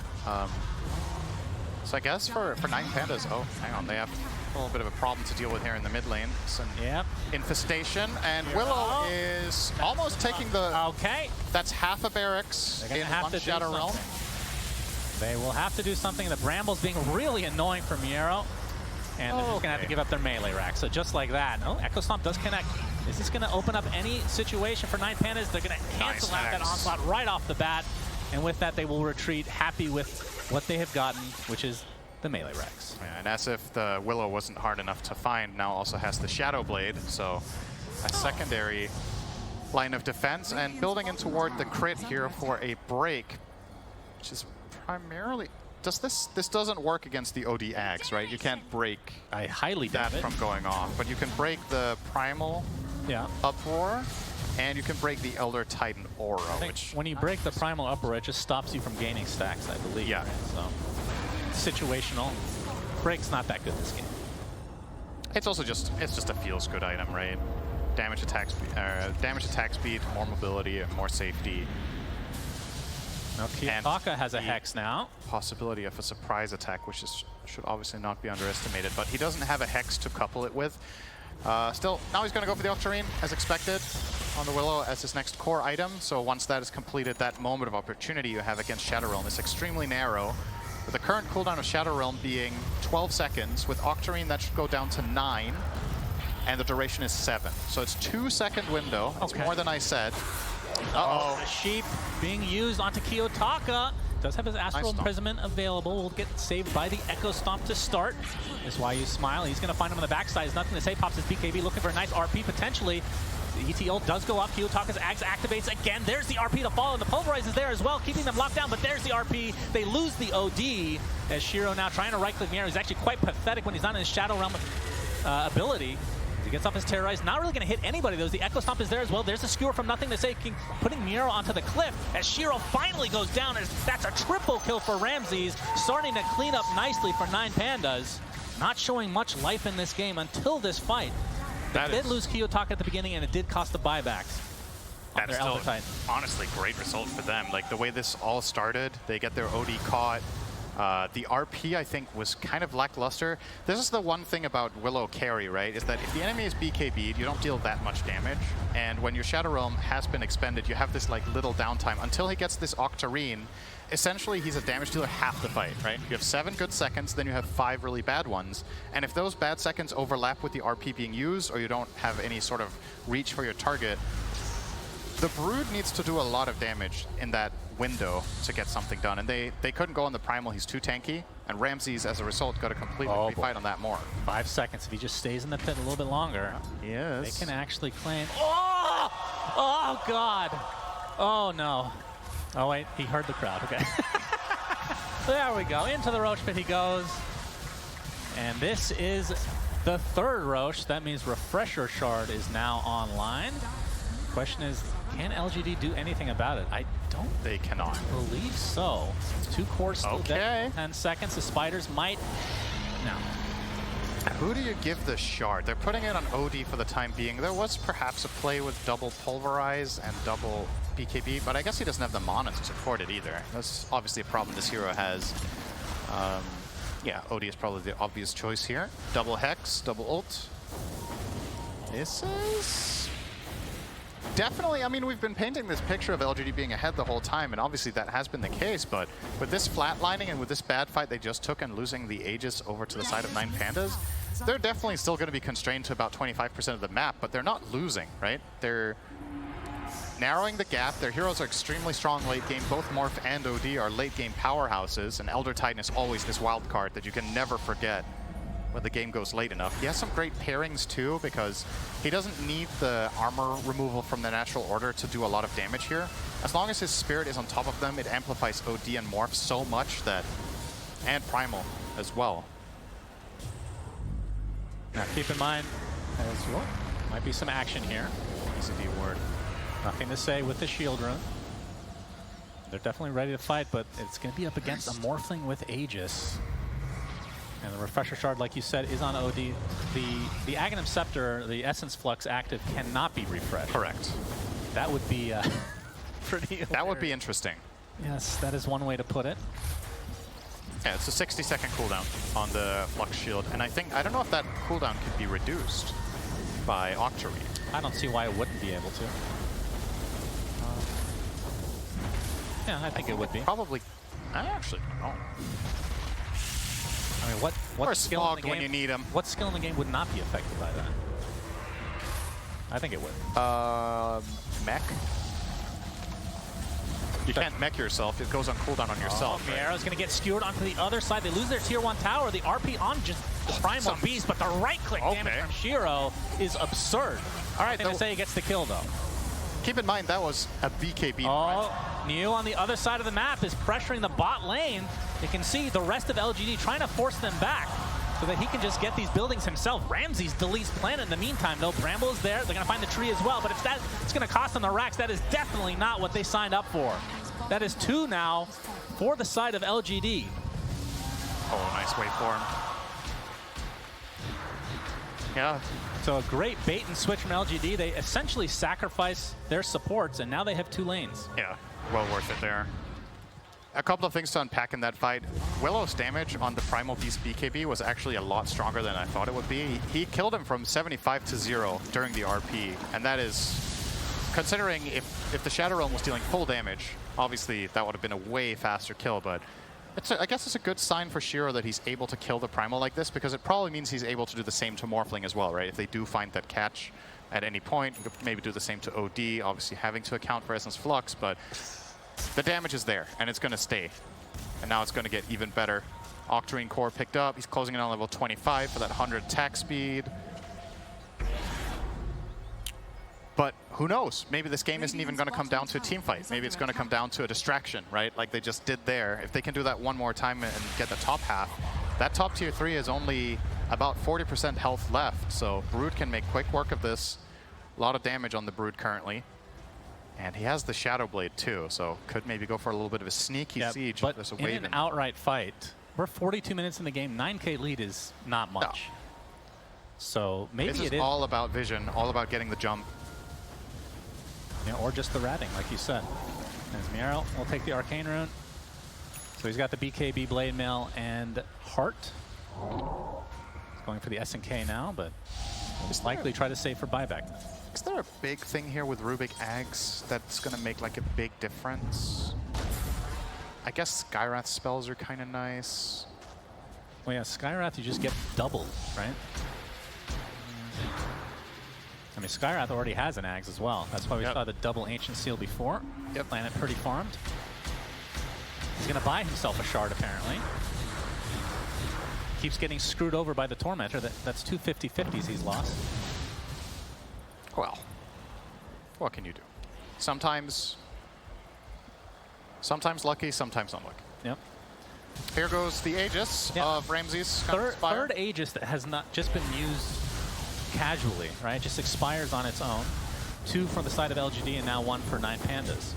Of course, it makes a little bit more sense from 9 Pandas side because they're just trying to hold on. Yeah. I think the longer this game goes, the more it favors them, despite being down 2 racks. But like late game is, I mean, late game Morphling is absurd. How would you put late game Dark Willow? Well, we can talk about Dawnbreak if you want. I know you really like that hero, but yeah. Dark Willow, does she fall off at some point?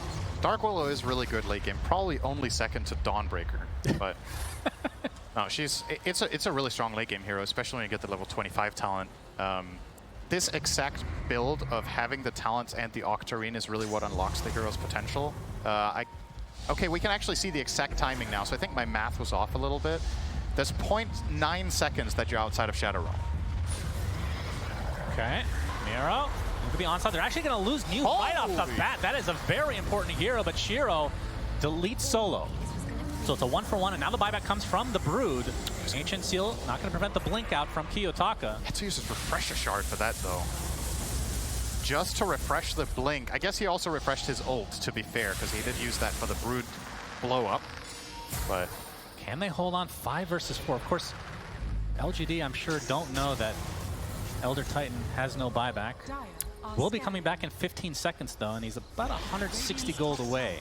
And the waves are decent here for 9 Pandas. They have a good push up top. It's at the top tier 2, but yeah, just Dark Willow core things. You're going to see a lot of these in pubs now after this game. Win or lose, honestly. And continuing on with that Shadow Realm onto that melee racks. Miro jumps in, instantly hexed. And Kiyotaka gets off the Astral Imprisonment. There's the RP. It's only onto 1, though. It's the Primal Beast as Hot Dog, as the Dark Willow pops the BKB himself. Ramsey's taking so much damage. He goes in really deep. He's dead. Does have buyback, though, as Kiyotaka there. Is the Essence Flux finally activating? Will be able to blink to safety as a result. And they do get that Dark Willow in the end. So a 1-for-3 with a couple buybacks from 9 Pandas. That Morph buyback is really expensive. Not only in terms of gold, but in terms of like win probability here, because if you kill Morph now, the game's just over. Like, way too much of the net worth and the power of 9 Pandas rests on Ramsey's shoulders here. And you just had a perfect example of how this hero just kind of can't commit into the enemy team. Despite having the attribute shift running, he just got obliterated by the Dark Willow. So, has to be very, very careful. Either he has to be careful, or you go for, you know, a really high-risk play now. It's one or the other. I think some sort of playing to stay in it is, I don't know. It's tough. I think you probably need another Aegis at this point, right? If you're at the side of 9 Pandas before you can really make an aggressive move. Rush early respawns in 10. So if you're lucky, you could get it before Willow's up. I think we find out in 10. Yeah, the early respawn is in 10. Yeah, if it were to early respawn. Yeah. And they are, you know, I wouldn't say they're banking on it. They're hoping. Yeah, they are inhabiting the area.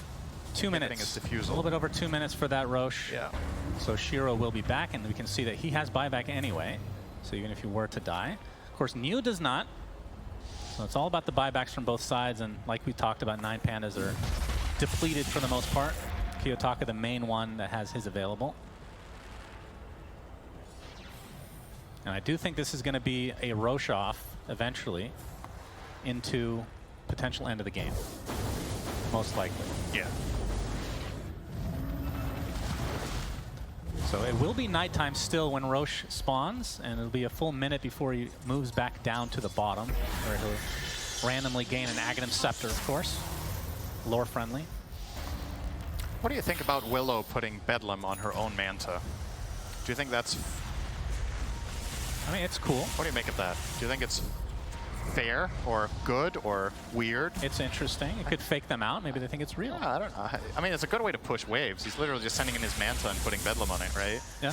It's just something you don't very commonly see.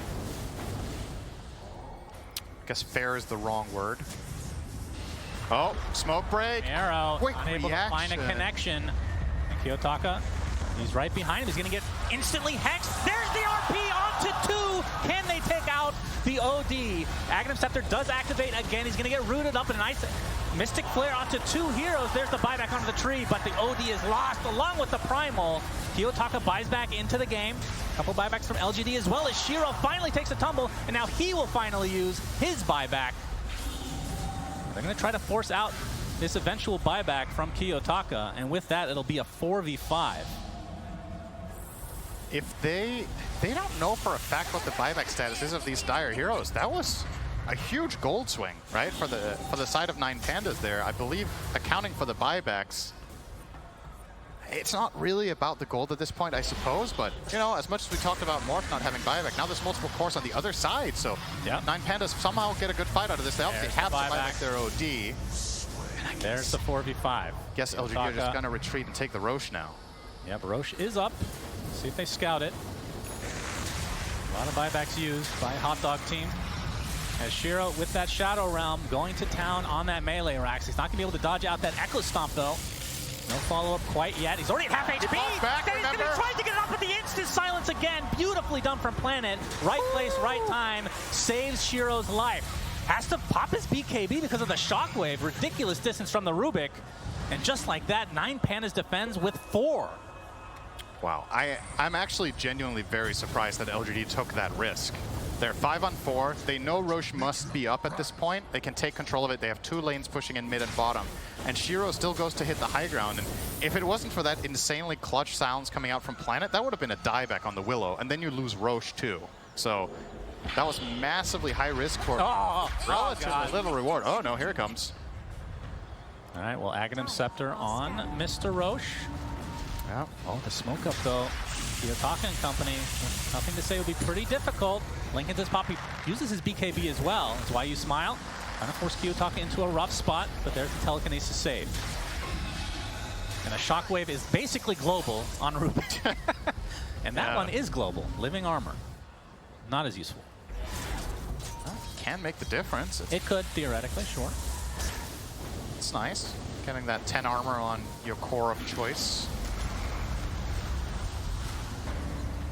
But yeah, this moment right here should define the game. Right? I think this, so too. This is this flat-out game deciding. If they find a key core kill on either side without buyback, this could snowball into just a full-on game end. And yes, that could also be 9 Pandas pushing down mid as 5, despite not even taking a tier 2 tower this game.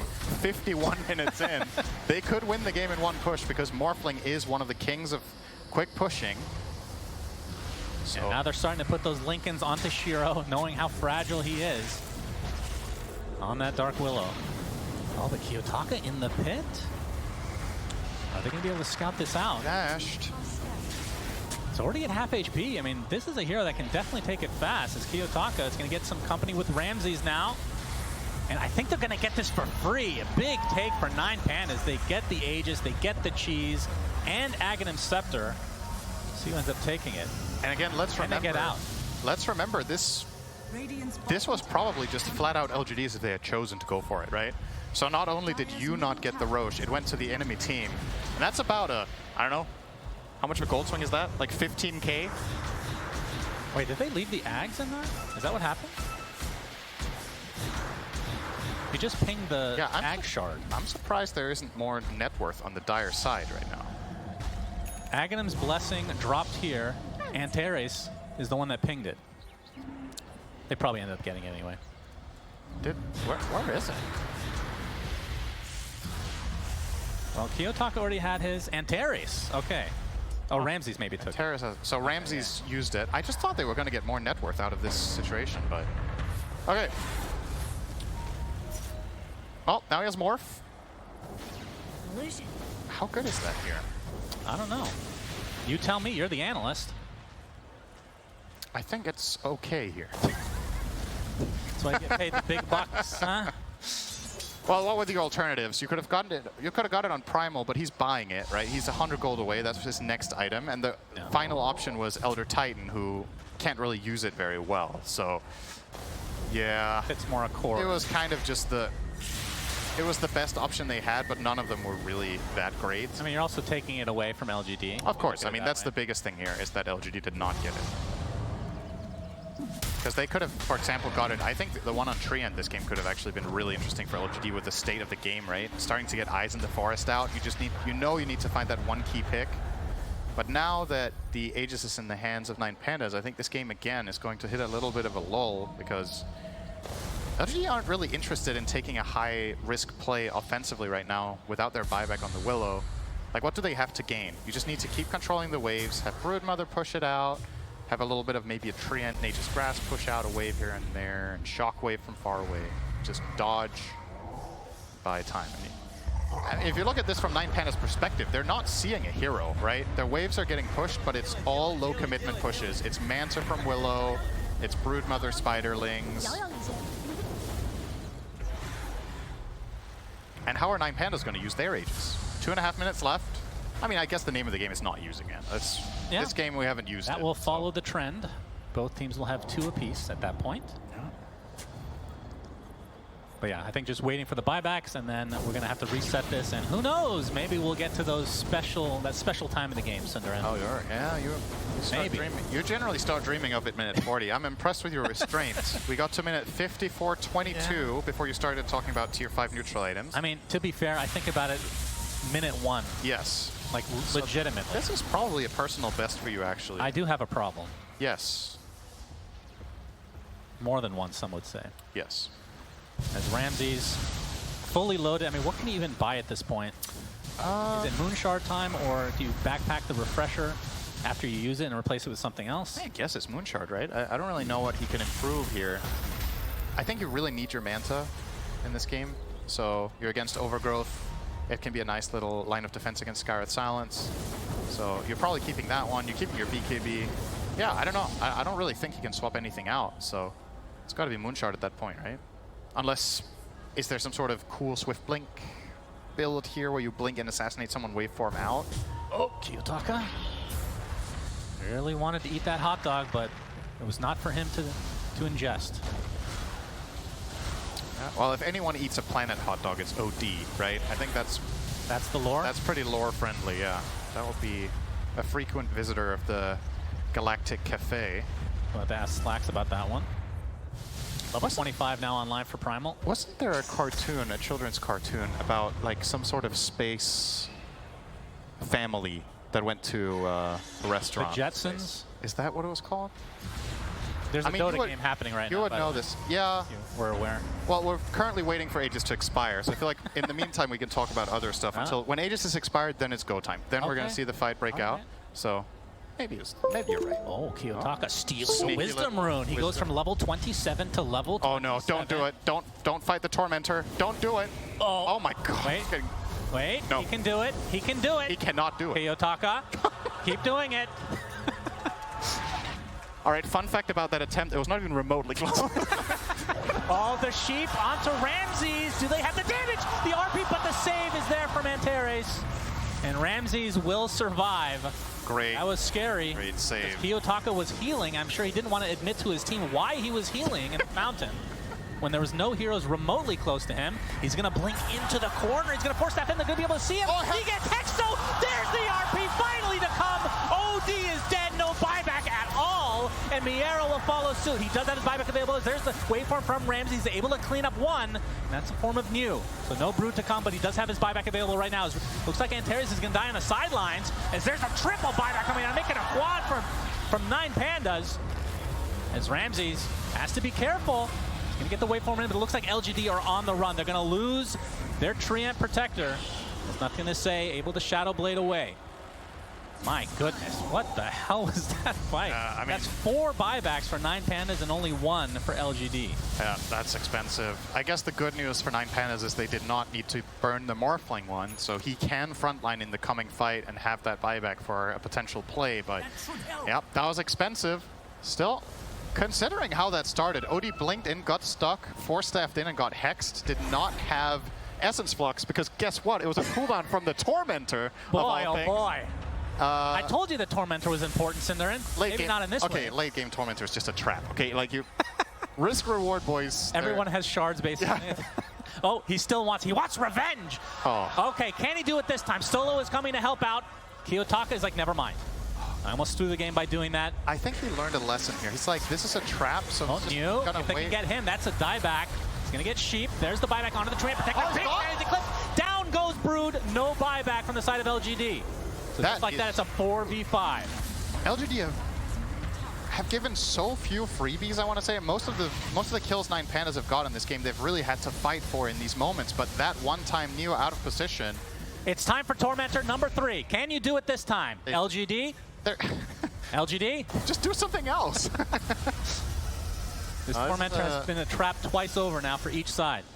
All right, not to get your hopes up, we're 1 minute away from tier 5 neutral items. Don't get me too excited. So if you wanna start theory crafting a little bit about which ones you would like to find. All of them. All right, well you're gonna find 5 of them for each team, so 10. Well, I would think that, what's the, man, I can't remember the name. The one that gives you stats only. Apex? Apex on OD would probably be good, I would assume. Something like that. Seems like a pretty dope game for Book of Shadows. I was going to say Book of Shadows is, I think it might be the strongest one in general. It's just the usage is so difficult. Yeah, it's a very good item to have on Rubik this game, though. He has insane cast range. He's kind of playing as a save anyway. It's away from...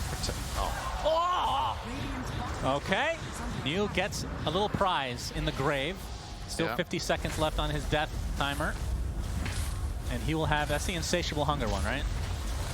Yes. I feel like when Tormentors came out, people were a little bit on the fence about, is it a good name for it? I think it's a pretty good name. When you think about what it does in the game. Torments you? Sure. No, I mean, people really want to get it, and I mean, how many players have burnt their fingers so far in this tournament on the Tormentor? That is true. Could have been called Masochist. That would make 60 minutes no sense. has arrived.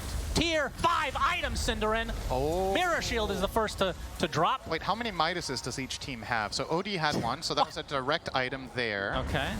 And they're so spread out. It doesn't even matter. They're going to get them. Right? It's the only Midas in the game, so bit of an advantage. 9 Pandas there. Yeah, huge advantage. Boy, oh boy. Imagine Pirate Hat. Oh, that is a delicious one for Dark Willow. That is very good. But imagine you got 5 tier 5 neutral items before the enemy team got any. If you had like 3 Midases and you just immediately used them, right? And then smoke. I'm not listening to you. I'm just looking at the items that are showing up on my screen. Apex onto Morph, Seer Stone onto Tree, Book of Shadows for OD. Okay, we were thinking that might be on a support, but that's just another save. I mean, he has Astral for himself or a teammate. He has his Aghanim Scepter, and now that item. Ramsey's rocking 400 agility right now. Normal. That's a lot of agility. Book of Shadows and OD, as you said. The rest is, there's a token now coming for Primal Beast. Love to see the Giant's Ring, just so he's bigger. Not particularly because it's good, it's just funny. It is. That is accurate. I can attest to this. He's really thinking about it. He is thinking. Maybe we get to see a Fallen Sky. Okay, he's going to go for the Force Boots. Okay. Good against Tree. I believe it does dispel that. Yeah, frees up a slot for his Face Boots as well, right? So he can put something else there. He's been getting Ancient Sealed all game. Yeah, fair. Of course, he's been getting hexed as well, and that will not help him in that scenario. But his item that he's queuing up will, the Aeon Disc. True. All right. Well, Roshoff will be happening. He is not up yet. 35 seconds to go.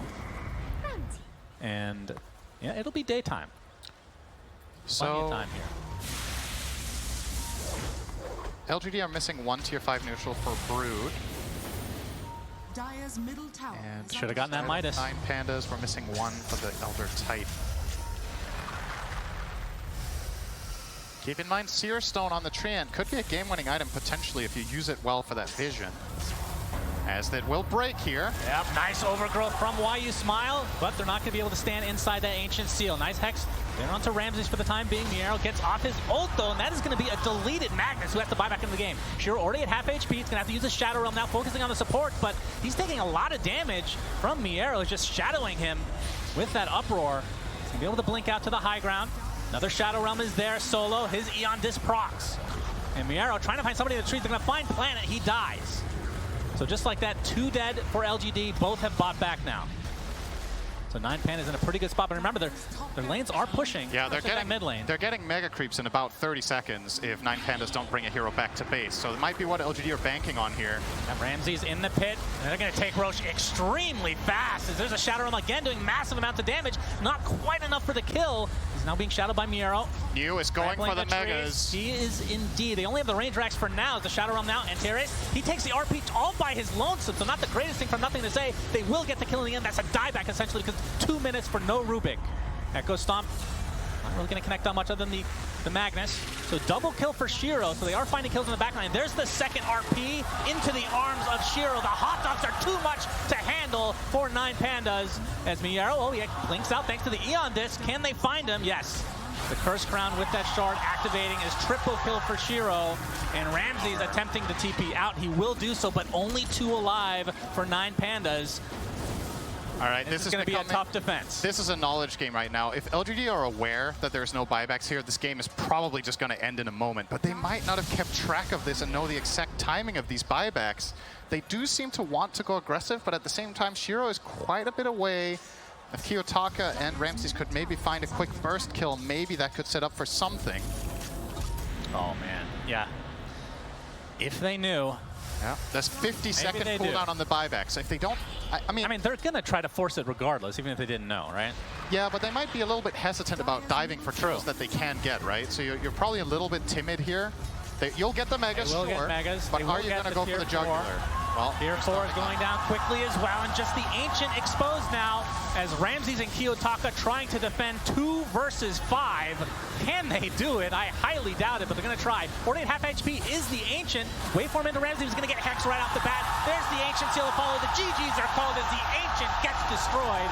And LGD take game 1. The hot dogs reign supreme, Cinderella.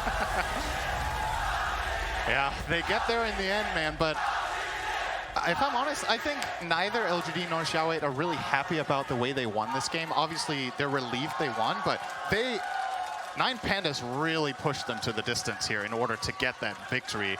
Considering that, I want to say for 90% of that game, 9 Pandas were playing on their own side of the river, if not more. Like they didn't get a tier 2 tower all game, did they? I don't think they ever managed to really I don't remember push anything meaningful. So considering they were constrained this hard, I think props to 9 Pandas for making this as exciting as it got. I almost wrote off this game, I want to say 40 minutes ago. I was like, okay, LGD are, they're going to clean this up relatively easily. Yeah. They made it really hard for them. And, well, the surprising picks did work. Not the way they intended it to, I would say, but they got there. Yep, so LGD take game number 1. Let's break it down with the panel. Well, thank you so much, Sunsfan and Synderen. There's a lot to break down. A game like that, LGD Gaming taking it in the end, but we got to start by talking about, what else? We got to talk, Lacoste, about the Willow carry.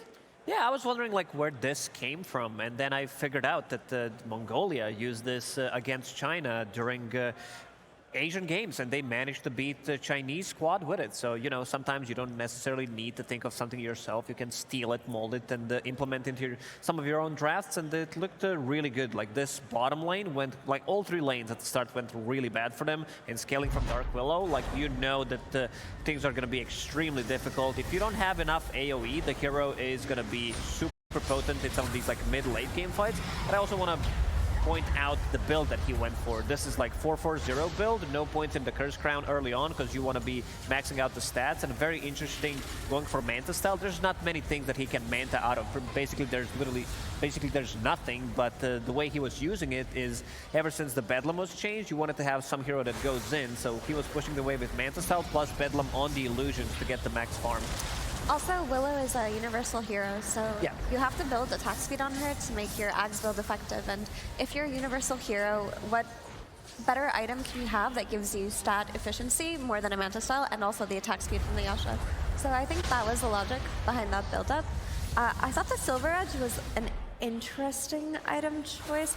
I was talking to Fear about it, how I thought that was just kind of useless net worth on Willow, because she does have a problem as a carry when the Shadow Realm is down, where she needs to reposition herself, so she doesn't die when she's susceptible and not doing damage. But I feel like in that case, you just want to be able to blink out for repositioning. The Silver Edge, I thought, was kind of the reason why the game extended for so long in terms of, carry to net worth efficiency, but, they cleaned up in the end. The Willow prevailed. Willow prevailed. Yeah, it definitely did. I would say the early game was really good from the Willow. You had a strong laning stage. You transitioned into being this core, and then there was a couple fights where it felt like the Willow wasn't as strong as the counterpart carry. However, all the other heroes on LGD really pulled through as well. Neo on his Broodmother was absolutely amazing. The scaling, nothing to say with this Magnus. Also had some great plays as well. I was afraid for this Willow and how it's going to do in the late game against the Morphling, but it was really a team effort from LGD. Yeah. It really was, and we're talking Willow, great carry, team all came together, it went great for LGD Gaming.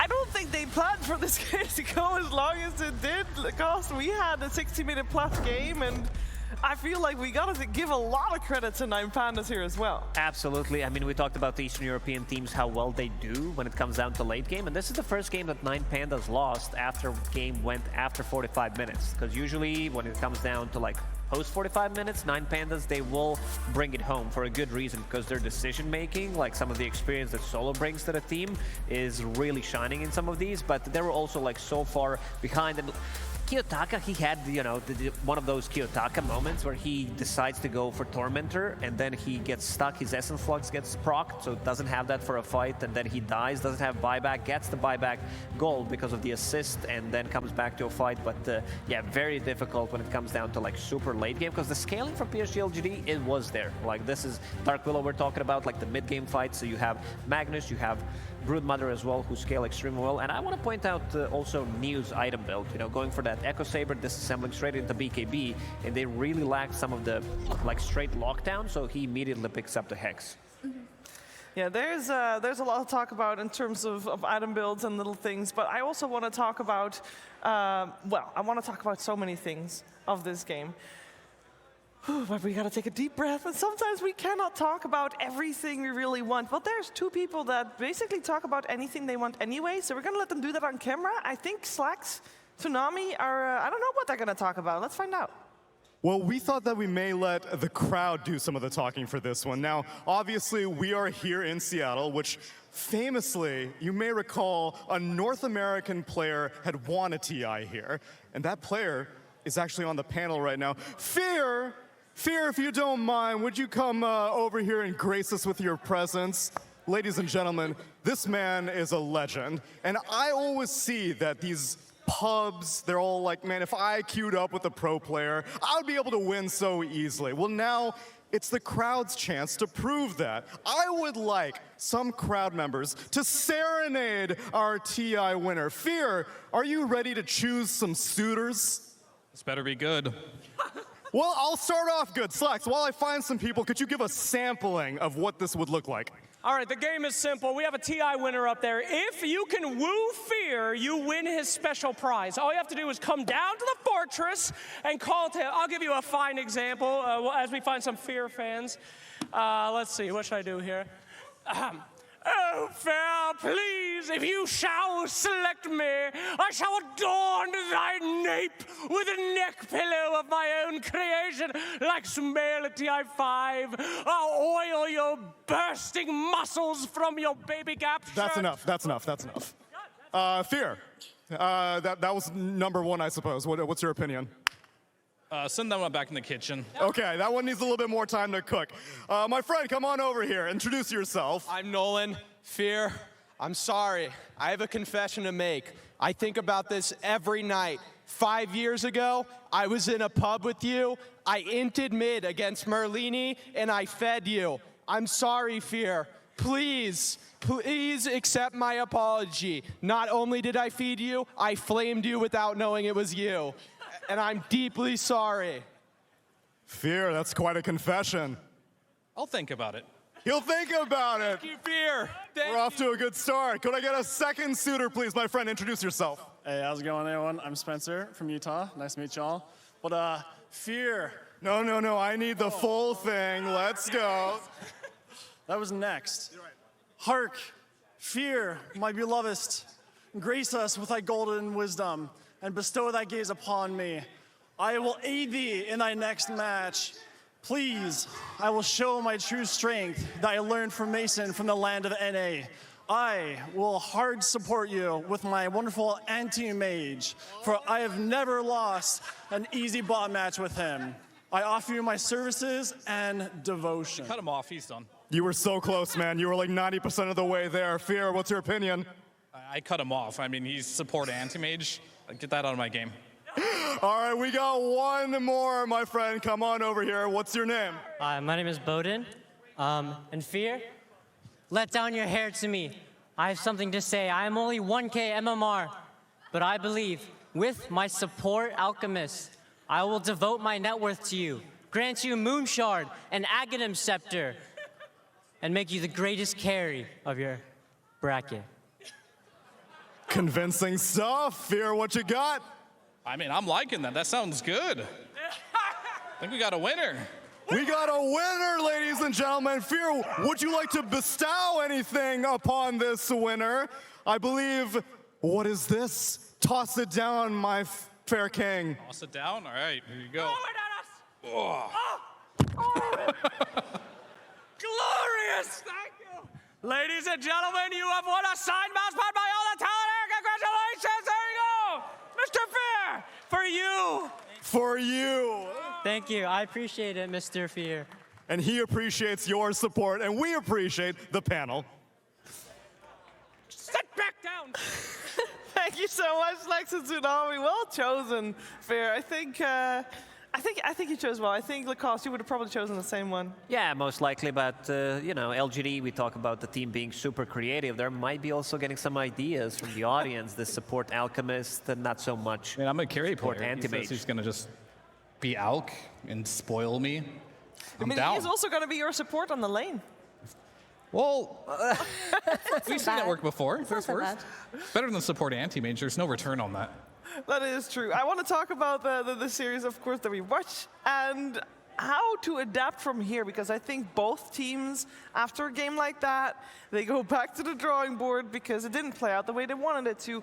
I want to start with 9Pandas, though, Lacoste, because they come here as a losing team now in game number 2, and they got completely surprised by what LGD threw at them, and they were not able to bring it back, even though they went late game with their Morphling, which normally is a recipe for success. Yeah, we did mention that drafting against LGD might be like the toughest opponent to beat, because a lot of the times you'll see the drafter like, what the hell is going on? And then, you know, 50, 60 minutes into the game, you'll see what they actually went for. But yeah, I want to see 9Pandas focus more slightly on the early stages of the game, because they had Rubik, they had ET, and also Morphling. These heroes are really not that great.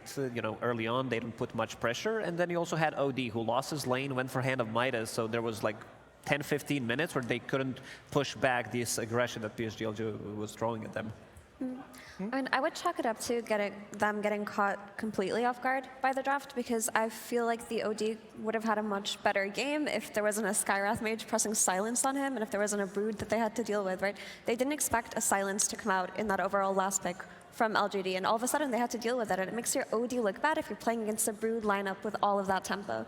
So I wouldn't chalk it up to 9Pandas playing bad by any means, but that game was definitely a tall order to overcome in that early game. Then I think we have to come back to something we talked about during the draft, Fear, because we said overall last pick hasn't been that kind of a gotcha pick, but it sounds like this Skywrath Mage coming out for LGD might have just been that, together with the flex, of course. Right. I mean, it wasn't so much the Skywrath, it was so much the surprise of the Willow and how the lanes went. I think 9Pandas was a little uncharacteristic in their drafting right now. Like, they ended up picking a Morphling, which is a really hard carry, where Ramses is typically comes online earlier with some Alchemist, some Sven, or has some Chronosphere, but he can't really do anything as a Morph. He just has to farm.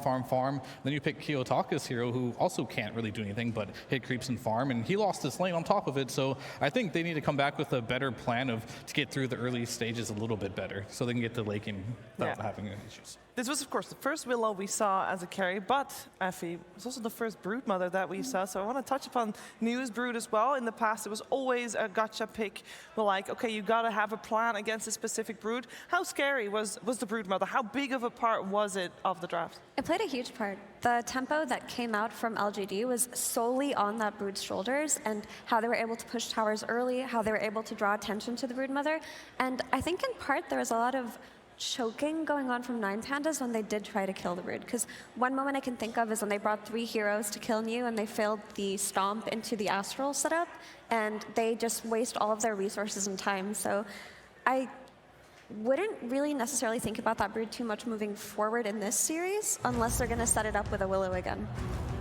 We'll, of course, see if there will be any flex picks. It's at least now, from here on out, on the radar. I think that makes a huge difference for all the players as they come back out to take their seats to play. Of course, game number 2, it's a best of 3. We're in the upper brackets of the road to the international, and one win here for LGD will put them on top 6. And before they have a chance to do that, though, let's learn a little bit more about them.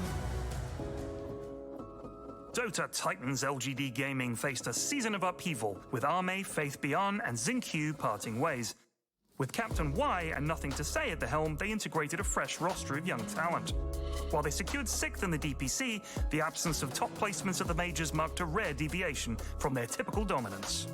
关于我们队伍在前3个 major 然后大部分成绩滞留不前这个问题，在于我觉得很大一部分，一个是我们都是比较偏的新的选手，然后队伍的化原反应是需要个过程，并且他们在第1个 major 甚至第2 major 对于他们来说都是头2个的线下赛，所以我们在打到淘汰赛的时候，依旧水平还是在保持小组赛的水平，然后并没有得到进步。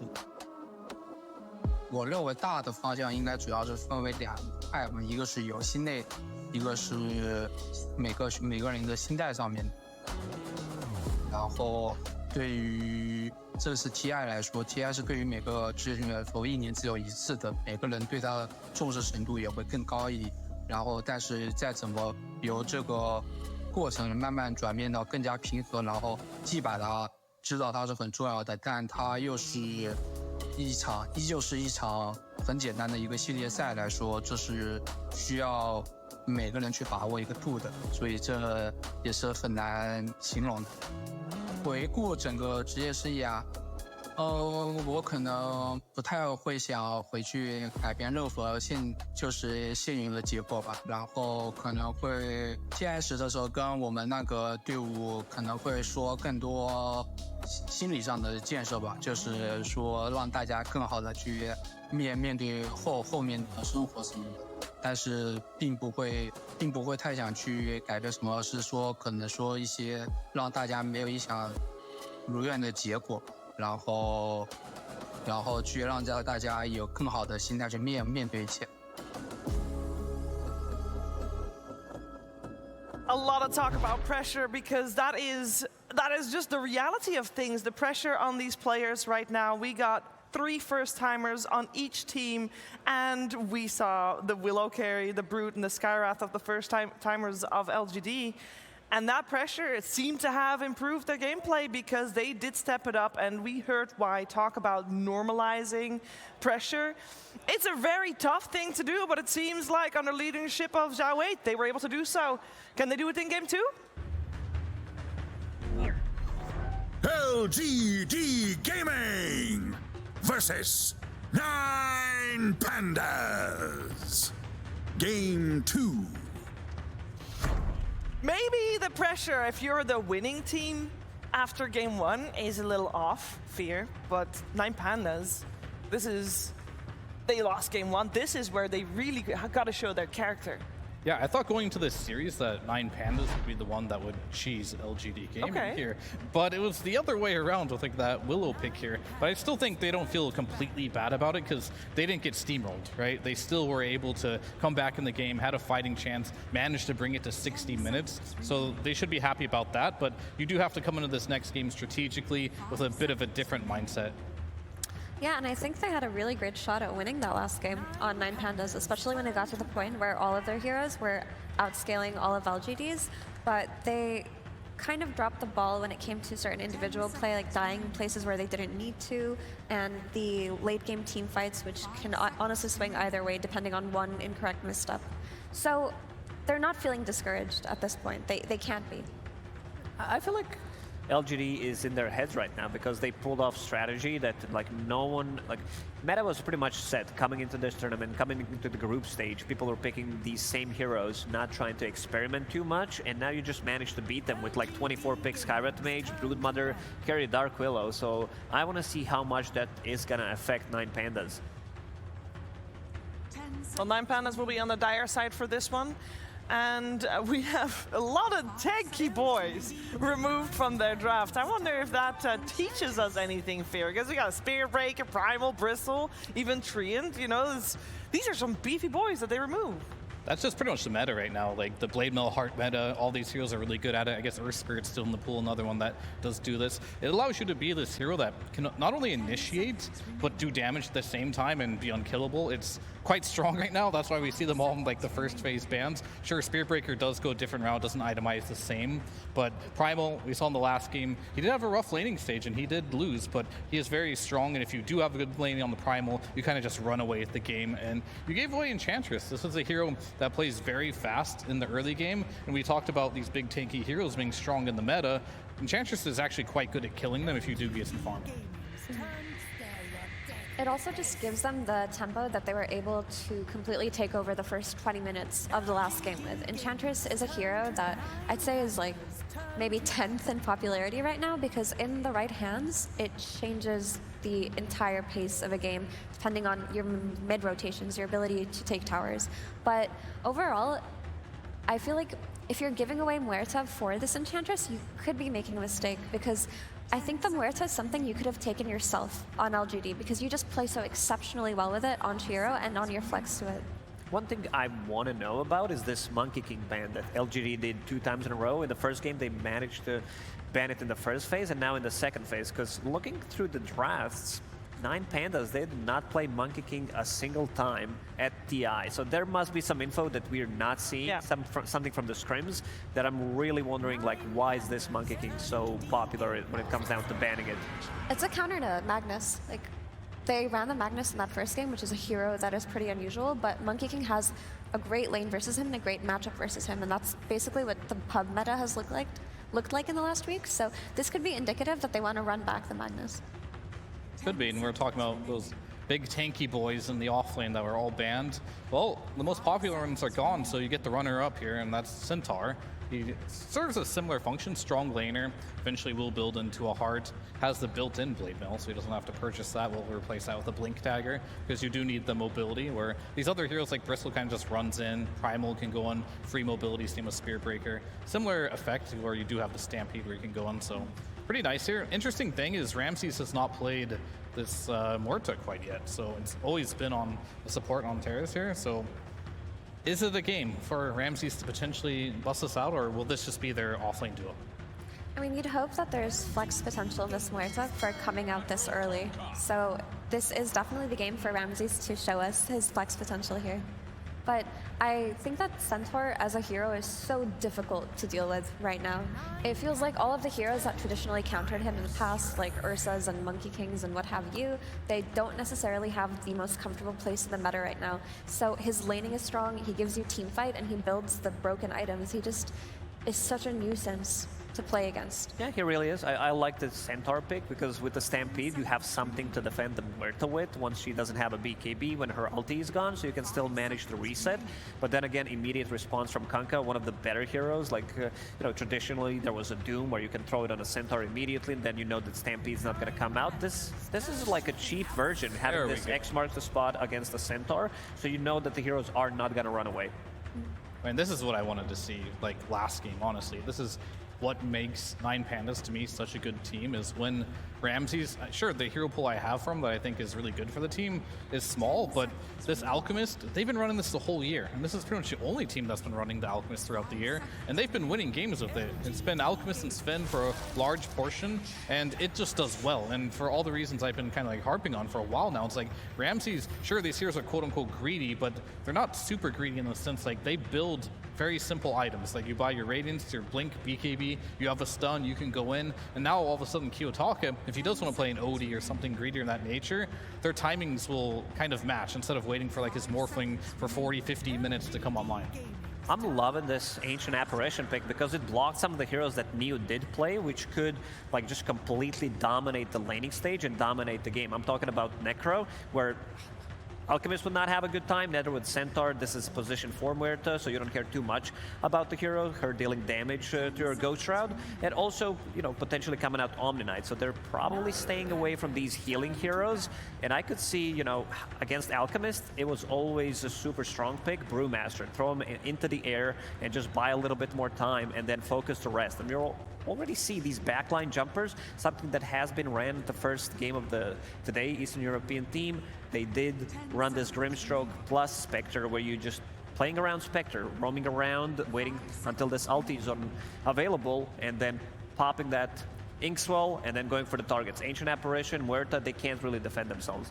You also have a dispel from that ink spell that you talked about on Grimstroke versus the 2 stuns that are 9 pandas. They're just very simple, very easy way to cover for your Spectre. And another thing on the topic of the Ancient Apparition is it deals with the Enchantress, right? The issue about Enchantress as she scales into the late game, if you don't have a hero that can get on top of her and burst her fast enough, she is dishing out way too much damage throughout these fights. So not only does AA pair up well with these stun heroes that he has, but it also just counters one of the most annoying aspects of Enchantress. And of course the Kunkka rum buff. It's always great to hit an AA blast on heroes that are going to take damage from that anyway. So it's a really nice addition to 9 Pandas draft as we are heading towards those final picks here. We got the Doom Brewmaster banned out on 9 Pandas aside. Dazzle removed already for LGD Gaming. Earth Spirit now as well. Fear, are there any boxes that you really feel like these last 2 picks should take? Oh, I mean, nothing particularly for LGD. They have like some options here. I was wondering if they put the Kunkka off lane in this game or pick a mid. They're going to pick an off laner and the Night Stalker against the Alchemist, and they're going to throw the Kunkka mid. Now you get Kiyotaka in a situation where he sees everything. His lineup's well-rounded, so he can pick whatever he wants. Now he gets to punish this Kunkka in lane and hopefully pick something that's also good for the game itself. But yeah, the Night Stalker pick is quite interesting too. I don't think that really slows down the Alchemist too much in the laning stage, but after that, when it hits nighttime, you can definitely run at him. I think this Night Stalker does a lot for LGD just by way of being able to play around the 9 Panda supports. So you have this AA and you have this Muerta. Muerta as a hero is quite useless if you have something like a Night Stalker just getting on top of her with that silence, just killing her from 100 to 0. Because support Muerta does not have the tools to deal with a Night Stalker the way that a core would be able to. And then on terms of the other support on the side of 9 Pandas, you got the Spectre, who's going to instantly be jumping this Ancient Apparition whenever she gets the chance to. So all of a sudden, you're looking at wanting to take these long fights because you have a Kunkka, and you're doing this with both supports taken out. So to me, it makes a lot of sense just in terms of how they want to navigate the fights. We got the Kiyotaka Shaker coming out. Do we like this? Do we love this? Up against Kunkka in the mid lane? I mean, you still need to defend yourself somehow because you're playing into X-Mark, you're playing into Night Stalker, so your Aghanim Scepter is not going to be, as potent. You're not going to be able to jump out as many times as you would like. But I really do like what LGD drafted for themselves in this game because it's a well-rounded draft. Again, it's Alchemist. It's being played by Ramsey, one of his better heroes. There's one team that can make this Alchemist work. It's definitely 9 Pandas. And we saw the smiles coming out from Ramses as well during the end of that draft. That must bode well, Fear. I mean, definitely he got his Alchemist, but I would say on a scale of Kiyotaka picking something wild that could crush the game and being more safe, he's being on the more safe side here. Okay. So maybe that's what they need, but I always like to see a little more risk involved, especially when you have a young player that's explosive. I mean, we've seen Kiyotaka pop off completely on Shaker before, especially last Dream League. He 1v5'd the game in its entirety, just like that. But I think that Shaker will have a much more difficult time doing this game. Shaker is good versus any melee hero mid, but Kunkka functions a little bit differently with his Tidebringer and his ability to fight back into Earthshaker's team fight. So it doesn't feel like that magical pick that would have changed everything. Now, in the previous game, we saw LGD having no issues, the cause going high ground with the Willow and the Brood. Are we going to have 9 Pandas struggling again with that, or do they have a way better way to deal with something like that this time around? Well, I just want to see if they can shut down this Alchemist in the first 5 minutes. This is Night Stalker in the lane, not the strongest laner, stronger than most people think this hero is. So, you need to hunt him down. But going high ground, again, this is still the most difficult thing in Dota, sieging the tier 3 tower and just breaking the high ground. It's one of the reasons why I see these games being very long, post 40 minutes most of the time. Well, let's find out how game number 2 will play itself out. We're heading over to a commentary duo of Sunsfan and Synneren. Welcome back to game number 2, ladies and gentlemen. Sunsfan here with Synderen, as Shiva just said. I don't know why I'm repeating that. It's just a normal thing to do. Game number 2, Synderen, between LGD and 9 Pandas. LGD squeaked out a game 1 victory. I want to say that they had the advantage most of the game, but it felt like it was 9 Pandas for at least a little stretch towards the end, but it wasn't to be. Yeah, and I wonder if we're going to find ourselves in a similar situation to the last one, where LGD obviously came off to a really good start in their lanes and started controlling the map. They were just constricting the side of 9 Pandas very heavily with their Broodmother. This game, they don't have it, but they have something that in essence is a little bit similar in the sense that you're going to have the scouting tools of Ench with a creep, Night Stalker at nighttime, you have X-Mark for long-range catch, and then you always have that Shadow Step that can connect. So I think 9 Pandas need to be very cautious about the way they move around the map in that mid-game. Do it. And more important than anything, I think Nine Pandas cannot afford to fall behind in the early laning stage by too much, because their lineup is relatively slow. Shaker needs items in that mid lane, Centaur needs items in the off lane, and you have Alchemist as a carry. You don't really need to say much about how many items this guy needs. So your support duo also isn't too active in setting up kills. They're very good follow-through. The Muerta is a great secondary, and so is the AA with the Ice Blast. But again, all of that depends on the cores being able to set them up for success. So really, Nine Pandas, make sure your lanes go well. And teamfight-wise, their lineup's very strong, clearly. They have a lot of stuns, a lot of AoE damage. But they need to get there, and they need to be able to handle LGD playing flanks, because LG's lineup's super mobile. Yep, as we're going to see, bounty runes are split across the board. Solo, though, is going to get caught eventually by this Ink Swell. And you would think the first blood will be going the way of LGD, and it is for Why You Smile. And Enchantress, this is a hero that has been banned first phase consistently throughout the tournament. For people that haven't gotten to see this hero very much, which is actually probably a considerable amount of people that only tune in for TI, can you explain why she is so highly regarded and how she got through? So I can't explain exactly why she got through, because I don't know the detail of why Nine Pandas opted to focus on other things. But what makes this hero so strong is actually what you're seeing right now in the bottom lane. At level 1, Enchantress can skill any of her 3 spells. Oh, nice dead shot actually from Antares, and the Blood Grenade. Why You Smile was not ready for that. Yep, looks like he might be taking a tumble. Indeed he will. Yeah, that's why Ench is so good, right there. She just dies. So the thing about this hero is, while Nature's Attendants are running, she trades the best of almost any support early on. She offers a lot of playmaking potential with rotation with creeps. She is able to take towers as a support, which is something very few supports are able to put that type of pressure. And most importantly, above all else, she's a lane securer. Because she's good in the first few minutes, generally, even a hero like Spectre, who's generally relatively weak in lane, can be enabled by Ench. She'll take her heal and trade with the enemy support. She'll get level 2, she'll take a creep with Enchant, and she's just overwhelming. You know, very few heroes can really deal with that.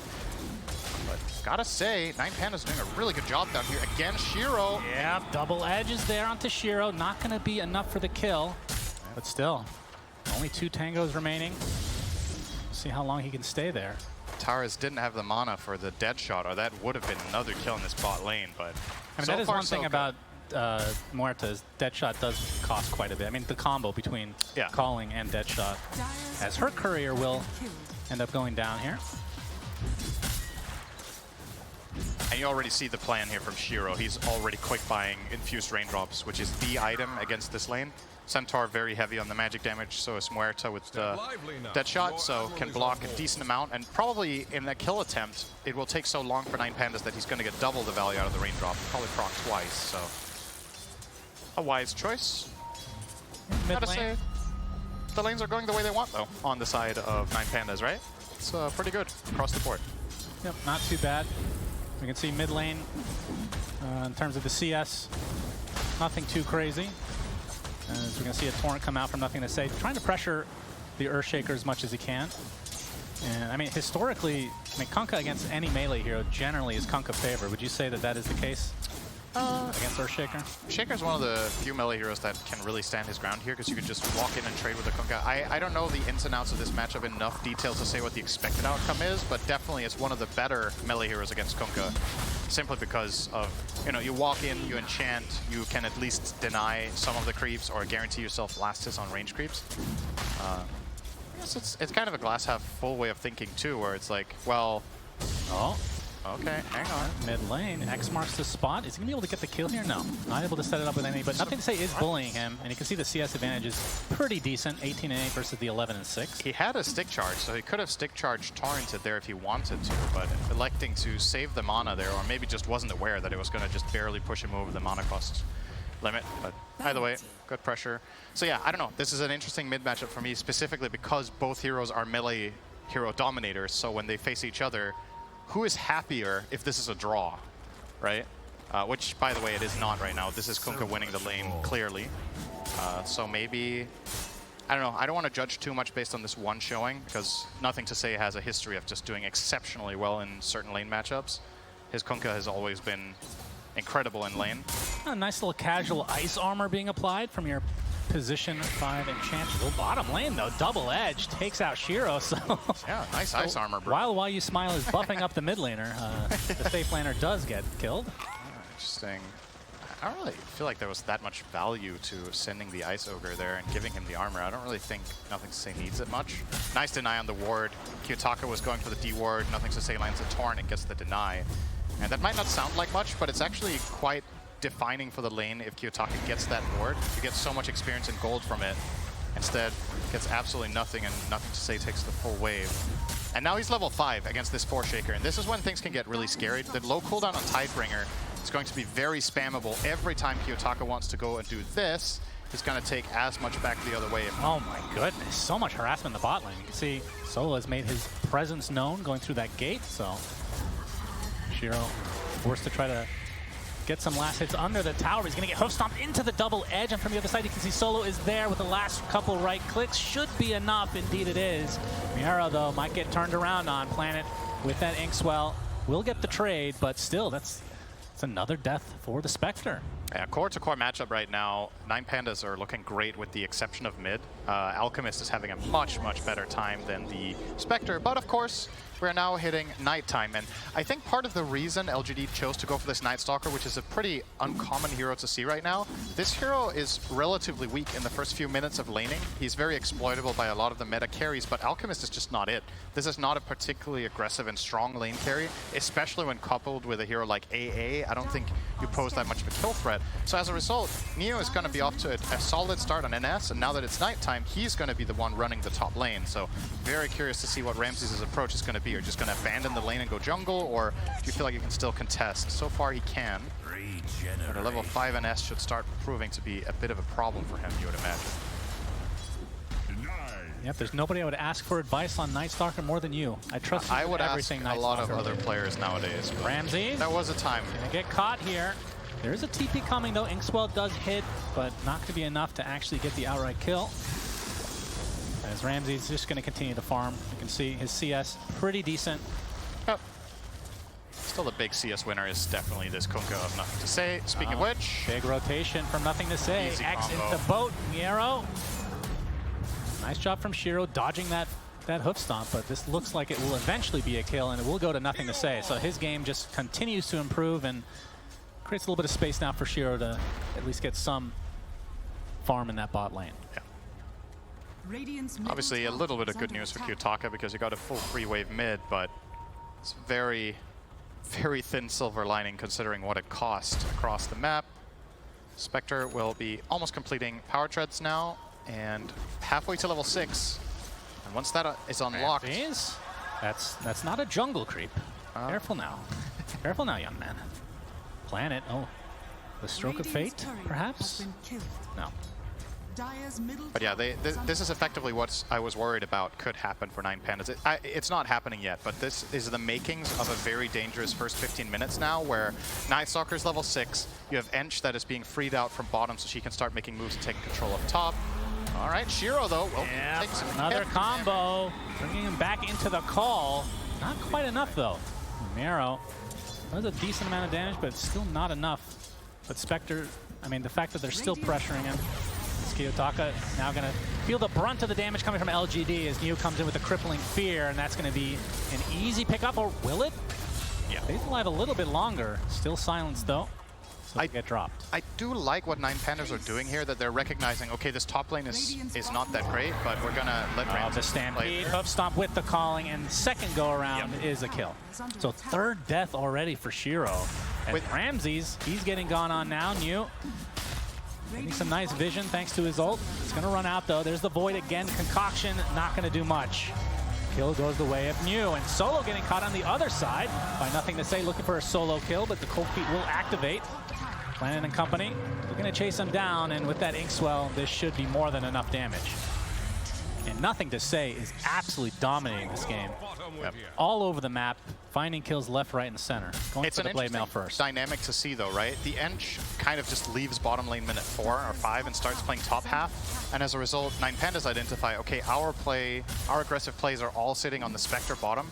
But effectively, the trade-off right now is that LGD are killing mid and top, and all that Pandas are trading is kills on Spectre, which, while good, isn't kind of fully compensating for what's happening on the rest of the map. They're losing top tier 1. The mid tier 1 has almost fallen as well.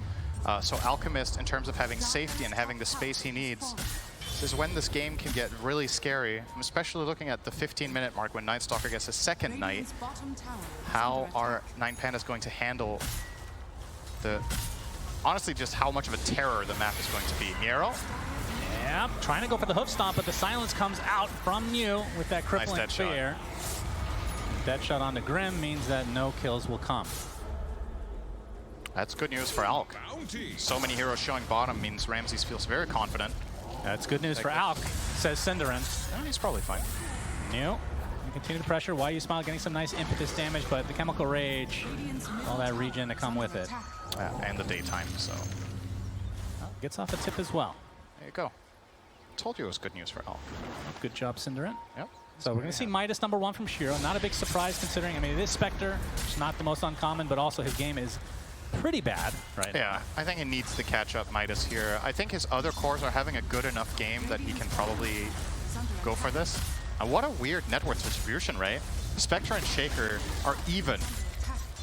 So that means nothing to say won the mid lane by 2,500 net worth minute 10. This was a last pick Shaker into Kunkka, right? Which is also why I was holding my judgment about this lane matchup, because 9Pandas chose this. They knew that this was what they were getting themselves into, and maybe just unfamiliarity with this matchup or an individually bad performance from Kiyotaka this game. I don't know which one it is, but if they knew this was how it's going to go, I really don't think they would have picked this hero. Ramsey's second go around does get off the Chemical Rage. Stampede gets him far. Get the TP with Not Muerta. far enough. The Torrent is there with the boat, and nothing to say. Takes another kill for himself. And Terre still getting pursued by New. Earn charge applied. Phantom's embrace as well. Second kill goes the way of LGD. They are really aggressive, which I guess shouldn't be a surprise considering it is a Nightstalker. And now we're going to see another Inkswell combo. Solo dies. Third kill for LGD in just a matter of moments. Yeah, so we didn't have to wait for the 15-minute mark. We just needed one Dark Ascension and an overwhelming play. And here's the problem for 9Pandas. Their support duo, AA and Muerta. Muerta's level 6, but didn't skill her ult. She's just 3-3-0. AA doesn't have Ice Blast, and your cores need daggers to make moves. Centaur doesn't have the blink. He finally got it now, but didn't have it until just now. Shaker is 300 gold away. So these timings that 9Pandas might have had in mind when they drafted the heroes they did have been delayed sufficiently for LGD to at least create some sort of distance in the game now.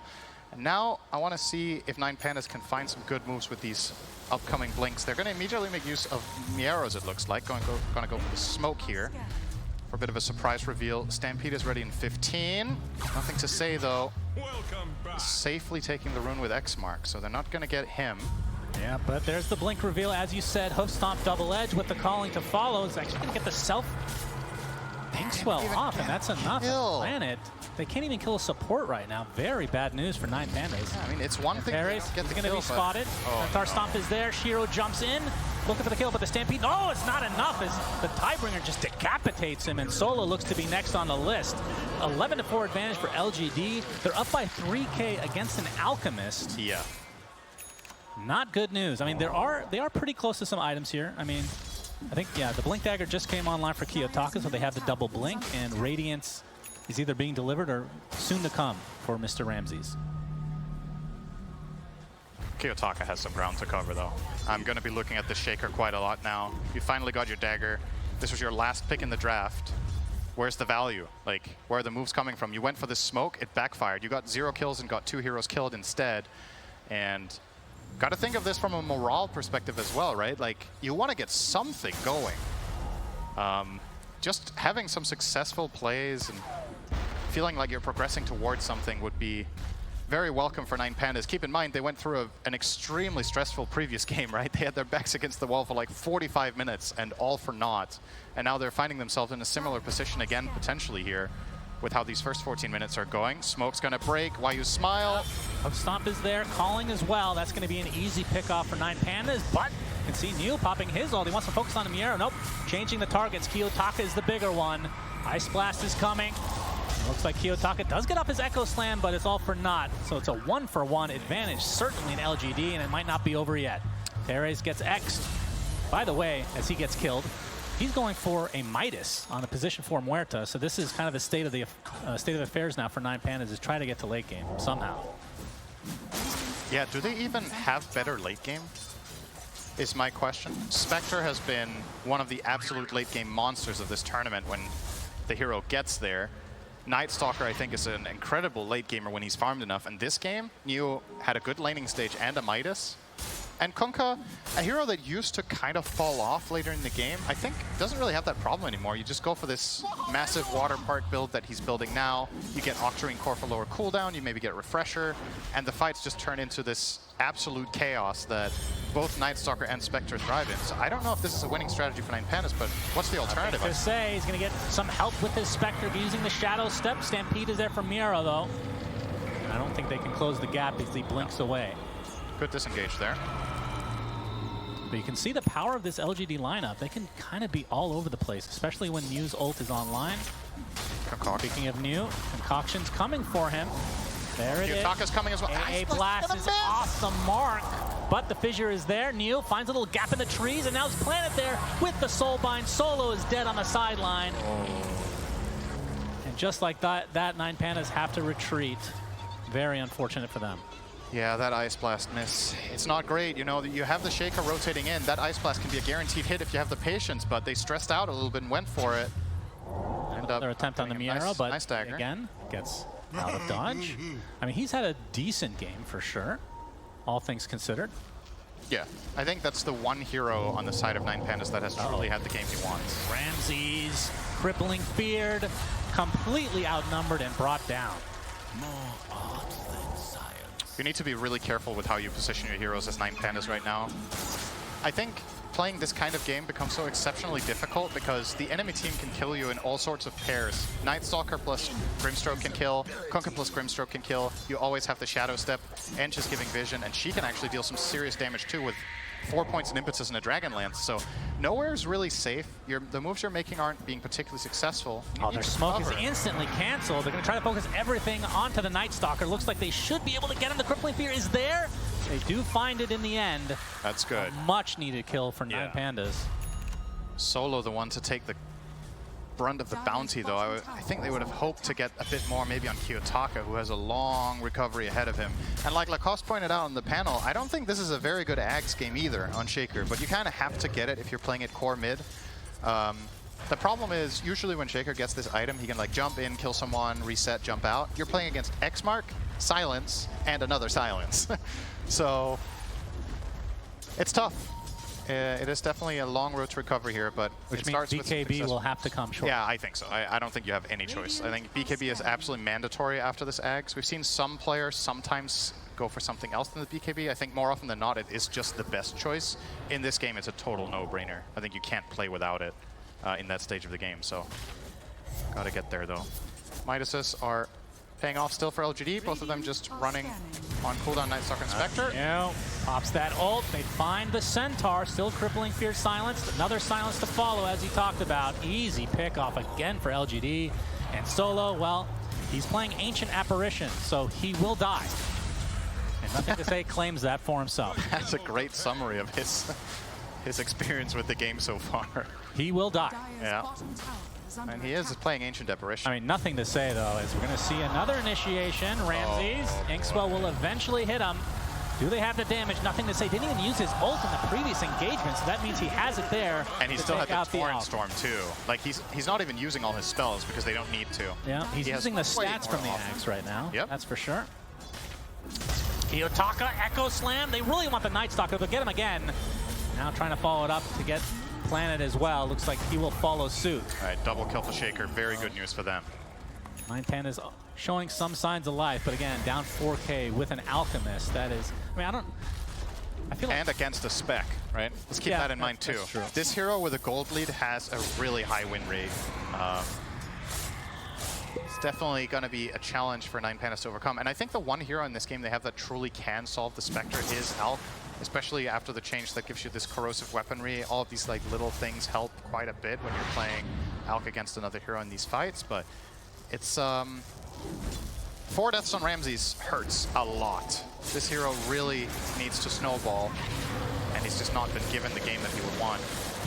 Not being top net worth on Alckmin at 19 is generally a recipe for disaster. Yep. So he's going to complete the BKB in any second now, probably half a minute away. But it's Ancients. They have too much He to might gain. not even have time. Yep. Nothing to say. Continuing the aggression. Solo, remember, he's picked Ancient Apparition. We know how this ends. Dead again. And now with the shard as well for nothing to say. Considering how tanky he is right now and the damage issues that 9Pandas are facing, this is an absolute dream game for a mid Kunkka. You can just run around the map. If you find anyone with X Mark, you know you can count on Spectre support. You know you can likely count on the Night Stalker with Dagger to connect as well. And you have so much damage just on your own. X Mark, Torrent into Tidal Wave, Torrent, Tormy Steel? Could it be? Did you just call it Tormy? Tormy Steel? Nobody calls it Tormy. Now they do. No. Coining that phrase. Now they still don't. Tormy's your friend. I think if you want to take it. They're not going to do it. Yeah. Unfortunate. Blade Mail now online for Mr. Miero. I thought he was going to go straight for the heart because he was actually having a decent game, but switches it up now knowing that these fights will just be constant. I mean, LGD have... I mean, you talked about how Kunkka is really set up well in this game, but I think a lot of it is because he destroyed his lane 1v1 first, right? And I think if 9Pandas, if this game goes awry and they come back and look at this replay, I think they're going to come to the conclusion that this was not the choice, right? You cannot give Kunkka this good of a game. He was the overall first pick of LGD's draft, correct? No, that was Ench. When did they pick Kunkka? Go ahead and alt-tab. I'll allow you. Was it second? One time this tournament. Anyway. Thank you so much. I really need your permission to do things. Anyway, at the end of the day, they had all 5 heroes visible when they picked Kiyotaka's hero. And, well, still needing to see that out of Shaker. All to save AA. Solo. I mean, theoretically could still die to these illusions. You never know. You never know with this hero. All right. You can see that they want to go for Tormy time, but Solo. Don't do it. Solo. Don't do it. Okay. And Teres is also done. And Teres, the Eastern European special. Will you die? No.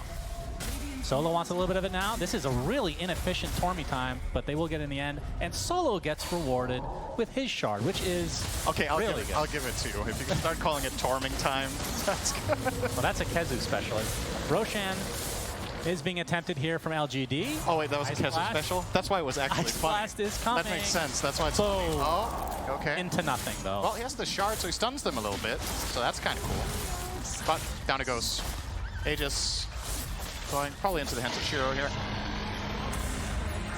Yep, so 5 minutes with that Aegis. Gonna get the old X marks back into the fountain. And LGD having a terrific game so far. But we saw them get a little bit shaky last game. And I feel like 9Pandas gonna need a little bit more of that to potentially get back in this game. But the Aghanim's is online, like you talked about, the Earthshaker, maybe not the best game for it, so likely the BKB is next. I mean, it just has to be, right? Like, what else can you buy here? Kiyotaka, he finds new. That's good. Oh, he got the silence off in time. The crippling fear with Shiro coming in. That's a dead Earthshaker. Soulbind on the 2. And the boat is coming for Ramsey. Stampede's not going to help him here. He is absolutely stun locked with that Torrent Storm to follow. Pops that BKB, but he is completely surrounded. And they're going to bring him down. Triple kill for Shiro. And LGD don't even use the Aegis. I mean, Shiro has basically full HP. Did he hesitate even a slight? Not over yet, and Teres. Oh dear. That makes it 4 dead for 9Pandas. If you're gonna jump Night Stalker like that with Shaker, you have to have the chain stun. I don't know if he didn't cast it perfectly instantly there with level 4 and Aftershock. I think he can get the Fissure off, but either he just narrowly missed it or like, okay, it depends how you're facing, right, a Shaker. If you jump in with Enchant Totem, you need to cast Fissure in the same direction that you're facing. Otherwise, the turn rate is going to cost you that perfect chain stun, and Night Stalker just needs a millisecond to get off that Crippling Fear and ruin your play. That was such a crucial mistake. We're going to see the replay here. So jumps there. He gets the hit off first. Yeah. That's too greedy. He has to Fissure instantly. If he goes for the attack first, the chain stun's going to fail. And that's just the end of the play. The moment Shaker dies there, this is just abandoned ship. But unfortunately, the better ship is on LGD's side. Yep, it's a shark, I think. Yeah. Actually. Very effective ship indeed. Radiant's bottom tower is So under LGD continuing their prowess. As Torment time is available for them. If they want to go for it, and they will. Planet already has his, so this could potentially go to New, and it does. That is so nice to get for free for NS. So now he can consume creeps. It's a true feels good shard on this hero. It solves some of the problems that you have with efficiency in terms of farming. It gives you a lot more tankiness in fights. You just need to connect on anything when you're resetting out. If you're fighting anywhere in the jungle, you just go and eat a creep and heal a massive amount. You have no downtime now, so he's just going to eat creeps. It's essentially like a second Midas almost, right? It's just like instant kill on creeps. You get experience for. It just feels so good. A lot of the time, Night Stalkers buy this item, and he just got it for free. Well, so. he had it queued up. Yep, so he's going to progress that much faster with his Blink BKB already. Stampede, I mean, when it's hard to find who they're stampeding, you know that's not good news for 9Pandas. Oh, Ramsey now does not have that spell at his disposal. Will pop the BKB. He'll get out. They forced it out, and that's a pretty big BKB Is that down. X gonna last long enough? Well, it is. Boat is coming. Ramses goes back, and he's dead. Ice Blast is coming. Not going to connect, though, as Antares has to try to stand his ground, but that's a support.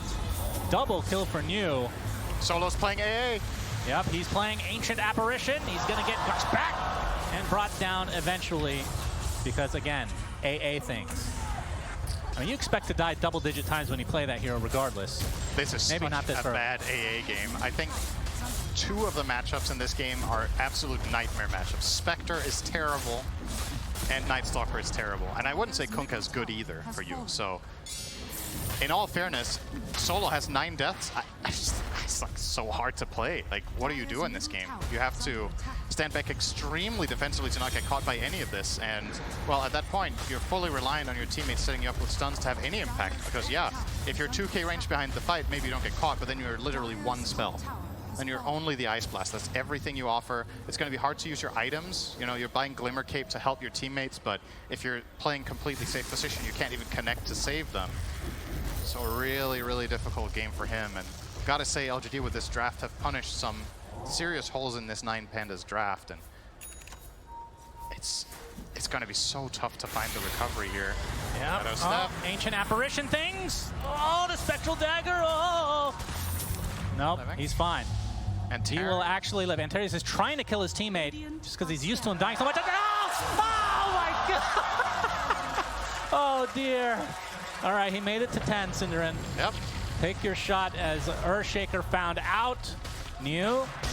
Okay, the Echo Slam is there. Kiyotaka with the Axe gives him a little bit of space. Fissure to follow, but Neo pops the BKB, and another kill goes the way of LGD. Gracious. Dire's middle tower is under I mean, the one saving grace for 9Pandas is LGD does not hit towers very well. That is true.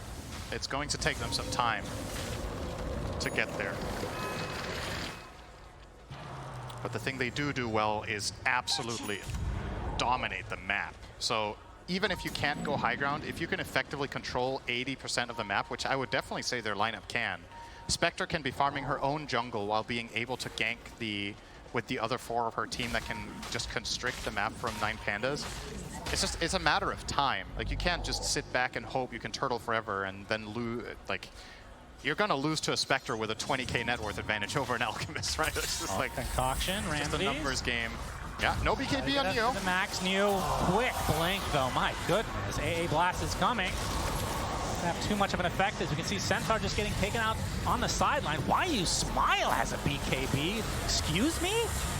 Kiyotaka dies. That's 2 dead already for 9Pandas, and Ramses is completely surrounded, trying to TP. Will actually get out. The Inkswell not activated again. He had BKB running still, I think, for a little bit. Okay. He BKB TP'd out, but again, it's not even the slightest win that he gets out, because at the end of the day, he could have also just not initiated to begin with. So this was actually a worse outcome than nothing. Yeah, there's just nothing good happening for 9Pandas in this game, really. The map just keeps getting smaller and smaller. They're running out of towers. Now, if only they had 5 shrines in their base, maybe they could heal. God, that was such a bad mechanic. I don't miss that one. Tormy is definitely better than the Shrines. Antares trying to turn into a core because he just can't trust his teammates anymore. Just a hard game overall for 9Pandas. And the lead is just continuing to go LGD's way. And we can see Roche, we won't know for another close to a minute. But you had to expect that one to be very important for 9Pandas to somehow contest. I don't know how, though. Yeah, that's the challenge. How do you get out on the map? I think, okay, so first of all, Smoke is the, oh my god. Stampede. Trying to get out of here. Nice fissure, though. Soulbind onto 2. Gonna slow him to a crawl. He gets X marked back, and Centaur's dead. Torrent Storm making good work of Kiyotaka as Ramses is caught off all on his own. Double kill for Shiro.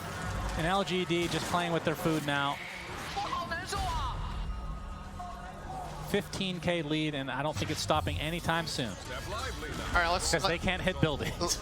let's talk possible options for 9Pandas here. I think you could try to stall for Shaker BKB so he can have some sort of teamfight impact. He's about 1,000 away. At that point, you probably complete Alchemist's Scotty as well, and I think you just smoke as 5, hope you find a good fight, and get Roche. The only way you get out on the map is by smoking. Like you have no space at all to work with. But that is not enough because you also need to find the right target. If you find Night Stalker and he gets BKB off, your smoke just breaks and you don't kill him. You have no BKB piercing stuns. Kunkka is probably too tanky if he gets any spell off in his BKB. I don't know, man. I feel like I'm grasping at straws here. Like, even if they smoke, what can they find? I think the easy answer is, as Kiyotaka getting chased now, Spectral Dagger. Desperately trying to get that BKB. Nice Psychic Headband, but... He's dead. He's done. 50 seconds on the deck. Does have buyback, but I mean, I don't think we're at that stage of the game where you're forcing that one. But I think the easy answer is LGD just has to make some big mistakes. I mean, you can look at 9Pandas' lineup. They have ridiculous AoE. Like, if they can get the jump on like 3 or 4 heroes, that could definitely be a good fight. But LGD, that's a big mistake if they even are in position to let that happen. The nature of their lineup makes that really unlikely because of the way the heroes work, right? Kunkka is essentially a ranged hero in this game at this point. He's going to cast all his spells. He doesn't even need to go in and hit anyone with Tidebringer. So let's consider him a ranged hero. Then there's Night Stalker who's flying and can go anywhere in the fight, and there's Spectre who can jump around. So how on earth are these heroes going to stack up for Kiyotaka to find a big echo? Except if they push high ground and send in multiple heroes. But I think when it's high ground time for LGD, they're going to get Spectre and Aegis, and then she's just going to hit the tower alone. So, and they can X-Mark push. It's obviously going to be excruciatingly slow. But yeah, I like this from 9Pandas. You know, you gotta try to go for something here. They definitely wanted to wait for the BKB on Shaker, but it just seems like that is not possible. So yeah, Roche not up for another 45. Of course, the teams don't know this. So 9Pandas trying to catch LGD with their pants down. This might actually happen here. Yeah, they get off the nice initiation. Hoof Stomp into the Ice Blast. On nothing to say. He's gonna pop his BKB though, and Antares ends up getting a kill onto Planet. He's gonna get Tidal Wave back and brought down swiftly, so it's a 1-for-1, and now look at the pure damage coming in from the Enchantress onto the Centaur. Now focuses his efforts onto Ramses, who's trying to take out nothing to say. This will be a pretty big kill for 9Pandas, and they'll get it. It's still a 3-for-2 with a buyback now coming out from Planet. Nice TP out.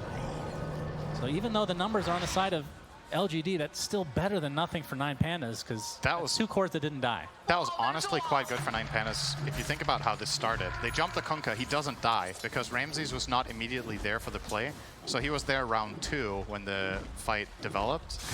He gets a kill on a Kunkka who's 7-0 and 17 before that death. So a big kill bounty for your Alk, and you got a buyback. You lost the fight 3-2, but I don't think it was going to get much better than that. So it bought your Shaker a BKB.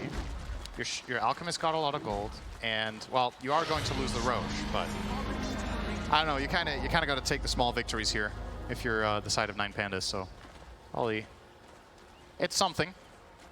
Looks like Ramses is not finishing the Scotty. He's opting to go for a Silver Edge, perhaps. At least he's eyeing up multiple items. He has quite a bit of gold. He hasn't made his decision just yet. Obviously, with the Silver Edge, has a much better chance of killing Spectre. Oh boy! But his BKB's down for 20 seconds, so if they just find him, he won't be able to do much. Yep. But he does go south. So a very unexpected farming pattern, to be honest. When you're this dominated, it's pretty rare to go and farm that camp. And as a matter of fact, it's going to work in his favor here because LGD weren't expecting it either. And now Ramses does pop the Chemical Rage. Blinking he's gonna... closer to danger. Oh my goodness, danger zone, danger zone. And LGD, they're going to find their combo, this time onto 2. Centaur's dead, and Teres looks to be next. BKB popped by New, and it's an easy double for YU. Smile is now turning into a ridiculous core on that Enchantress. And now the absolute pathetic building damage being applied by LGD. Well, they do have backdoor protections. Even so, Cinderin. Most lineups would not be taking this. I mean, yeah, it's pretty slow, but hey. Yeah, with a lead this big, I don't know what... They have an Alpha Wolf as well. It helps. AC Aura. Yeah, Kiyotaka looking for an Echo. Could actually get off an okay one, not anymore. And even if they did, it's still 3 versus 5. So second fortification comes out a little bit early on.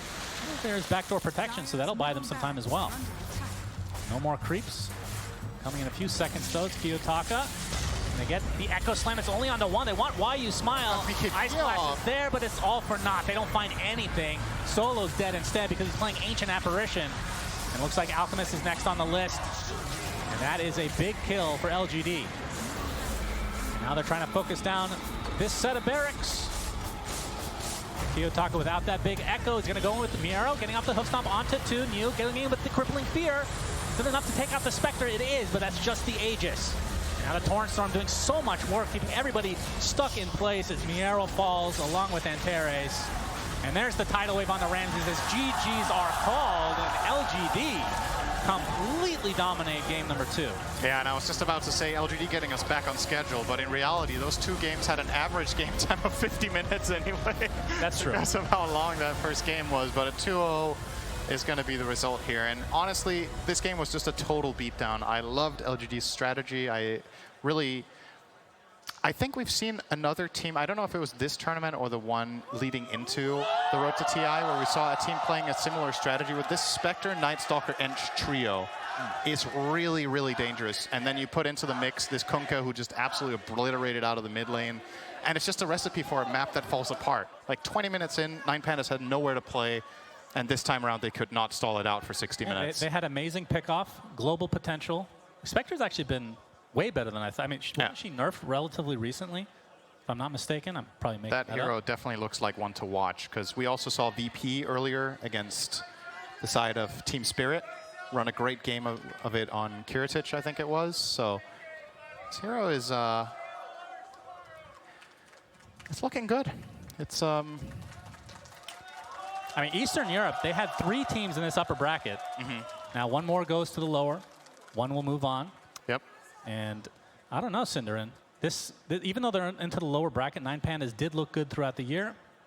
LGD, though, on another level this series. Let's go to the panel so they can try to wrap up this quick second game. Thank you so much, Sunstone and Cinderin. LGD make it a quick one for this one indeed. There was just not that much 9Pandas could do this time around in order to defend their high ground and try to delay the game that we talked about, Fear. This was very dominant. It was indeed, and I was super surprised. Like, it's going to be like the theme for me whenever I watch 9Pandas play.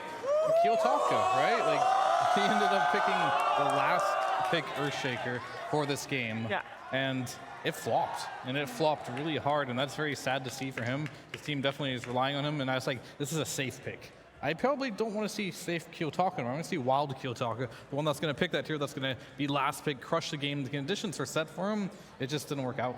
It was also a very difficult matchup for him to play, even though it was the last pick.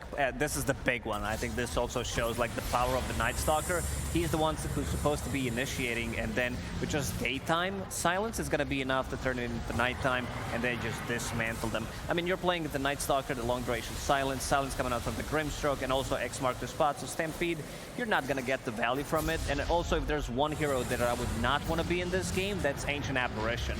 Playing against Spectre, playing against Night Stalker, providing vision, you're going to be the first one getting jumped, so you're not going to get to play the game. You won't be able to go for the targets with this blast that you want to go for. Like, this is one of the few times when they were the ones initiating into a fight, which looked pretty okay-ish. Managed to get the kill on, nothing to say, huge streak, but in the end, like, the rest of the team is going to be able to clean up. Yeah, I mean, the name of the series was just tempo. LGD brought the tempo. They didn't let Nine Pandas play their usual style of just stalling until the late game, waiting until that 45-plus minute mark for your late game heroes to come online. No, in that game 1 with their Broodmother, they took over the map. In this game 2 with their Enchantress plus Night Stalker duo, they were also able to take over the entire map. I mean, in the bottom lane, Nine Pandas did try to pressure the Spectre a few times, but they just didn't have enough damage to do it. And then anytime they overcommitted, they would either TP in their Grimstroke or they would TP in their Kunkka, and they just handled the Centaur early on. And then afterwards, that first night, Enchantress rotates top, plays with the Night Stalker, kicks Alchemist out of the lane, while also finding time afterwards to instantly rotate mid, get a kill on Kiyotaka, and get the tower. I mean, this was textbook rotations coming out from LGD. Speaking of the Enchantress there too, like I was talking about how this hero can do a lot of damage at scales because of these rotations, and she did so well that she ended up getting a BKB, she ended up getting a Hurricane Pike. She did more damage than anyone on Nine Pandas as the position 5. Yeah, there were a lot of bans going out for the offlaners on the side of Nine Pandas, and then still as the last pick we see Neo getting his Night Stalker, and I feel like, Effie, you just mentioned the story of the game. This game was Night Stalker and Enchantress, but previous game was Broodmother and Neo as the newest player on the squad, Lacoste. This guy is showing up big time. Yeah, even though him being the newest addition to the team, he really does shine. Like you can feel that they are playing really well together. They talked about it, why in the interview talked about how they need a little bit more time, a little bit more experience. And Neo, he's just shining and he's smiling on the camera all the time. Every single time you see the guy, he's like big smiles, good vibes. Well, let's see if he's smiling right now. I bet he is. Top 6 here. He's standing by, but period. Thank you, Sheeb. That's right. I'm here with New, and Helen will be providing translation services. Game 1, that was a pretty tough, long game, but game 2 looked easy. He's an offlane player playing in an offlane meta patch. Is he enjoying himself in this patch? 第一把其实打得蛮久的，也相当有一点点困难。然后我们想问一下，就作为一个烈士路的版本，你作为烈士路打这条路享受吗？还好吧，就还好吧。It's all right. It's all right. It's all right. Yeah, I guess so. Now, okay, you are pretty new to the team. How is it playing with Zhao 8, sort of managing the drafts and stuff like that? Is that like an honor? Is it a lot of fun? What's it like? 你在队伍里面算很牛，然后也比较新，跟小白一起打有什么感受？他对你来说有什么样的领导作用呢？就主要他能教我很多，就是职业的经验，包括很多打法吧，然后很多反正帮我提升嘛，反正就是。Well, he taught me a lot of experience as a pro player, and he taught me a lot of different play styles. So he helped me grow as a player. Okay, well that's fantastic. All right, and last question. There's a lot of LGD fans here in the crowd. They're very passionate. Do you have a message for them? 现场有很多很热情的老干爹的粉丝，你有没有想跟他们说的话呢？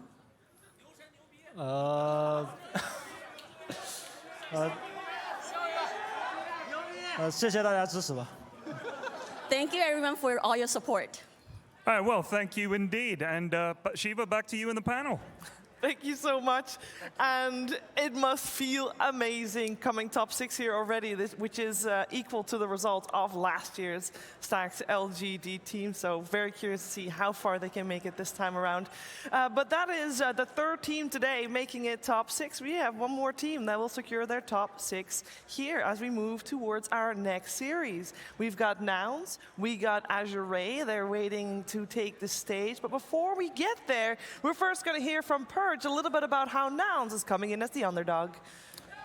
That's right, Cheever. There's a lot of underdogs at TI usually, but today so far, all the teams that we expect to win have been winning. So let's take a look at a couple of things. Last year at TI, Nouns, for example, managed to play the last chance qualifier. They won some games, but they got knocked out, and they reformed with 2 new players, Lelis here and Yamsun, on the squad now. Now, throughout the DPC season, they were consistently the 3rd best NA team behind the juggernauts of TSM and Shopify Rebellion. They got 3rd place season 1, 3rd place season 2, and in season 3, they managed to beat TSM, earning them a second place and a spot at the Bali Major. Now, once again, they earned a spot on the global stage, but they didn't manage to make it out of groups. They finished 15th, 16th out of 18 teams, and they won 5 and 11 in their groups, which wasn't so good. But a last-minute roster swap, adding Hector, helped them easily qualify for TI's remaining NA slot. And now that they're here, haters are abound. NA is a dead region, they say. NA is bad. NA is bad at math, but Nouns at this TI squeaked through with a 3-5 series result with a win against this year's best team, Gaming Gladiators. And they almost beat LGD in a match, who topped their group at 7-1. So here's Nouns, a team counted out in the past, gate kept by the NA DPC. They've got poor performance on international lands. And Tundra, the team that won TI last year, topped their group at 7-1, and they've had a handful of solid runs throughout the year. And they get to pick their opponent. And between these two, yeah, you can bet your ass that they picked Nouns. So, and then Nouns smashed them 2-0 in a huge upset to get here today with some really funky drafts. So Hector, he's looking revitalized, he's looking dominant like his old self. Yamson, he just role swapped, but it looks like he's been playing 5 for years, not months. And Gunnar is looking like the superstar mid of the past. So that is the series that's coming up. We will see if Nouns can do it once again. We will see if they can do it. Thank you so much, Purge. We should also focus a little bit on their opponents because, yes, Nouns is on a roll. But so is Azure. They are doing fantastic. And Lacoste, this is a team that if people, a lot of people just tune in for the big tournaments and maybe sometimes only for TI. They're going to be like, Azure? Yeah, what is? Who are they? Who are they? These are the veterans of the scene. You have this Somnus, Chalice, FY, and you have like newer generation of the players, especially from their position 5, Tian Ming, who's a beast of a player. He's been in top 10 on the leaderboards for a really long time. He's top 30, which is really difficult to achieve as position 5. And he's been, just really stable. He can play anything. And this team, they're like, okay, we're going to retire, then they're going to unretire. This happens a lot in the Chinese scene. And I think Somnus, maybe he's one of the guys that has like gigantic fan base, and everybody's glad that he's back. And it's one of the reasons why they like him so much, because he stomps. He's just like stomping every single matchup that he's playing. Yeah, you're saying he's back, but for a lot of people, he never really went away. He is playing his 8th in a row rotated international here. He never left, come on. There's no such thing as retiring. In Dota, we know that, we all know that. And I think this is just so funny because this team was literally formed because they were all chilling together and streaming, and then they were just talking, hey, this meta looks pretty fun, why don't we try making a team together and playing? And then they just went into the DPC and they qualified for the Volume Major, and here they are at TI. It's that easy. It's so fun to watch. And they came top 8 at the Bali Major. Normally there's a little bit of a honeymoon period, Fear. Well, usually, yeah, if a team is going to do well, it either starts off right away and they do super well, or it takes time and eventually they become good if you have the resolve to wait that long through bad results. But this team, as soon as I saw them play, I was like, wow, they're good. And I thought, Somnus retired, FY, I haven't heard a lot around him. Like, these guys, are they taking this seriously or are they just playing for fun? Because we see that a lot of times, and they just come out and they look like they're in top shape, especially Somnus.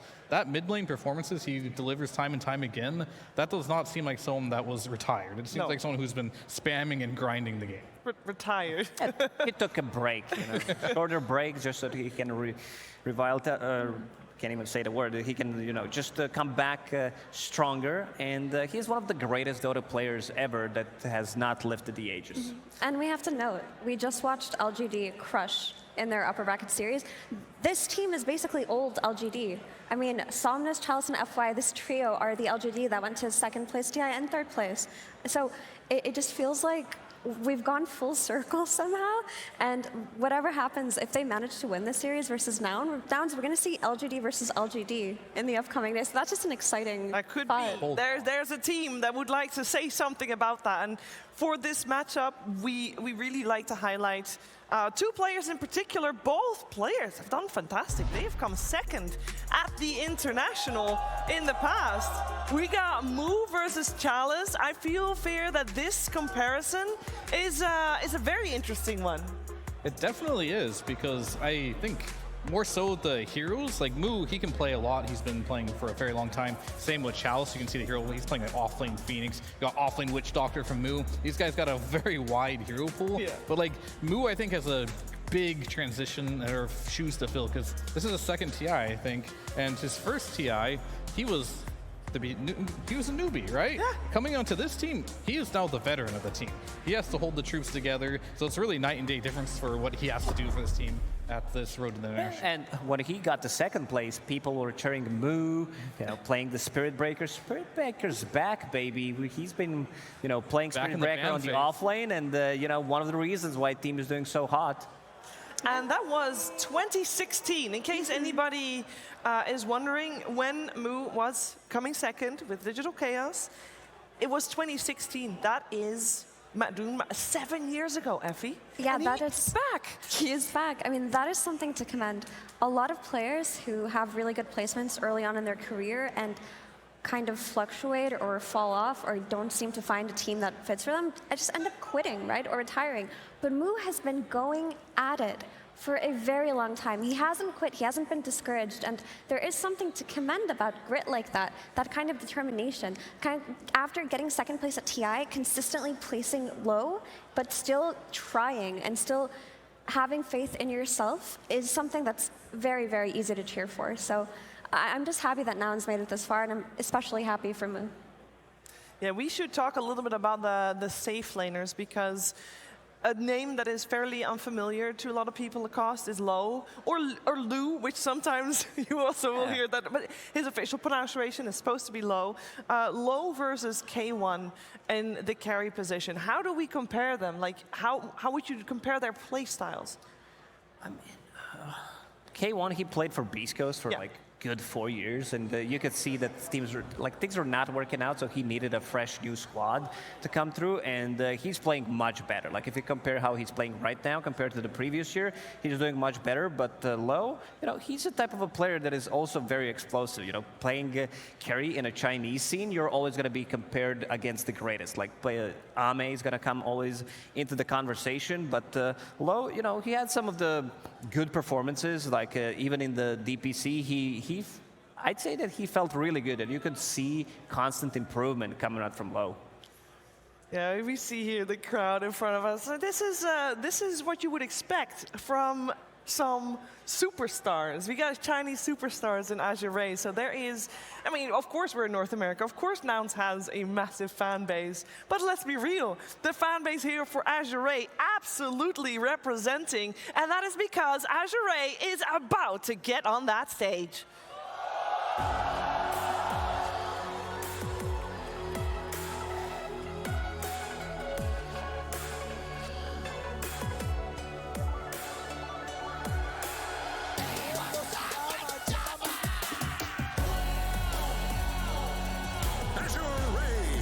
We got Low, we got Somnes, we got Chalice, FY, Tianming, and of course Coach Lana, must not forget, and the crowd absolutely adores them. They would love to see them moving forward to that top 6. This is a crowd favorite, but guess what? North America representing, ladies and gentlemen, it's Nouns.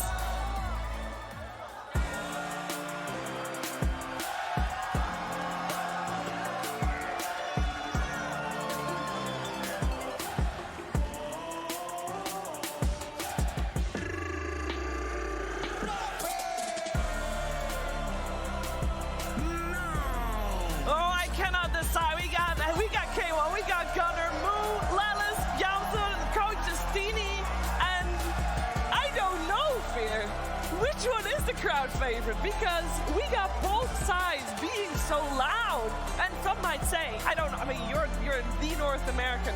Is this the North American squad? Because there's a lot of North American teams with Europeans in it. This one, though, not the case. This is definitely the North American. The North American squad. We've got the most players that play in the region consistently throughout the year. Sure, there's a couple South Americans on there, but guess what? They play on our servers. They scrim with us all the time. They can be honorary North Americans, no problem. No problem. And I don't know, and we're going to hear loud cheers. I want to know this time, because Lacoste previous series, you promised us bloodbaths. And yes, we did have some of those. But it started off a little slow. I really want to hear them roar. So I want the bloodbath. Are we going to get that? I hope so. I mean, the previous series, especially the first game, was a little bit on the slower side, but seeing how Azure Ray plays, and also Nouns, when they're off to a great start, they're not going to let go. So, you know, hopefully it happens in this one. Yeah, and we saw some really interesting drafts coming out of the last years. We could be seeing drafts that are just as interesting here because, I mean, Nouns did bust out their offlane Witch Doctor, their mid Ogre. They were doing some exciting things, and I mean, Azure Ray are also no stranger to experimenting because when everybody was drafting the same mid-heroes during the group stages, they did break the mold and they did do something new, and they brought us the mid-OD and they brought us the mid-Necrophos. So this series should be a drop of fresh air here. Yeah, we talked earlier about Somnus being the veteran mid laner here in Seattle, and he is the oldest mid laner. That's just statistics. He's the oldest mid laner here. On the other side, you got a first timer, not the youngest, of course, that's Kiyotaka, but Gunnar, his first international performance, his first road to the international performance. How do we feel he'll do up against the ultimate veteran, Veer? Well, Gunnar's a really fun player to watch because like he's one of the players that's either going to just dominate the lane with something new and be like super amazing, or he might have some inconsistent games where things get a little rough. But I think his laning stage is really good, but he's very explosive, and that reminds me a lot of Somnus as well when he likes to play the game. So this matchup is going to be obviously a big test for Gunnar, being on the big stage here, playing against one of the big names. Formidable mid laner here. Very curious to see how he's going to do, but I think he'll be fine. This guy's always calm, cool, and collected every time we see him play and just talk to him. So I think he was kind of built for this type of thing, and he's been playing for a long time, and I think now is his time to shine. Yeah, when they played up against Tundra, of course, Tundra is considered to be one of the favorites, or was considered to be one of the favorites here. They 2-0'd them with two, I don't know, could you call them cheese strats? No. Not necessarily. I mean, it's been seen before, you know, it wasn't bought out of nowhere, so. Yeah, I want to add something on Gunnar as well, because he's one of the players that like knows the most mechanics about the game. I think he's on like Tundra level, and maybe one of the reasons why they managed to beat them, that this like just you wake him up in the middle of the night, Gunnar, he's gonna know pretty much every single thing. If you need a beta tester, like Gunnar's gonna do it. I don't know if he's gonna do it for free, but my man, he knows everything. Because when he was working as talent, I was really impressed, like how many things he knows, and he's just like testing everything and knowing all the interactions and knows all the cool stuff. Like everything that happens in the pubs, he knows all about it. Yeah, it's because he just is so willing to experiment with hero picks, and he does not stick to the meta. He's never been a meta slave. He always breaks the mold. If you watch a stream, he was one of the people running mid Marcy back when nobody believed in that hero to be mid. He consistently tries to innovate something and bring it into the meta, and he kind of gives off Thompson energy in that sense, right? He's always reminded me most definitely. I mean, he also has a couple of these niche picks that he's gonna use from time to time. You know, when there was Ember meta, he was also playing a lot of Lone Druid, the old Lone Druid, but still, this hero feels very unutilized, I would say. I feel like this hero is super strong, and if the game allows him to pick it up, he's gonna definitely get the hands on Lone Druid to just dominate the matchup and dominate the game with it. Yeah, I would like to give some limelight to one of the it's not player, the coach in this case, Lanham. He is one of the people that has been at almost every international. He only missed one. He only missed TI7, and this is only his second as a coach. He's been a player for all the other ones. It is fantastic, Veer, to still see him on top of his game. Yeah, of course. I mean, he was very interesting. He was super fun to watch, right? He had some interesting item builds, and he was always known for his aggression and how he'd build heroes. And now he's bringing in fresh ideas, moving in as a coach. And I love it to see when people have the determination to just continue to stay within the game that they love, which is Dota 2, the best game in the world. Loving all the glasses here in the crowd, or I mean, glasses, quote unquote. For Lanham, I also remember he used to have a victory sweater that he wore for a long time. It's a random fact, sorry, but I am curious. Is it like do players have superstitions when it comes to Tumberman shorts? Yeah, I mean, I guess so. A lot of people have it. It was slice. boxers or something. Yeah, well, no. But his lucky thing was that he took off his pants to play in his boxers. Oh, there you go. It wasn't still a superstition. Yes, Tyler with paper tissues. I think in any kind of competitive field, whether it's esports or regular sports or anything else, there will always be some form of superstition or pre-game rituals that a lot of the competitors partake in. But I mean, I don't know if anyone on Nouns has something like that. I don't know either. I do want to point out that the coach on the side of Nouns is Astini. A lot of people would not have been familiar with him, apart from the fact that he was, of course, talent at the Lima Major. So a lot of people got to know him then. And this is his first performance here, so he's up against the most veteran coach versus Astini, the newcomer coach. But he's been with the team for the full year, Lacoste, and he has definitely had some good impact there. Oh, most definitely had a chance to talk to him during the Lima Major. Guy knows what he's talking about, when we're talking about predicting the picks, listening to his ideas, like just listening to people who are very smart about Dota opens up your own ideas, and you manage to grow. And I think he brought a lot to the team. He's also, relatively old school when we are talking about the Brazilian scene, because he played for Midas Club, Hokori, No Ping Esports, Furia as well. So he has a good competitive background, but also, a type of a player / coach that is willing to learn and adapt to the new things. That's contradicting right there. Well, no, they got their bases covered, spreading the odds there. It works out. We've talked about every single newcomer apart from one player here on stage, Jamson. For a lot of people, an unknown Fear. Yeah. North American player. What can you say about him? Yeah, the last time he played on this stage was the Last Chance qualifiers. Yeah. But he was on, I believe, wildcard at the time, but he was playing carry.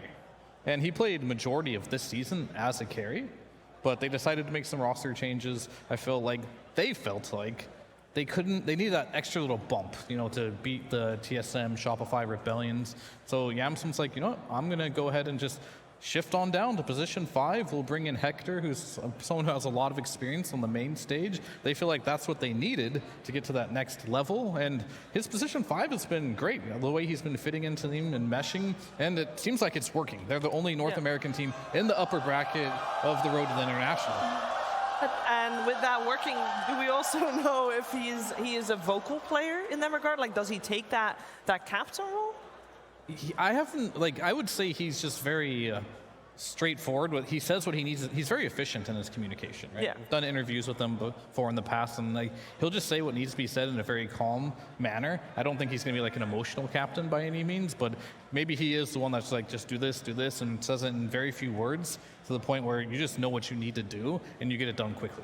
Yeah, we have Nouns playing with Hector, Effie, and it is it's a very interesting story that he's had this year. Yeah, I've just been itching on this chair to highlight Hector here, because no one in Dota farms the way Hector does. I mean, he's famous for it. He's famous for his farm speed. He's famous for his ultra late game playstyle, and he was also a bit notorious in the past for neglecting his team in favor of his farm. But I do feel like he's worked that out through the years. But it is quite the interesting story, because you all may know him from his time playing in Beast Coast. I mean, he was a Beast Coast staple. He was their carry, but they benched him. At some point, they had disagreements. They benched him because they wanted a player who played faster. They wanted somebody who would join fights more, and that's when they brought in Parker. But Beast Coast did not make it to the main stage. Let alone upper bracket. Let alone the upper bracket. But here, Hector is, after being kicked, after being shamed, he's proving everybody wrong. You say that I farm too much. I farm just enough. Thank you very much. And farming is a way of life. It is a way of life. He's been studied, during his prime, when he was considered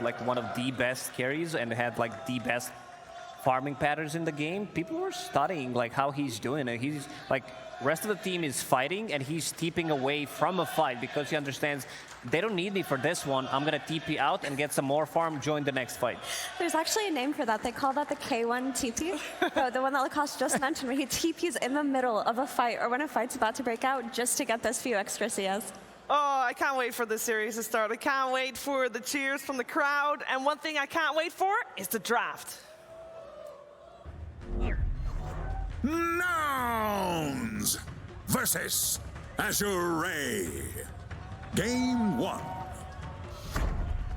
And definitely don't have to wait for the draft. Gonna sit right here. This is where it's right here. We got Azure on the Radiant side. We got Nouns on the Dire side.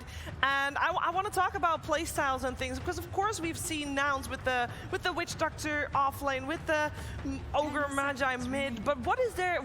How would you define their playstyle, Fear? If someone comes in, they haven't watched the group stage as intensely as we did. Like, how would you describe what Nouns is like as a team? Experimenting is the best way. Experimenting. I mean, they only have a 50% win rate right now, so they do have a lot of losses. Yeah. But when they do win, they're winning with a lot of different things. When they lose, they're losing with different things. There's not a lot of like similarities. I will say the one similar thing that I have seen from them is Hector's hero pool with the Chaos Knight, with the Naga. I believe he has 2 games on both of them with a 100% win rate. Everything else he's played, it's been only one time, most of them losses. And if you were to do the same for Azure, how would you describe their playstyle? Because they've been winning a lot. They've been doing good. I also think Azure is a team that has a lot of flexibility. We saw Chalice's hero pool. He can play whatever he wants. Same with Somnus too. Like we see him last picking ODs to crush the lane, or it can be that stable playmaker for the team as well. So I think both these, but I think they have more of a consistency on Azure than Nouns right now. And just the way that they draft on Azure is typically they do try to get Somnus' hero in that very first phase. They go for some Primal Beast, some Kunkka, an Earth Spirit, anything that they can just open up the draft in a stable way they do. They don't hold out his last pick like we see some teams like 9 Panda do. So that Doom ban is very, very good because Azure are one of the only teams that you have to be afraid of this position for Doom coming out of FY. They open up with the Treant Protector after banning out the Ancient Apparition here for Azure. Yeah, because they play a lot of these healing heroes, not just Treant Protector that they just picked. They also play Pugna, they play Necrophos as well, and we've seen the rise in popularity of this Skywrath Mage. We've seen this hero being first phase, we saw him being last picked as the 24 picked in the previous series, because it does allow you to kill some of these like tanky heroes. Sometimes you lack damage, but the increased magic damage that you take from the Skywrath Mage and having the burst potential. And also, most of the offlaners nowadays have stun, so you're gonna have someone in the lane to play with and always have this burst combo to go and get the pick off on the map. Yeah.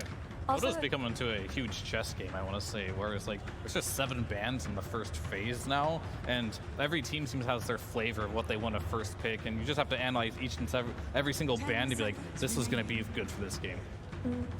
I think that the way the draft order just exists now makes so much variety coming out of the second phase. There's no way you can prepare for everything. There's no way you can prepare for every scenario or situation. So you can always see these surprising heroes coming out, which is great for a time like TI. But just to add on to the Skywrath Mage, when you have a Treant Protector, his living armor placed on these tanky Heart Blade Mail heroes is so difficult to deal with. So if you have an insane amount of magic damage to negate that coming through Skywrath Mage, that's a very simple and fundamental way to play against Treant. Someone was very excited about this Bristleback ban. I mean, I thought that may have been showing up in the first picks, right? We've seen it before. It's looked really strong, so it's out of the game now.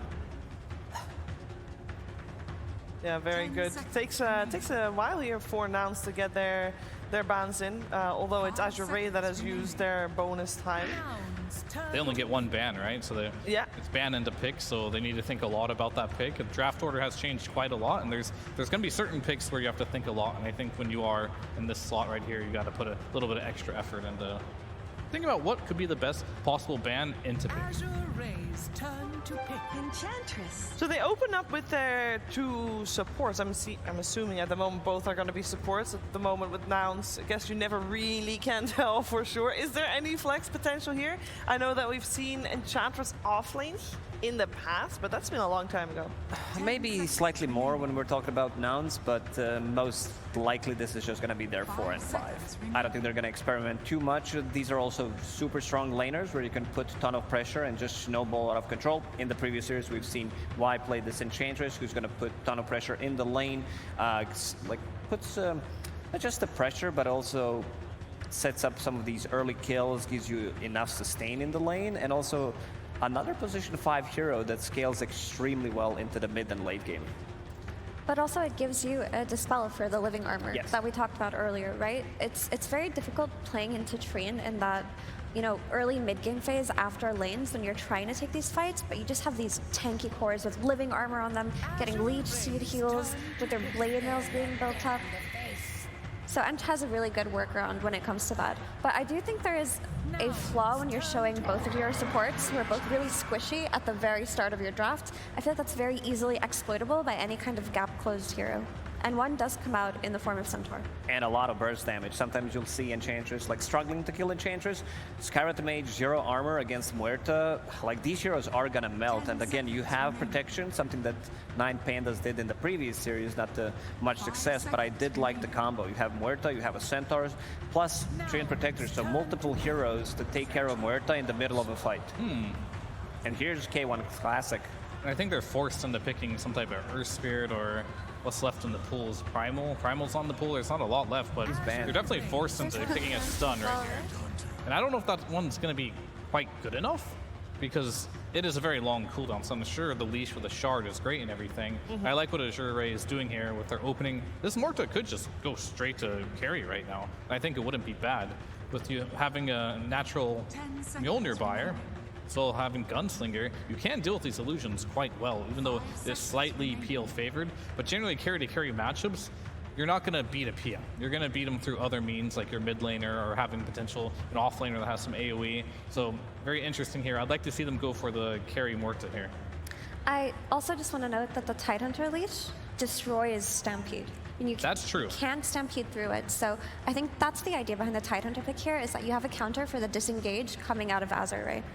They just are low on like someone to play a Skywrath, right? To just use those Mystic Flares and get those kills, which will probably come from Gunnar through the mid lane. Most likely this is Mu, Tidehunter in the off lane. Definitely K1 on his PL.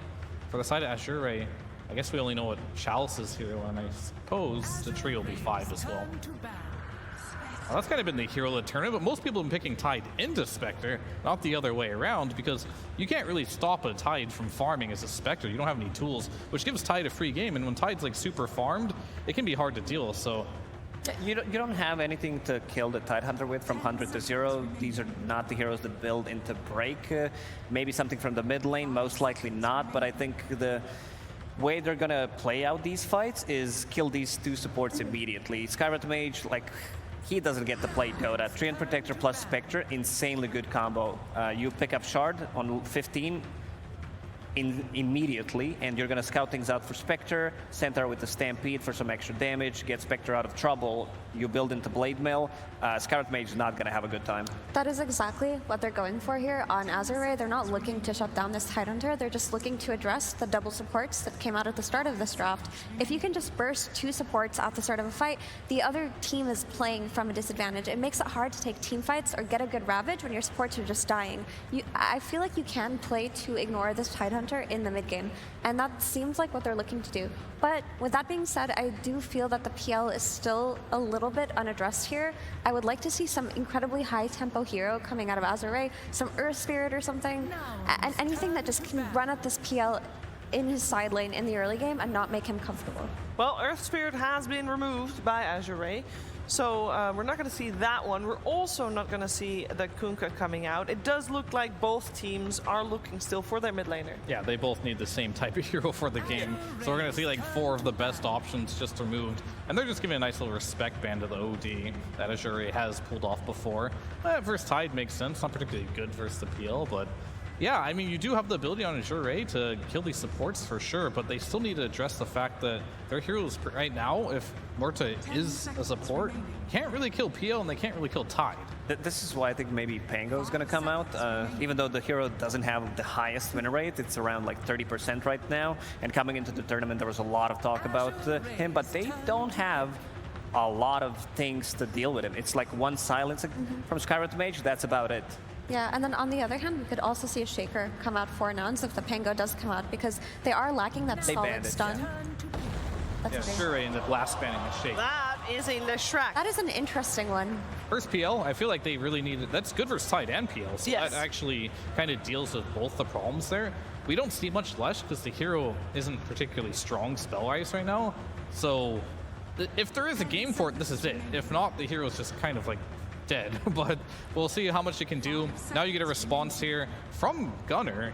He gets his pick of the litter.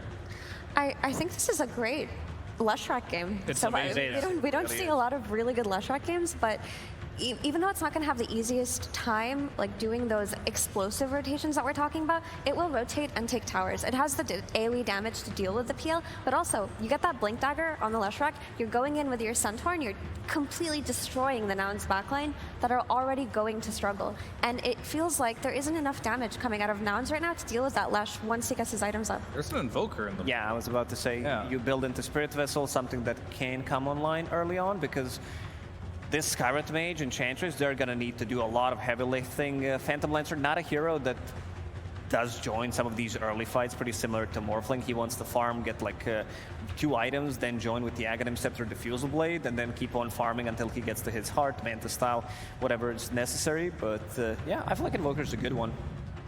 Ooh. Monkey King. If anybody has been keeping track of Gunnar's games, he's been playing a lot of Monkey King recently. And then when I say recently, I mean this past week here in Seattle in his pub games.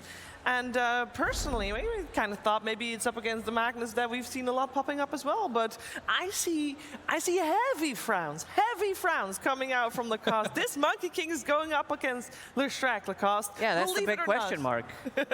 I've not seen this matchup, but knowing Leshrac against any of these melee heroes, he's going to need a lot of supports rotating to the mid lane to be able to do something. And we talked about coming into this series, that mid matchup is going to be the one to look into. Because it's Somnus against Gunnar, Gunnar's first TI, Somnus a veteran player, and he knows these matchups. So a little surprised that they decided to give him like matchup like this. I think the good news for this Monkey King is he does have Enchantress and Skywrath Mage, which are 2 of the best supports at playing around that mid lane. I mean, if they can play around this Monkey King and give him a game, because the matchup versus Lesh is not easy for him, Monkey King does a lot for them. It's a Silver Edge builder, which they desperately need right now versus the Spectre, and it's a stun that they need to pair up with the Mystic Flare. They didn't really have a way to take advantage of Skywrath's burst, so Monkey King is one of the heroes that can do that, but he needs help to get there, and it's going to take the help from the side lanes. Like, he will be actively siphoning resources into the mid lane. So this could be a great decision or a terrible decision. It means that you're leaving Moo and Hector K1 a little bit more on an island fear. Is that something that Lose versus Spectre, it's fine. So basically, when you move a support, you oftentimes force enemy supports to move too, which will force 1v1s. And Tide, he's fine for Spectre, 1v1. And the other side lane, well, you're going to have some issues with PL versus Centaur, but at the end of the day, you're just going to hit creeps and farm. Pretty much everything that was said about the Monkey for the laning stage, I think they feel like it'll be okay, but it's really great in the game because Leshrac isn't a mobile hero. So you drop the Wukong's command, get him trapped in there, you just hit him, and should be good.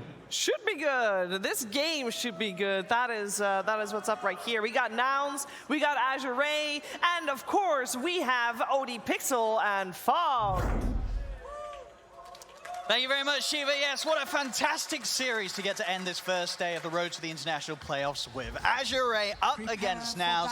Fog, what do you make of the lineup? That last pick, Lesh, coming out seems pretty solid, but I'm excited to see what Nouns are going to be able to do with this Monkey King. Yeah, I mean, Gunnar, they said on the panel multiple times, he's been playing a lot in the pubs. He's been doing his style of his Radiance and stuff like that, even Octarine Manta. So it looks like they're going along their comfort. And that did work for Nouns, right? This worked for his Tundra when they went for comfort, but this definitely feels quite a bit harder. This last pick feels like it's an amazing answer versus the PL to have the answer for that, and also just a great lane. So yeah, we'll see if Nouns is going to be able to deal with the pressure. I mean, for sure, because that's the thing, right? For Nouns to pick this into that matchup, into that Lesh match up in the mid, that's going to show a lot of confidence from Gunnar. You don't do this unless you're 100% sure that it doesn't matter about the lane, you're still going to be able to pull the game out of the bag. And I did hear, like, you know, Fear was talking about it. Yes, the immobile aspect of the Lesh could be the reason why they're looking at the Monkey King, but now I'm looking and I'm like, there's going to be a tree living armor, and then there's going to be Stampede as well to protect this Lesh in a lot of functions too. So it does feel like Nouns has their work cut out for them. I do believe that the supports are going to have to be active, make those moves around. Could see perhaps the PL suffer because of it, but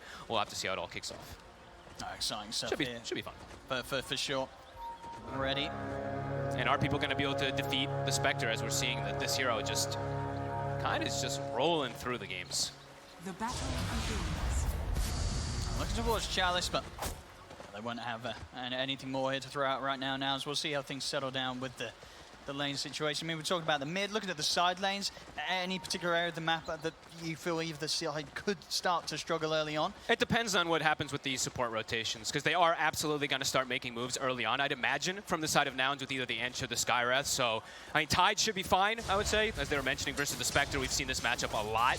I think the PL is the one that can suffer. So, probably these carries, as it tends to be the case, do start to get slowed down a bit when we see the rotations. But we'll have to see. It all kicks off. Yeah, what do you think it was about Nouns that kind of made them go for this direction where they did get that PL drafted, third pick in the draft phase? He saw a game where there's not really much answers for the PL at all at that point, right? Yeah. When he saw the actual game state. But then the Lash comes out, and it's a totally different game at this point. Yes, you can build these Mage Slayers and pipes and whatnot, but it's still an excellent matchup for the Lash at all times throughout this game. But that's the thing, they must have anticipated that the Lash was going to come. You don't think they forgot? We'll have to see. I mean, if this is the concept that they had, if it's they were like, okay, if they pick Lesh, we're gonna, we'll have like this. I don't know. It just looks strange when you have this Monkey King. But Gunnar, as we said, during the pubs and stuff like that, that's what he's been confident with. Just definitely not going to be an easy matchup for him at all. No, I think a couple of the pub games that I caught him playing the mid Monkey King, he was in much easier situations, like a game against a Shaker, like a melee. Storm, yeah. Even for these lower ranged heroes, you can do all right. But against a Lesh and against a Somnus Lesh, it's not going to be easy. And we're starting to see that already on the CS. Somnus getting the early advantage. At least you can dodge a little bit, right? I guess that's the one thing about the melee matchup versus Lesh. When you're Monkey King, you have mischief, so you can always dodge a couple of these lightning storms and stuff like that. But yeah, it's always going to be advantage for Somnus, as we're seeing. And all three lanes, first few waves, definitely looking good for the side of Zero. And that PL definitely is struggling. I think this is the lane I'm looking at, where K1... It might not even, Yamson might not be able to actually leave up here. He might actually just have to stay up here for K1. I think so, unless K1's just going to be forced out of the lane pretty early, and it's never fun to be in that sort of situation as a PL. It's going to take a lot of time for him to recover if he can't get much in this lane matchup against Chalice and FY. No, absolutely. The thing about PL when you're playing versus Centaur, even before Centaur was this big of a beast of a hero, you have high base damage and you have explosive burst early, which for PL, it can always be a problem. And you have AoE control for the illusions and stuff like that as you get to the further aspects. So now we'll have to see what the recovery comes from. Lanes, yeah, definitely look quite dominant. And looking to continue that way as well. Yeah. But Moo's still going to have this good time, right? Because we've seen this so many times now. The Meteor Hammer rushes. He's going for what looks like a little bit more aggression. He's actually going for the boots early on. I think I've seen almost every time it's just straight ring right into that Meteor Hammer to apply pressure onto tower. But see if that pays off. Sure, I mean, because against the heroes, this Spectre tree lane... Can't get aggressive. I mean, you're not killing these heroes, right? I guess maybe just to... it's curious, I'm not sure. And maybe, if anything, just to allow him the chance of running away if Lo and Tianming actually get aggressive on towards Mu early. Yeah, and then I guess if Lelis is making moves around the map too, he's got some way to escape too, but... Yeah, Spectre, 19 last hits, not really missing much of anything. Yeah, it's pretty much free farm on all three lanes here so far for Azure. But, maybe part of the plan for Nouns, with this draft, do you think you're going into this game being like, you know what, lads, we're going to struggle in the lanes? Probably, I would imagine so. Yeah. Even though the Spectre picked into the Tide Earner, they probably look at that and they're like, yeah, this is good for the Tide, but the other two lanes, absolutely, we're seeing the repercussions. 19-6 up on Chalice. It's going to be a very early Vanguard. They've got to be careful up top soon. The amount of burst that they could surprise the PL with could be a little too much for K1 if he gets caught in that setup. And they have a very early aggressive draft, that's the thing too. Besides this late game aggression that Azure has themselves set up for, their early aggression of taking towers is absolutely there. And collapsing on heroes super early with Spectre, they have the ways to make these moves very early on if they do get an early advantage in the game. And yeah, lanes continue just going in their favor. And for Nouns, a lot of pressure is going to be on Mu, rallying with his two supports to make the moves, because if Gunnar does want to go down this kind of Radiance Octarine route that we've seen him do so recently in the pubs, it's going to be a lot of greed, a lot of time that Gunnar and K1 need, and a lot of space in the map that Azure might just not give them. Yeah, I think Gunnar might have to take a step back, and maybe he does go down like that Mage Slayer weird, like Echo Saber disassemble Mage Slayer or something, so he has an answer for the Lash to enable his PL, but we'll have to see. Depending on how he feels about it right now, a lot of skill points saved up for Gunnar.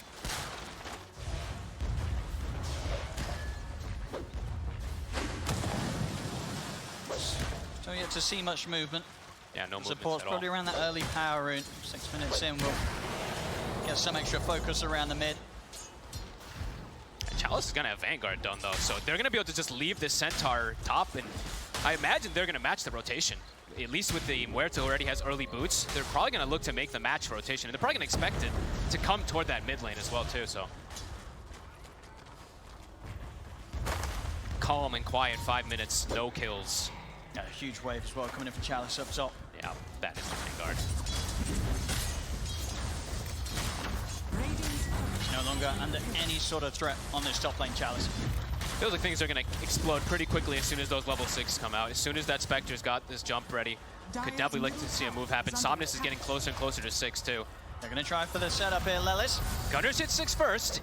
Somnus, caught by the Ancient Seal here. Backup coming in from Yams on the other side. They've turned with the Boundless Strike, taking him down. Nicely done. Now they bring the 2 supports. You get that very late on, 5 minutes in, first blood for Gunnar. Perfectly done. And it's running the catapult wave with the Centaur, so they're actually going to get pretty significant amount of damage here. They didn't read the move. I mean, where was the response? I feel like Azure Ray, they just didn't give any sort of help to Somnus there. They left him on an island completely on his own. A really good hit. Look at this tower. I mean, especially a lot of damage. Yep.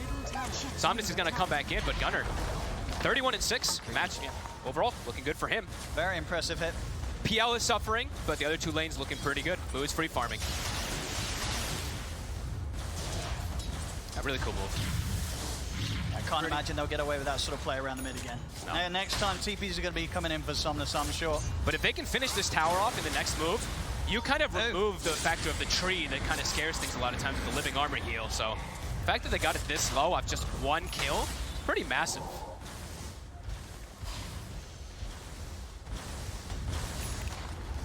Yeah, Moo looking super strong down here now. He's got his phase boots out as well. And he's doing, very different build than what we've seen. Collapse, we even saw him do earlier the same build of the Meteor Hammer. Moo going a different route. Yeah, they'll group up and go for him. Somnus comes in with a rotation. They'll look to go for Moo. And in the meantime, they denied a rune. Yamson actually with the Hellbear Smasher was able to get that one away. So FY, not going to be able to pick that one up. Some low-level supports perhaps coming out from the side of Azure. And they do finish off the mid tower. So 7 minutes in. That's an early for a monkey. Mid-monkey versus Lesh. Against a Lesh. That's pretty huge. And he's going to be showing his build. So he looks like he's going to be going down the Manta route.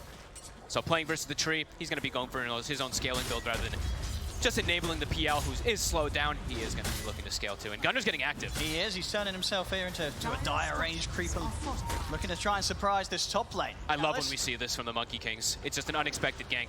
I mean, Chalice is about a creep away from having the XP for level 6. Oh, this no is perfect. Stampede available at the moment. They're going to get full commit here pretty much. Backup comes in from FY, lays down the Rebels. They're looking to turn, they're looking to burst. Too many numbers. They turn on the Gunner, taken down. They might even get more level 6s in. Stampede's at the ready. Azure Ray, they punish the move here this time round from Nouns, as this time they are very, very well ready for that move. Looks perfect at first when Gunner's coming in. Centaur not quite 6. Quickly gets turned. 5 heroes turn up. Spectre does hit the 6 as the go's happening. 4 earned charges instantly acquired. A blessing. He's going to be able to have that sustain and that extra offensive output if any other opportunities arise. Big strike back, 4-1 now. Mid tower still was brought down very early on. FY perhaps in some trouble. Looks like he's getting trapped by a little tree ganking him. Tries for neutral deny, not quite able to aggro them in time. There's the way of Lelis. Gunner and Lelis, they'll look to clean up that stack as well. Top lane. K1 is jungle. He is really struggling, and they're putting so much pressure onto him. Spectre is able to get a lot more free farm right now and can always join in too. That's the thing about this hero. He's always going to be able to jump in and perhaps get these extra kill setups onto the PL and find the real PL as well too with the dagger. For sure, especially nowadays with this ridiculous low cooldown on the ultimate, 60 seconds. It's back up, he's ready to go again low. Yeah, it's going to be a slow recovery for K1, that is for sure. I mean, for now, are you going to be get back on looking for aggressive moves, or are you just trying to sit back? You probably still look to make aggressive moves with Gunner. I don't think you want to just sit back. Yes, you have PL, but you're playing into this Spectre, and we've seen what this hero can do when you get farm. Even without farm, this hero's pretty insane right now. So I'd imagine we're going to see Gunner still look to be active to get that space for K1. Otherwise, they can just put free pressure onto him. Hello, he's getting involved again. More and more. Tianming finding Lelis in the jungle. I mean, these supports are, the panel said it, right? These supports are going to struggle, especially if Spectre has a good start. It's always free kills onto something like Skywrath. Enchantress a little bit more difficult, but Sky is just moving. And they have great scouting outlets. Like this Treant Protector in particular with the Spectre is always going to give that info. things slowing down a little. Gunnar is getting, maybe finishing up one item here, getting these neutral items picked up before he looks to get a bit more active. Still holding on to the tier 1 mid very nicely. Yep. Nouns. Not a lot of damage being able to be done yet by Azure on the push. And who's actually going to go down the Blade Mail route on the Tide Hunter? So rather than going for pipe and damage mitigation and stuff like that versus the Lesh, I guess he's going for Lesh's uncontrollable damage. I'm just going to run into him and try to bring him down and stuff like that. We'll see if it works.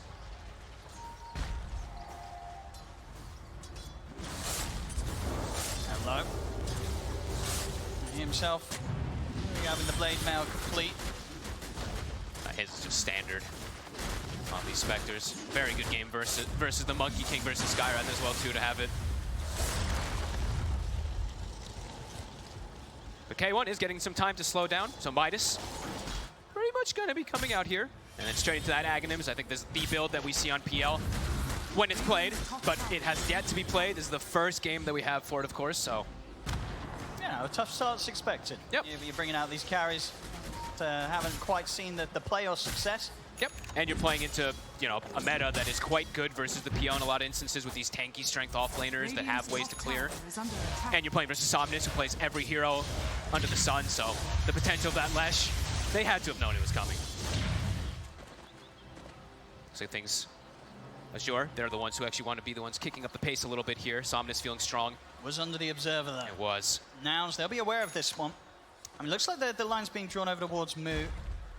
It's a hard kill anyway. Obviously, Nouns, they're aware that this is coming in. And if Azure do try and force something around this bottom tower, high chance that Nouns could look to turn. That doesn't feel like a very high value kill for them. Yeah, they kind of swept down bottom, but they're back over towards the mid. And looking towards Gunnar. That's the maybe big kill. With sort of the jumping and potential of low, they can try something, but Nouns, they're playing careful with their positioning, and Lelis and Yamsen, they're there ready to help out if Gunnar is to get jumped around this portion of the map. Now that they know the smoke's one off for Azure, Nouns, they'll look to hit back themselves. They have to get the connection perfectly with the Ravage and Skywrath Mystic Flare. That's their only real early setup unless the Monkey King is there to have it.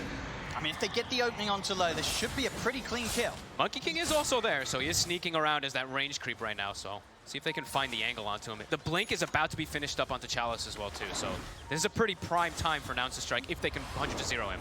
Well, he's going to show on the tower. DP's going to start to come in. They'll look to burst through the Spectre immediately with the setup of the Ravage into the Mystic Flare. Stampede pop. Still alive. They didn't have it. Low's perfectly fine. He's ready to turn. The dagger across. They brought down Gunnar. They'll take down Mu as well. Underneath the tower. Low survives. Yamsen also to fall here. Somnus catching him with the stun. Azure, they put a complete stop to the attempt there from Nouns. They attempt to throw everything down onto low. They didn't do the mass fog. It wasn't enough damage. Honestly, the Seeds of Serenity, not just the, you know, it gives 150 HP and health. He got it off actually on the floor before they actually got all the combo off, so he gets extra health regen and everything going, and they were quick to react. I mean, that's got to hurt, right? That was a big commitment from Nouns, and it gets them nothing. Like, look, he's just standing under the heal. He has 22 HP per second, has a full wand, gets healed up, and then Stampede resets everything. They were very ready, and now they're going to likely get this tower. Gets denied, so at least there's that silver lining there for Nouns. But that's their Ravage play, and they get completely turned on. That's going to feel rough for Nouns. It sure is. Very much means that any sort of opportunity like that where they could maybe go for the Spectre, it's probably not happening again. Oh my god, FY. He has an Atos already. Wait, what the? That is super early. Okay, well, extra forms of catch versus this Monkey King and PL and it's gonna be potent. This is gonna be strong. You know, Gunnar, he's obviously still on the way towards the Manta. He's not gonna have to dispel yet, so. This is gonna be very annoying, the fact that he gets it this early on, and where it's overall, when you're playing it as support, you're pretty squishy. Now you're not. This 300 HP you get from it too. It's pretty problematic for them to bring down FY. Very farmy game it feels like it's gonna turn into here for Nouns, while for Azure, they can constantly look to make these punishing plays around the map. I mean, K1... This Blink Centaur and everything, they can look to just keep making moves. K1's making the recovery. Okay. They're second highest, sort of in the top 3 at the moment on his PL. What's he going to be able to do, though, even if he does get the farm, because he's playing into this Lash, this counter, he's playing into the Spectre, who's going to be able to get this Radiance build up also versus PL, so we'll have to see what he's going to be able to, even if he gets to that farm, because it does feel like they are starting to build up quite a bit of answers for him, even after that early game slows him down. And they're going to find K1. They've got the setup here with the Atos into the stun, the pushback of the fear. K1 will get the doppel off. Oh, the overgrowth is late. But he's still taken down by the double edge of Chalice. Not a chance here for K1. Azure making these moves, and we saw earlier for Nouns, and as it will continue to be, Azure, their 3 cores, I don't think you're bursting any of them. No. If you even get this set up with the Ravage, the Mystic Flare, taking any of these 3 heroes right down from 100 to 0, it's probably not happening, Fog. And it's easy for them to make these type of kills happen with their Spectre, with their carry getting involved constantly. On the other side, on Nouns, feels like they really do need multiple different ults in order to try to get a setup of kill. And even then, sometimes they might not be able to have the damage to bring these heroes down. Game does feel like it's pretty complicated for the side of Nouns. Farm still solid for Moo. He's going to get very tanky very, very soon. 2,500 gold in towards the heart on top of his phase and blade mount. Okay. They're getting tankier and something. I'm just worried, like, where's the damage going to start to come out from at some point to be able to bring these heroes down? Because as we saw there, the Spectre already tanked through everything once. There's going to be more layers of tankiness that comes in. Living Armor, the Bloodstone's done on the Lesh already too, so... They're definitely going to need, I mean, even when they have Aghanims, they're going to need that next +1 item on K1 before he's probably feeling comfortable at all to look to join. Yeah, they're going to just have to try and stall it out. Yeah, that's what it feels like. And whether that's going to benefit them against the lineup of Azure, who knows? We'll find out. We'll have to see, because it really does feel like Radiant Spectre, right? Radiant Spectre versus PL feels pretty damn good.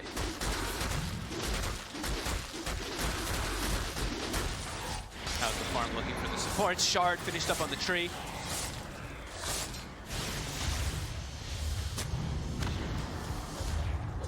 Still being able to hold onto their mid tower though now. It's not an area that Azure have bothered to put too much effort into pressuring.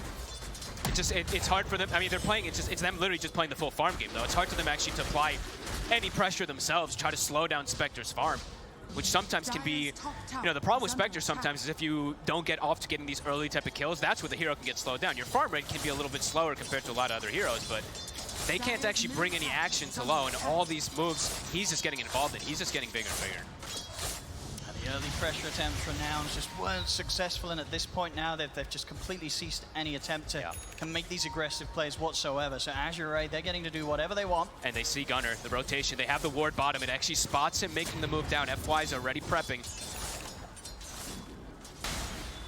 Yeah, he's straight out of there. Yeah, I mean, they know they can't fight into them right now, Nouns.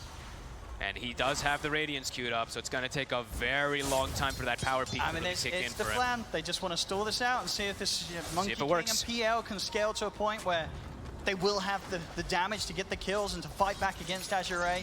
It's going to be a lot of heavy lifting, it feels, from Moo.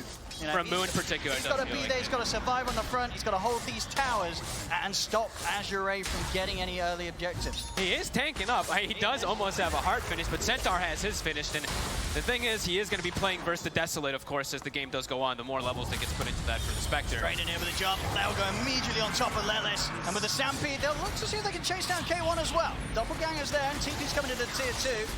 They won't be able to stay on top of the PL. It's a quick kill against Lelis. And this time round, the tier 1 will feel a bit of the heat. Fortification will come out. Azure almost certainly going to continue this push. FY is actually also going down the scaling route. He's going to be going to Leipner. I mean, he's playing versus PL, and he's got a really good start, so why not? Why not? He got Grove Bow. Yep. I mean, he's definitely going to be able to turn into that tertiary or quad core kind of in a way with the farm that he's been able to get set up. And he is playing versus 2 edge cores. So if he's able to get good farm, also, yeah, he definitely will be a scaling hero as well. 10-2. K1 gets out. But Yamson. He's not going to be as lucky. More than enough bursts here for the two of them, Chalice and Somnus. I like this build a lot. Somnus going for the blink as well too. I think they're feeling we have full control of the game right now. So if we can keep putting this pressure on, it should lead to success. And so far so good. Low. That's the Radiance done. It's done. It's so early. 19 minutes with Treads, Blade Mail, Urn being this involved in the game too. He's 9 out of the 11 kills. This is pretty terrifying. This is not going to be an easy game for Nouns to play out. No. The difficulty's up.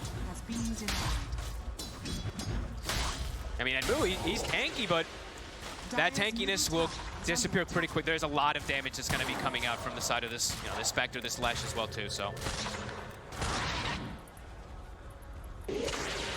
a slow one we have. And Azure, I don't think they mind that either. whilst that might be what Nouns are trying to do, slow the game down themselves, it's not something that Azure Ray are concerned about whatsoever. Low, happy to continue farming, get his Manta done on top of the Radiance, and of course Sonus as well can continue to scale him and just become this incredible, unkillable beast on the left track. Yeah, absolutely. Ooh, careful there. It's got to happen at least once. Oh, not this time. It'll happen one of these days. We'll get a couple more people dying to the Tormentors here. Chalice and Tianming, they're on the hunt. I mean, they're feeling incredibly strong. It really does feel like they can make almost any move so far. And they've gone all aggression. I actually didn't even see the tree build. 0 points living armor. Go for move. See if they want to try anything with any sort of shadow step or something, but nah. They won't waste any more resources trying to go for the tide. That's how you get yourself killed. That's how you would potentially get Nouns back into the game if you do make a big all-in play onto the tide, and he does get a good Ravage, but they'll know better.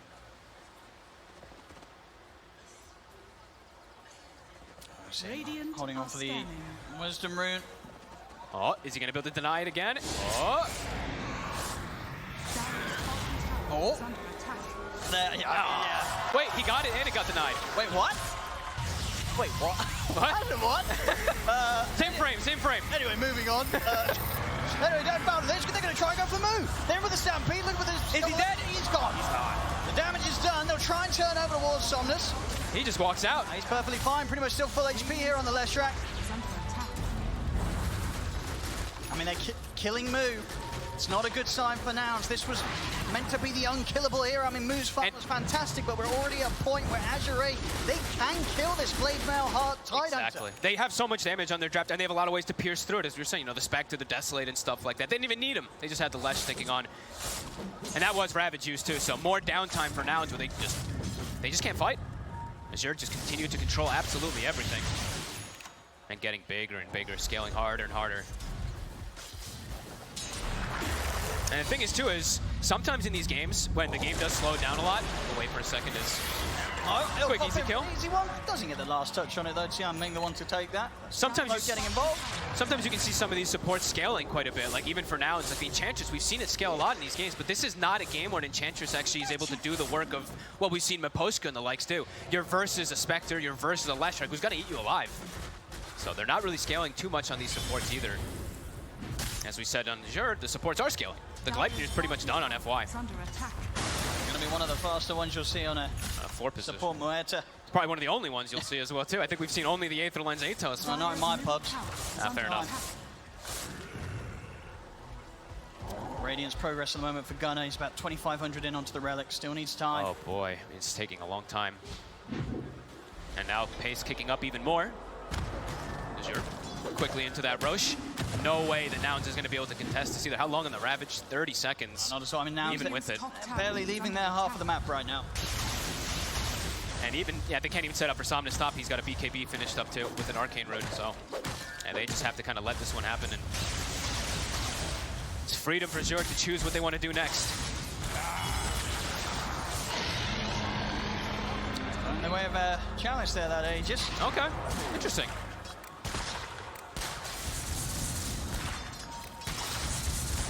They know up top that there's a tree around here. He's just got, but he can just get any solo pick off. If he sees the Skywrath, the setup can be there. Lelis, run, my friend. No dust though, actually, on the tree right now. So Lelis actually does have the Glimmer Cape, so he would have been okay. But either way, you can see what he's trying to do with this tree, as he's been doing the last 10 minutes since he's got the shard. He's just scouting for solo pickoffs with the Spectral. On K1, he's getting big. It's just, but how much can a PL do this game? Yeah, how much he's going to be able to do versus the Lash. We see the next big item coming, the Mage Slayer. That was the answer, especially from Tundra when Wraith Pact and stuff existed, to have the answer versus the Lash when you have Illusion Heroes, but times have definitely changed. There is no Wraith Pact anymore. Then the hunt here, Feathersboat underneath the tower. Chalice, he's ready to set up. The Boundless Strike, the Dead Shot, and the Double Edge. Cleans Jansen up. Azure Ray, they can get the push onto the Tier 2 tower now, and maybe even more around this Aegis on Chalice. Chalice having a flawless game so far. Top of the net worth, 407, has his shard now with his heart. He is a menace. It's pretty crazy. I mean, out-farming his own Spectre with his good great timing on a Radiance. They're all, like, all three how much cores. Chalice is getting. They're all so farmed and so tanky. The damage for Nouns, it's just, it's slow. It's not like this big burst damage. Even though they have Skywrath, their burst damage is not really there. It's long, gradual fights, which at this deficit with what they're up against, it feels harder and harder as the game progresses. And it feels as well that even in sort of the high ground defense situations, it's not like Azure Ray are lacking heroes that will be happy to just dive past the barracks, dive past tier 3s, and look to go aggressive. Yeah. Uh-oh, Moo. It's bound to happen if you're split pushing like this. Jiaming with the information, Flow ready to jump across, Somnus able to make sure that Moo, not a chance of escape. Another kill here for Low. Top of the net worth again for him. It really does feel like it's been 20 minutes of just mostly dominance. Besides that mid play that happened, right, so long ago, the little mid play that they did to take out the tower, it's been everything for Azure. They're coasting. At least they had that nice first. At least they got the first something one. for now so far out of this game, but everything else looking to go Azure Ray's way. They may have even also gotten one of the earliest mid-tier 1 towers. They did, yeah. I feel like it was 7 minutes in. Exactly. But that's, you know, that was a long time ago. A long time. 20 minutes ago, and those last 20 minutes have been pretty painful for Nouns. Another target spotted. They're on to Gunner. Not a chance. Deleted in seconds. Another kill for Low. More money for the Spectre. 4-0-10. He hasn't even gotten another neutral item. He's still using Seeds of Serenity. Oh, it did him so well against that early gank down bottom. He's quite fond of it now. Yeah, why not? The Radiance continues to get slowed down more and more as the map dwindles. And FY continues to scale. Gleipnir done, going for more scaling as well too. Full freedom, and the warding as well too has been phenomenal. Didn't get to touch too much on that from Azure, but they've really just covered pretty much all the entrances. Besides having a tree, scouting everything out, getting all these pickoffs to the Spectre, they just have ward vision everywhere. Really just pick a straight Kaya Sanj on Chalice. I mean, why not? He absolutely can continue to scale versus this PL, and they're right now staring at K1. Hello? Oh, yeah. I mean, they've got him. Goodbye. Caught outside of the base. Still no Manta. I don't know what's going on there. Maybe hands off the keyboard. But that's indeed a tip. Yeah, Jiaming was just eyeing him up, and K1 was not prepared at all for that. They're into the base. This tier 3 tower in a lot of trouble. And maybe Nouns as a whole in this game 1. Maybe back to the drawing board a little bit with what they're up against. Azure just feels like they got everything they wanted, and so far it's been as clean as it comes. Besides that, like 7-minute move, everything else has been absolutely perfect. Yeah, still no Manta for the PL, so it's a free setup. Brax is gone. Probably talking about the next game. I think so. And at the least, you know, as you were saying, and as the panel was saying, right, a lot of stuff from the draft of Nouns did seem a little bit sort of outside of the box. So definitely things that they can maybe go back to what they were doing in the group stage. And we saw earlier in this run here on the road to the International that did do them so well. Yeah, I mean, it is the first PL as well, too, right? So maybe wanting to try something out here a little bit, too. And they did, you know, they did pick that tough matchup for after Gunner that, even though he did very well, yeah, we're seeing the repercussions of what happens afterwards here. So, I mean, the lead just continues. It's getting massive. And this, okay, so what? Manta is even going to finish the Manta? I'd imagine he is. So Manta, PL, plus Radiance on Gunner. This is, I mean, they have to try to make something. Otherwise, it feels like you're going to just lose. But K1, they got to find a fight. Or try for Try and turn this around here. They're bringing in the numbers, but already jumping on towards Yamson. Yamson's gone, and Lowe's going to turn over towards K1. They're trying to bring down Chalice. They'll drop the Ravage upon him. They can't kill him. He's having to run. K1 will get out of the fight. Chalice being fully focused, but he's still got so much HP to play with. They can't finish him. He's walking back into the Wukongs. He doesn't care at all. FY's killing Gunner. 2 dead on Nouns. The dead shot as well. Putting his TP out. You cannot escape this Azure Ray. As Moo is surrounded by the squad, a third kill's found. Nouns get nothing. It's what they probably feel like they have to do, because this game, it's been feeling like this for a long time. It feels very over. They just do not have the damage. They do not have the farm. Everyone's too big. Chalice, he actually tanked the entire anchor. He didn't turn and kill the anchor. He stood in the anchor. They couldn't bring him down. He didn't care. Did not care whatsoever. He started whatsoever. to walk away, and then he was like, you know what, I don't need to walk away. I'm walking back in. Yeah. Turns the anchor against them. Another Rax to drop. All heroes on Azure, full HP. And another catch. And they're ready to go in for more. Jump forward on towards Jamson. 22-2, 24k lead here, 29 minutes in. They're ending this. And they're not leaving this base anytime soon, Azure Ray. They're ready to close this one up. Everyone's still full HP. They have ult too. They have tree ult. Stampede's up in 20. No damage from Nouns to push them away. It's going to be mega creeps at the least here. up against Nouns. They don't have the Ravage. I mean, the Mega Creeps are out, and nothing to be done here by Nouns. Somnus. He's just in. He's ready to get aggressive, just jump straight back in on them. He's got the BKB ready if necessary. Off in the Bloodstone, and now the BKB's out. Gunnar, lay down the Wukong's command low. He's just straight in on top of him. They jump forward over towards Gunnar. They've glimmered him up. So Gunnar surviving a little bit longer, but still the Radiant's burning him down. He'll still fall. Gunnar's out of the game. No buyback on him. Yamsen to fall yet again, as this game should soon and shortly be over. The buyback will come out from Yamsen, but as I say, there's no buyback for Gunnar. The Gleipnir is out there for him. By catching the two, the Mystic Flare coming out in return, but it just doesn't do any damage at all. As they'll lose Yamsen again. 4 dead, game's over. GG is called. Ooh, back to the drawing board. Absolutely. Yeah. In a very literal sense, the draft, it did not work out here for Nouns. From the laning stage onwards, nothing really outside of that first blood went their way, Fog. No, this was flawless play really from the side of Azure. Yeah, I mean, it really did feel right. That 7 minutes, and then that play bottom, they tried to make that move. Yeah, that was 3 or 4 heroes die, and then, yep. Yeah, this was a tough one for Nouns. Very much the beginning of the end there. That failed attempt down bottom. But yeah, definitely things they can change going into game 2. Yes. As for Azure Ray, though, I mean, just more of the same, right? They've come in here on this first game of the series for themselves and the playoff stage of this road to the international. You can't really hope for a much better performance than that one, really, Fogged. No, honestly, I loved the way that they set up the 3 cores. The Lash pick, amazing versus the PL. He didn't even, it feels like he didn't even actually have to do the function of where he's counting the PL, because the PL actually had no start from how that lane went versus the Centaur. So we'll see what adaptation there is going to be coming out from Nouns, but it does feel like there has to be quite a big one. Yeah, I mean, talking about sort of what Nouns themselves will maybe change. Looking back at Azure Ray, I mean, if you're Nouns, are there any of these heroes you're trying to take away from them? I mean, we saw sort of how much FY got to do on this, on Muerta, getting over this kind of Gleipnir route. He had a fantastic time. Honestly, I don't know. The fact that they got Centaur and Spectre, which are 2 of the most dominant heroes, maybe one of the 2 they got to try to have some type of answer for, but yeah, we'll have to see. Yeah, well, we'll have to see indeed. But as it stands, this game 1 for Azure Ray, incredibly impressive, as they'll take the first game of the best of 3 against Nouns. Yeah, domination. Azure Ray, they take game 1 against Nouns, and I was thinking about things that looked similar. I thought about a Boa Constrictor, because definitely Nouns, they could not do anything but just getting choked to death here, Fair. That's exactly right, and we talked about it earlier on, like this Monkey King pick. It's either gonna be so good, or it's gonna fall flat. And unfortunately, we just saw live what happens when it falls flat.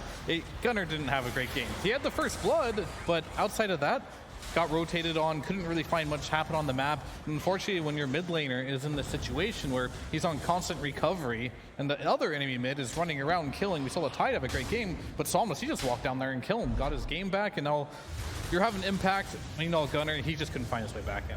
And that play we saw earlier, that was the first move that Nouns tried with that smoke, where they tried to blow everything on the Spectre.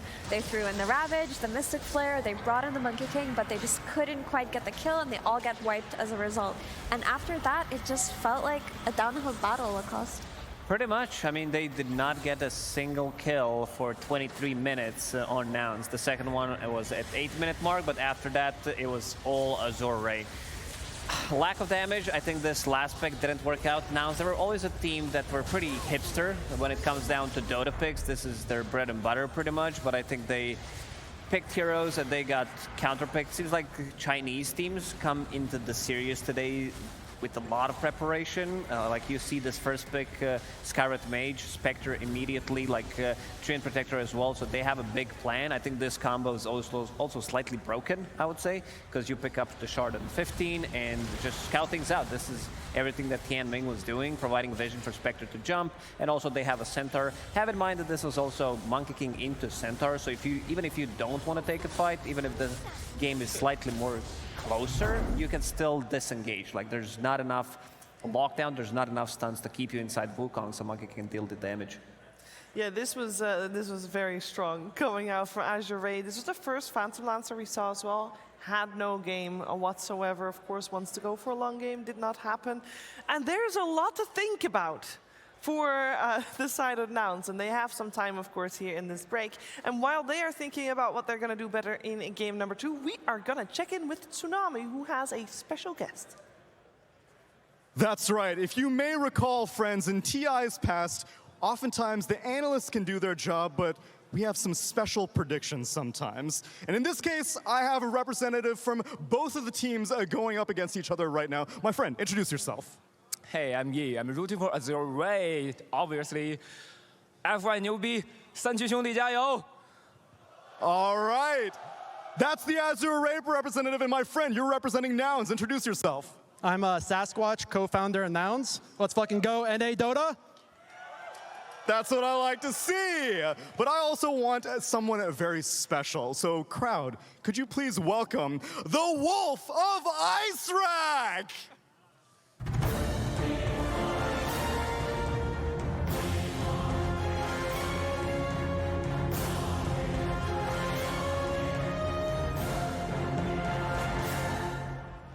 That's right, everyone. It's the Wolf of Ice Rack and Crystal Maiden. How's it going?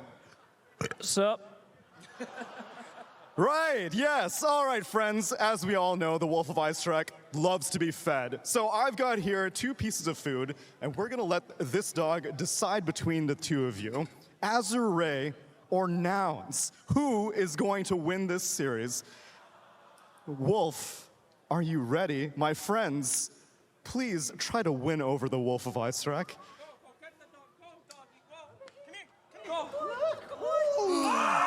North American Dota! My friends, the Wolf has made its decision. We might be going to a 3-game series. I appreciate the effort. It was admirable. But Nouns. Let's go, Nouns. Let's go, Nouns. Let's go. Let's go. And thank you very much for your contribution. TI is just another day. Girl, you gotta slay. Go get them, boys. Back to the panel. Thank you very much. The Wolf of Ice Rack never lies, of course. That's the main story of that. I just wish we got to see more of that. I feel like that doesn't do it justice. But we do have to focus on the series here, Lacoste, because there is a lot to think about, and we have seen Nouns experiment in the past also with the series. This was an experimentation, and sometimes experiments go wrong, and then you go back to what works. Yeah, sometimes these experiments, they take long, sometimes years, but they don't have that much time. I feel like now they need to go back to their bread and butter. It's theory crafting. This last pick didn't work out, just scratch it, start a new one. And I also feel that they might need to risk slightly more. I don't think this was overall a good Monkey game. There was this one highlight where they rotate the support, something that we did mention, where they can play around, maybe gank Leshrac, but other than that, they just lack damage. And we can see, Moo, stats don't lie, 0-6 and 0. Basically, you didn't get the chance to play the game. This is a painful stat to look at, Effie. Yeah, I mean, there isn't much that you can do at this point as a Tidehunter because, yeah, you're sitting there in the middle of the fight, you're trying to take damage, you press your Ravage, but if the rest of your team is doing so poorly, what really can you do? And what I want to highlight is that I think that picking PL into a team like Azure Ray, which have just shown us that their fundamentals are so good, that their early game is good, their tempo is good, they will rotate, counter-rotate, and take all of your towers. You cannot play for that ultimate late game PL win condition type. You need a hero on K1 that can fight with your team. You need to be able to fight and farm. We need to see those CKs again. We need that CK, maybe that Wraith King, potentially even that Slark, but anything that can exploit somebody on lane and join fights. Picking PL into Azure Ray, that is unthinkable for a game 2. Unthinkable for a game 2. I just want to have more action. I feel like, Nouns didn't really get to play Dota. Maybe they can do so in a game number 2. But before we get to game number 2, we are going to learn a little bit more about Azure Ray. 我们怎么组队是因为当时我们3个都没有队伍嘛，然后我们在一起直播看比赛，然后可能路遥 maybe 他就是心血来潮吧，突然想组个队，大家的可能激情更多一点吧，因为大家都没有工资，然后就是单纯的为了成绩，2个没有就是一起组过队的选手嘛，就是天明和楼。就大家也处于一个蜜月期吧，差不多这样子。Despite forming late in the year, Azure still managed to leave a mark at the Bali Major, but even with their impressive performance, their shortage of DPC points directed their path to TI through the challenging Chinese qualifiers. 这次预选赛，说实话打得挺艰难的，因为我们在训练中对于叉G这个战队的。就是训练胜率并不是很高，然后打起来也是有不少的心理压力的。但是可能我们就是比赛经验更丰富点吧，可能临场发挥还有 BP 这些做的比叉G好，就是可能运气也好一点。我们磨合的也很快这个比赛，然后也解决了很多问题，对我们这次 TI 会有个很好的就是调和剂的作用吧，相当于有一点点激动的吧。就虽然打了很多次比赛，打了很多届 TI， 但是我也知道这次 TI 我们能出现很不容易。然后天命比较激动吧，就是他第一次进 TI， 整个职业生涯让我学到的 TS 算是一件吧，就是可能自己当时对这个荣誉啊，还有冠军的，就是那种重视度不是高到必须要拿到它，就是当时还是可能自己是享受这个比赛吧。然后现在就是可能现在很希望当时自己再重视一点吧，就是可能会拿到冠军。It does sound like the philosophy from Azure is working in Fear. This is like almost, I feel like a dream stack. It's like, hey, you want to play? Sure, I want to play. Let's go. We got these couple guys. Let's just do it. Of course, Extreme Gaming, Aster in the qualifier, they were able to make it through that, and they're just here to enjoy the journey. I mean, it's just not any couple guys, right? Like some FY, some Chalice, some Somnus, and then, yeah, you get a couple new guys to the squad. You already have a bunch of veterans with a lot of experience. Maybe, you know, they're getting a little older in age. They weren't having the success. They were thinking about potential retirement, even though they're still good enough, right? The hunger, I'm sure, was still there. They wanted to compete. Just maybe their past results weren't good enough for them, and they were losing motivation. But you get enough of those people together, you reignite that passion, and then you get a team like Azure that's just owning right now.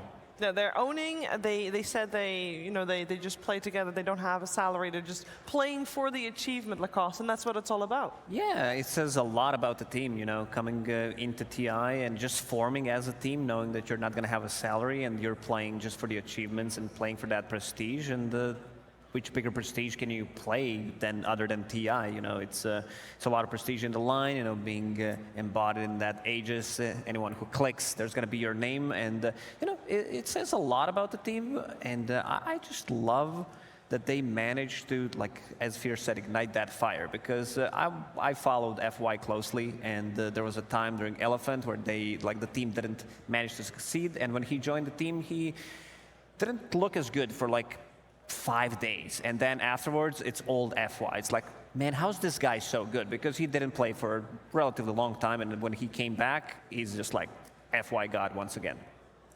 FY God here to play, and at the moment here to stay. We have to talk a little bit about how Nouns can do better in game number 2, because I feel like other than, was it only the draft, Effie? Do you feel like Nouns can shake this off as, hey, draft issue, that we tried something, didn't work out, something new?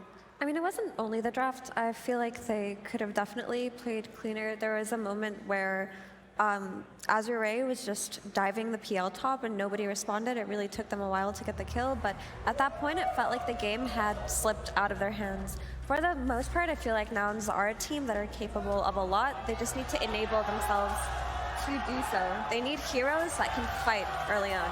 And the Chinese teams today have shown us that they will not allow you to play for the late game. They're going to fight you from the very beginning. So you need to be able to fight back. You need the treants yourself. You know, you need the CKs, you need the Phoenixes. Anything that can take those early team fights and win them, Nouns should be looking at. Okay, we're going to find out what Nouns has. The draft is right around the corner. Before we get there, though, let's learn more about them. During Tours 1 and 2, Nouns found themselves in 3rd for North America, missing out on the Lima and Berlin majors. But in Tour 3, after besting TSM, they clinched a spot in the Bali major, only to exit early in the group stage. At the Bali Major, we just crumbled. We started out really strong with a 3-1 on day 1, and then going into days 2 and 3, like, we just didn't play as well. Honestly, we weren't as good as a team together. We were just not our best selves.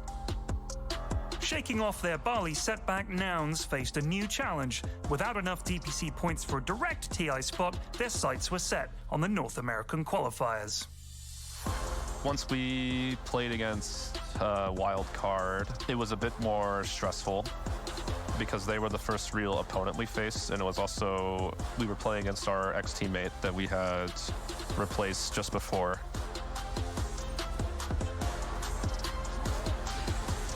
It felt kind of bad to beat them because I still consider Husky a good friend of mine. Once we got to the finals, I feel like we were all just so confident in ourselves at that point. Like I in particular was very comfortable with what I wanted to play. I was very confident in my teammates to do their job and perform. It's like you hit the point where there's no more time to learn or get better. It's just hope that you're ready and just play. Omni slash out takes them all down. Triple kill, and Nouns are going to TI. Once we won, it was a mixed bag, I think. So Gunnar was almost like, and I don't want to say shocked, but like I feel like he was just like taking it in for a moment. I think he was relieved because he's been in this situation so many times. These last chance qualifiers, right? Like I think like 3 times in a row or 4 times. So finally winning and like winning a 3-0 like pretty confidently probably felt really validating to him, and I'm glad that he got to feel that way because he's a really good player. I was happy. I was like, wow, I'm here. Like, take a moment and appreciate that, right?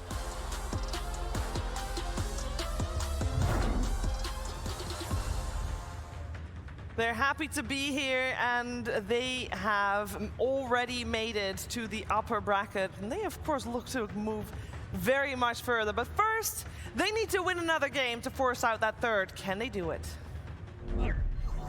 Nouns versus Azure Ray. Game 2. A lot of pressure on this squad. And they also know that if they drop down, they have a match with another North American team. So it's, you know, they rather move forward here so they don't have to deal with familiar foes. They need to win this upcoming game, though. And I think we heard Moo talk about their performance at the Bali Major, where they bummed out. They came 16th, 15th, 16th. I think maybe, Effie, that might have been a blessing in disguise for a squad that doesn't normally make it to LANs to have that experience at LAN. Of course, they didn't do well, but it did have them learn a lot to make it here. Of course. I mean, being on that international stage, playing against teams from other regions and not just the teams that you scrim on the regular, teaches you so much. But also it gives you hope, right? Once you get to these LANs, once you get to experience the vibe of playing in front of a crowd, of meeting other people, and just, you can envision a path for yourself where it becomes a reality for you. So I think that Nouns definitely learned a lot from it, but have they learned enough? We're just gonna have to see right now. It's all about adaptation and being able to adjust your ideas in relatively short time spans here. We got Spirit Breaker making it through the opening bans, and that means we're gonna see Nouns on that one, potentially on the Moo side. That will be lovely. And Azure Ray, they opened with the CK. On that Dire side, Fear, what are you thinking at the moment? Well, I'm thinking right now that Azure Ray is taking the CK away from Hector because they realize how strong this team is. I kind of mentioned before that Nouns is a team that they're still figuring it out. And we heard from the interview with Moo that like they don't have any more time to learn. They're just going to hope they're good enough. And I think they're kind of experimenting a lot as well along the road. And what has been working is the CK. Got banned last game. This time it's taken away. And Moo, he got a Spirit Breaker. It's literally in his name, Moo. He loves playing the cow. And he's really good at it. He's been very passionate about this hero, even when it wasn't good. So now that it's meta, it's even better for him. And it's a dynamic, active, early game type of hero that they lacked in the last game, where they were getting run over and bodied by Azure Ray. So it already looks better for them in the sense that their draft looks like it's going to fight more, even though this is the only hero that we see. Yeah, they're we know definitely it's going to be everywhere. not going to have 2 kills in this game. You have Spirit Breaker, so you have that covered. He ended up the game with 0-6-0, so this time we can expect Move to move much more around the map and get involved early on. On the other side, Azure Ray picking up CK and also picking up Grimstroke. This hero has been amazing. This hero seems to be the hero of the playoffs. I would say, even though the day one is still not finished, the hero just has so many good synergies, whether we're talking about all of these tanky offlaners that they go in, or in the safe lane, Spectre, CK as well gives you a ton of potential. I also want to see which hero Hector is going to play, because they're going to need to figure out how to deal with this CK. If you know how to play a CK, you should know how to deal with him as well, because what he wants to do is jump in, like get his explosive damage with the Blink Dagger, lock onto a target and kill it. So we could potentially see, you know, some Battle Fury carry coming out, unless you want to pick Sven immediately, because he does have Battle Fury built in. Maybe something like a Troll. I wouldn't mind seeing that. Yeah, that's going to be the test here, because he's played both those heroes already, and he has lost with both of them. The only heroes he has one with is the CK, Naga's Band, and the Faceless Void, but it's not a particularly good Faceless Void game. So this is going to be a true test for Nouns here. They're going to have to play a new hero on Hector, and they're going to have to win with it if they want to keep their dreams alive in the road to International in this upper bracket. Yeah, I like the sound of that troll a lot. Actually, it's the fighting type of carry that we were talking about before, and just the axes versus the CK is always going to be valuable, and you can scale against him. Plus, you have the Train Protector keeping your heroes alive, keeping your towers alive, allowing you to go into that late game. That doesn't sound like a bad idea at all. Also, I feel like the Willow is quite underrated in her ability to control these CK type of heroes, have a bunch of illusions or these Nagas in your face running at your team. You can just terrorize them away, give your team a little bit of time to reset, and potentially take a better fight. I want to see the Lifestealer here for K1. It would be really nice for me, because you can Infest Bomb with the Spirit Breaker. You're laning versus Dawn Breaker and Tusk, so you don't take that bonus damage while raged.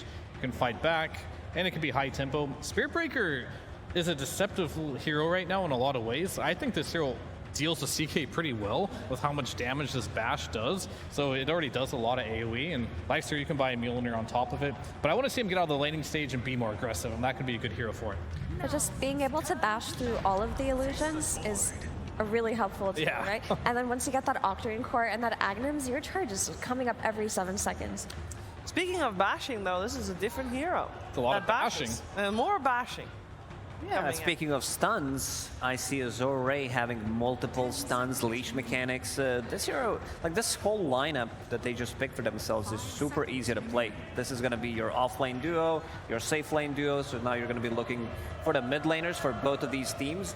And I feel like it's so much easier to execute what Azure Ray picked for themselves. I agree. I just think that the side lanes on Azure are so clear in how they're going to be played out. I mean, the Tusk plus Dawnbreaker is a combo as old as time, ever since Dawnbreaker came out. It's just the tag team into the Starbreaker is so much damage. You have this Dawnbreaker to counter any kind of overgrowth from Treant. It can heal on top of the Chronosphere and just be able to instantly join the fight. And then, of course, you have the Grimstroke plus CK. Like, the Ink Spell on the CK on lane is so easy to get kills.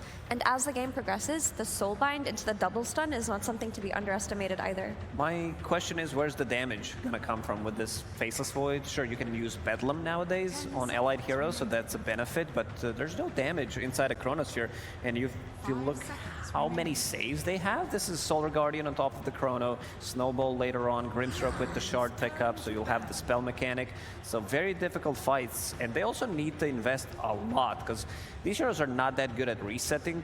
Sure, like Faceless Void is, Spirit Breaker want to get the charge, but like, where's the damage? This mid laner needs to deal ton, and I already see Invoker being banned out just for this Cataclysm combo with the Faceless Void, and also Earth Spirit. So something that can come on early on, but also still has some damage that they can throw inside a Chrono. I definitely considered the Faceless Void, because I know why they picked it. They picked it because the lane, it should be good versus Dawn and Tusk, or it should survive, let's put it that way. You use your combo on him, you just time walk it off, right? And that's the good part about it. However, the one thing I don't like is everything you're mentioning. Like, it's not really a good Faceless Void scaling, because you need to do all the work. And just because you can survive this combination doesn't mean you're gonna win it. So they needed to get some type of damage coming from the mid lane. A lot of them were banned, as mentioned. Maybe you could have went for a Zeus or something. But they're going to go for the Keeper Light. This one's super fast. You can get around the map. So I do like this in the regard that this Spirit Breaker plus Coddle, he's going to buy a Boost of Travel on Coddle. Spirit Breaker is going to be all across the map.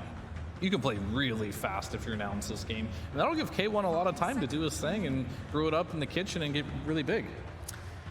Yeah, I mean, the issue with Coddle for me is while this hero does a lot of damage and runs around the map and is super speedy, he can get punished so easily by just a simple way to jump onto him, right? Like if this Tusk gets a Blink Dagger early on, his lane is fine, ganks him a few times, you have the Dawnbreaker Solar Guardian to follow up on it, and you can consistently get kills on this mid Coddle with just a few support rotations. And then you could have some kind of Blink long range type of hero coming out from the offlane, like some Queen of Pain, maybe even a Storm Spirit. Any kind of hero, that archetype that can jump on this Coddle, plus one support rotation should be enough to deal with him. I like Puck a lot because they don't have enough damage. You can dodge the charge.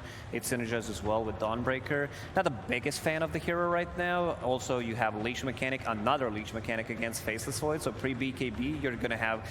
I don't think they should be worried about not having enough stuns and control because, as we already said, every single hero does have a stun, but I feel like this could work out.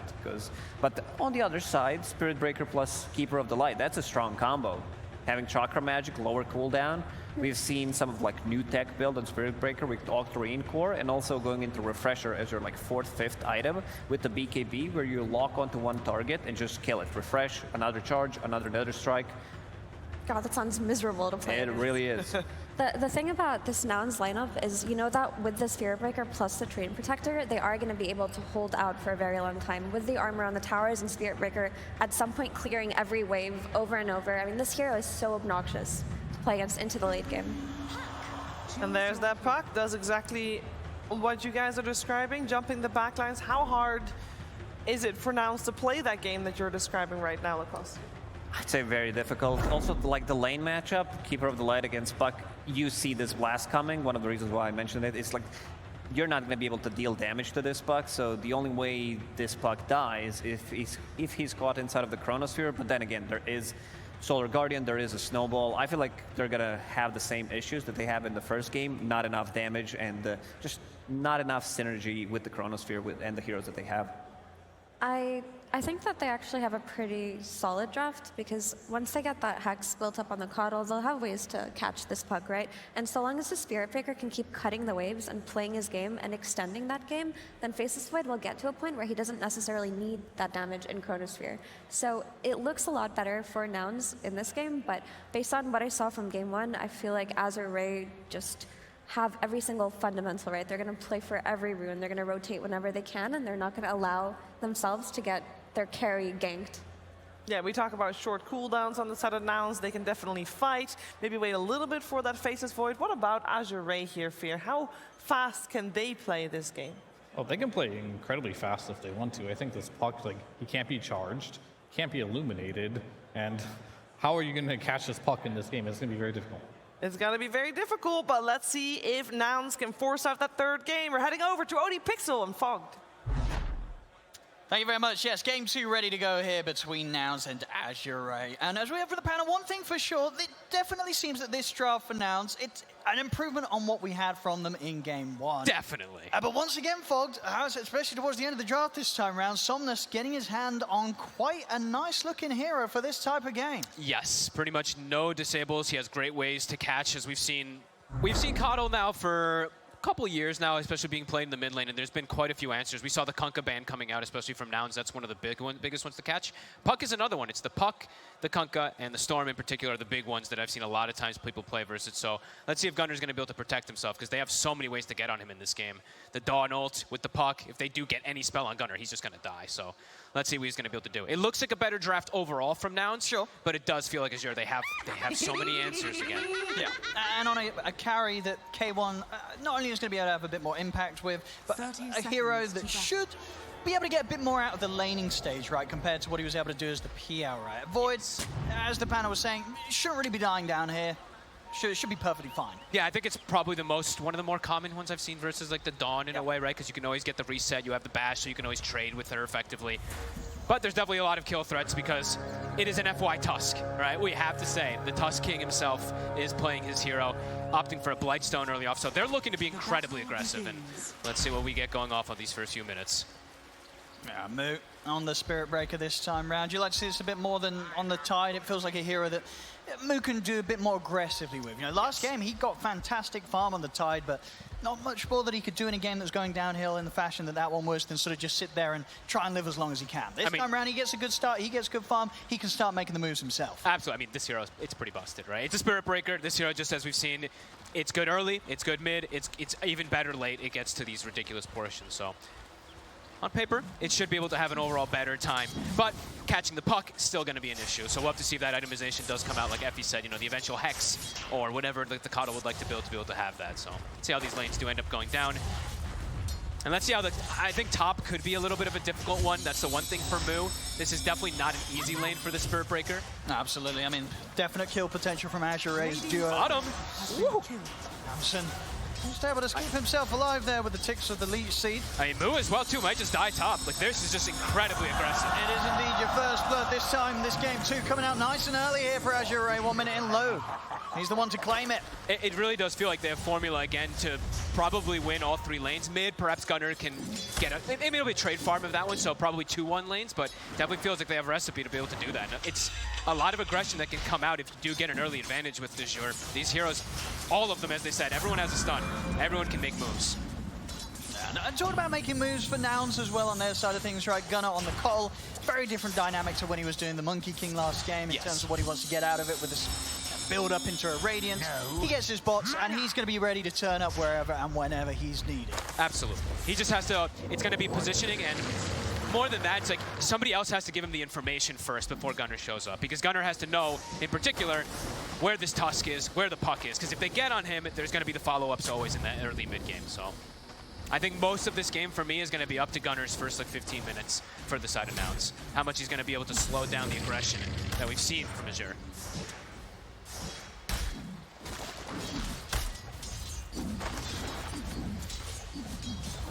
Having to be careful up top. Get too close low, and well, they'll definitely look to get aggressive. Yeah, and then trying to get the wave in a bit of a better spot to see if they can set up for an opportunity to go for another kill top. Yeah, the power of the CK. You just never can really keep this hero low. He's always just full HP in the laning phase. He's got a great combo bottom. They go for Yamsen in with a damage snowball as well. Massive. Both side lanes here for Azure, getting kills early on. This lane is, I love watching this Dawn Tusk, honestly. I mean, we've seen Shopify do it so much throughout multiple different tournaments. I'm glad we're seeing other teams do it as well. Constant kill threat. That may indeed be a lane that K1 can survive in, but again, he's getting struggling to get the CS down here. Yeah. I mean, it definitely is annoying, you know, the little bit of aspect of like attack speed slow, right? Like this, I think this Tusk, this hero has, we've been seeing more and more of it throughout this tournament. I'm really like, even seeing the little things of this attack slow, it is annoying in lane. Oh, it absolutely messes up with your last hit. Always. Absolutely. Yeah. It really does. Lotus, they'll be able to claim that one. Top, looks like they were able to get the one on Nouns. Gunnar's holding his own. Yeah. He has that good lane so far for himself. I mean, that should be right. Yeah. Sure, you're not necessarily going to be able to connect with every blast onto the puck, but you're going to be able to push and nuke the wave back out against the pressure of Somnus with his own orbs. So yeah, both mids, they're going to farm. Yep, and Gunnar, he's very, very comfortable with this. He's played it for a long time. He's doing the stacks. He's getting those going already for himself. So yeah, I think he's going to be eyes on him, at least for me, to watch what he's going to have to do for these side lanes a bit here. Because as you were saying, yeah, K1 still struggling, Moo as well. Lucky for Gunnar. Gunnar just missed twice uphill to stack his own camp. Very unfortunate for him. Lelis will do a little bit of helping though for Gunnar, at least take away that water rune away from Somnus. Somnus still pretty much full mana, full health though, so doesn't hurt him too much. And do you imagine once sort of the Sixers hit on Somnus, are we to expect moves from Azure supports to come and look for the kill mid, or will he be looking to a side lane gank Somnus? Honestly, it could be either one. I think they can make, it depends on what he wants, how much priority he might talk to his other lanes and just be like, how's the Void doing? Do I need to actually make the move down there? No? Okay, you guys come in and let's just kill this Coddle. He's the only one who's having a good game, so they have options at this point so far. 2-0 for the side of Azure. Yeah, they're going to know that K1's not getting a lot out of this bottom lane. They're just in. The Inkswell. They can close in with the snowball. They certainly can. Snowball into the Inkswell stun. Yamsen nowhere to run. Another kill. Azure. Cool. They bring the third hero up there. I guess they're just like, yeah, our CK low's not getting slowed down whatsoever. We can make this quick little easy play to get a kill and keep ourselves rolling. Hot start again, 3-0. But Gunnar is the one who's farming. So it's going to be eyes. It's really going to be how much he's going to be able to do. Early boot to travel. Can definitely look to make some moves around. But does have to watch out also because he's going to be a pretty pinata for once Chalice has level 6 as well, too, if they can get on him. Don't get quite good connection with the Brown Ball. Yes, and not a chance to continue with that move onto low. Yeah, the thing is for Gunnar as well, when he is making those moves to the side lanes, once he has the bots, you just know that Somnus is going to be as quick with the TP. He will be. If we can get in and punish with Dream Coil, we can again potentially start to see some sort of the similar moves that we had in the game 1 where Nouns, they were trying to go for these plays under these towers, and Azure, they were shutting them down early. Oh yeah. And they're going to be tanky, and they're going to have all that extra little bit of healing that comes in too, right? The Dawn, the CK with his own built-in lifesteal. And they've got so many ways to turn. So much. Save with the snowball. Yep. Bottom lane, they'll look for K1. They've got the silence out here. Jianming joins forces with the other two of them to go and take down the Void. Maybe see if they can get more. Gunnar in response, able to blast FY. Can he get more? Got any way to stop this? They don't. Nope. Jianming is back through the gate. Back up to the top lane. He's perfectly fine. And I like that we see the skill build come out from Tianming. Just having that little bit of pointed silence, it's always going to be very effective versus this Faceless Void in particular. Yeah, that whole move and sort of skill build completely catching K1 by surprise. Yep. A good kill though for Gunnar, and I believe that is his boot to travel finished up at the least there, so keeping himself up there. But it does feel like, I feel like this has to be the most active Keep It Alight almost ever. He's got to make these boots constantly. His top also. He's already used the charge, and even if he had it, he's out of mana. Another kill to be granted here towards Xiaoming and Low in this safe lane. Wisdom Runes, looks like perhaps now it's going to be able to get both of them here. I see Yamsun's making his move toward the opposing one while Lelis is going to get his. So again, might be able to get those early ones. I think they also got both, or they denied at least one and took the other one last time in the first two, but it didn't end up changing too much of the outcome, of course. But at least 2 Wisdom Runes, so supports will be high level. Lelis is 5 now.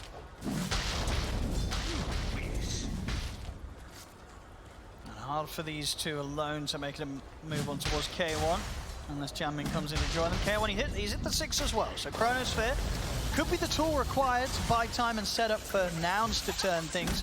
If Azure do try and get aggressive on towards the Void close to his tower. Yep, and they have the boots of travel, so they have the hero that wants to be able to join with that card. They'll have the damage. They should have the damage, yeah. Top lane move. The silence into the ink swell. And he's still going to get the charge off. So this time round, Moo able to live. He's coming back over. They don't have vision of him, though. Somnus playing around bottom. K1 has to be very careful showing himself down here. And he's playing careful enough, yeah. Somnus isn't going to spend any more time looking for the action there. Power Rune Gunnar, he'll get blessed, he'll be able to get it up top, and now they're going to look to make their move. Lelis, still not quite 6, but still very high level on this Willow at the moment. Do they have the damage for low? He's got Phantasm at the run, and he's got a Healing Lotus. And they have level 6 now on Chalice, so this move could quickly get turned around. Somnus has a TP as well. He can turn up and turn things around if Nouns don't get a quick kill. Oh, okay. The Phantasm gets taken down as soon as it was summoned there. The blast coming in, the TPs, they're going to be coming in now. Solar Guardian as well. Bit off the mark. They've just got to back off. If Nouns get out with everyone alive, it's not too bad. They force a response from Azure, they don't lose anything themselves now. I mean, it's 5 heroes rotating, so a nice little bait play there perhaps from Nouns. Maybe they lose one. Nice block off here from FY. Do they have the stun in time? They certainly do. Inkswell's there, they'll let it off, they'll take Yamsun down. So kills found, but certainly could have gone a lot worse for Nouns. They just lose the support. Yep. And very much space literally created there for K1. He is very happy on the other side of the map. Yeah, maybe a little bit hungry there from Chalice. He used it very early, like nobody was even low. I think ideally most situations you'll see is like as the coil comes out, or if there's a chrono that comes out in particular, that's when that Dawn ult will come out. Chalice just, a little too trigger happy. They do get 1 kill, but I don't think that Nouns too upset about that one because they're able to get away. And they're going to go greed. It's going to be a very greedy build that we do see coming around. That's why Gunnar, his early game has to be perfect. His Spirit Breaker is going to go Midas. His Void is going to go Midas. Gunnar needs to have a perfect mid game. Yeah, one of those patches where 2 cores have got a Midas, one's rushed to boots to travel. Yeah. Greed is good. Is it going to be good enough for Nouns, though? We'll see. We'll see, because Azure, they're not going greed. Not by any means. They're looking for full aggression. So they'll set up for Chalice. Do they need to want to drop the chrono for this one? TPs are going to be coming in. K1, he doesn't want to commit here as he will jump back. And in fact, sorry, he was all still on cooldown for the last move. See if they can get away with this under the tower. They can. Nice kill to be found there under the tier 1. They'll get away with that. Great play there. Moo charging across the map, giving that vision the whole time. Yeah, still a minute until K1's going to be able to have that chrono back up again, but that, that's a little bit of playing space. Ooh, Gunner. And the Midas done. Somnus is on him. Trying to lay down the fear and return to catch Somnus, but he's able to dodge it with a phase shift. Snowball in over towards Gunner. He is trapped and taken down. Maybe able to find more Azure as they get themselves in on top of Lelis. The X-Force stun catches him as the Shadow Realm comes to an end. The trap's there from FY with the shards down. Azure Ray, they'll take down the two of them. Nothing you can do about that there. He's an invis puck on top of your coddle. You're just, yeah. It's always going to be the case. If they do find the coddle like that, it's going to be these free frags. He's almost at his vessel, though, so decent farm anyway there for Gunner, but does get brought down finally from the first move there from the puck. We'll see again here. Oh, is that what it was? Oh, I was... Alrighty, I was wondering why it was down. That's where the chrono went. Alrighty. All right. Well, he's going to have it back up soon. 10 seconds, we'll see K1 have that one ready again. Yeah, because you're like, he might chrono. I'm like, yeah, he might. Yeah. Wait, why doesn't he have it? Well, at least we found out. Thank you very much, production. Yep, K1. Can he turn? I don't think he's killing anyone here. 1 second stun, he's silenced. I mean, that was a situation maybe where you just have to chrono and run. Overgrowth's out as well. The Solar Guardians there, they're not even getting FY. FY's perfectly fine. Moo's going to charge across. He might get Tianmei with the ultimate. He does. So they're taking out one of the supports here of Azure Ray. Gunner has to be careful. Coil's back up from Somnus. I mean, on the side, Azure Ray, they managed to wrap around and catch Lelis. I don't think they expected that extra rotation from the CK, right? He tried to go back in with this Void a little bit here, but Azure, they're about punishing. They see these Midases, they see Boots of Travel and stuff like that. They're not queuing Midases. They're playing all-out aggression. And these early ults are just not working out the way that Nouns want them to. K1 there with the Chronosphere, Yamsen with the Overgrowth. It's just not finding much, if anything at all, for Nouns in this early game. Like Panel said, right? Damage definitely lackluster for quite some time here coming out from Nouns. It's all reliant really on Gunner getting these connections. And yeah, they keep getting on him. And that was with that coil. Now Somnus, he had it at the tail end of that fight.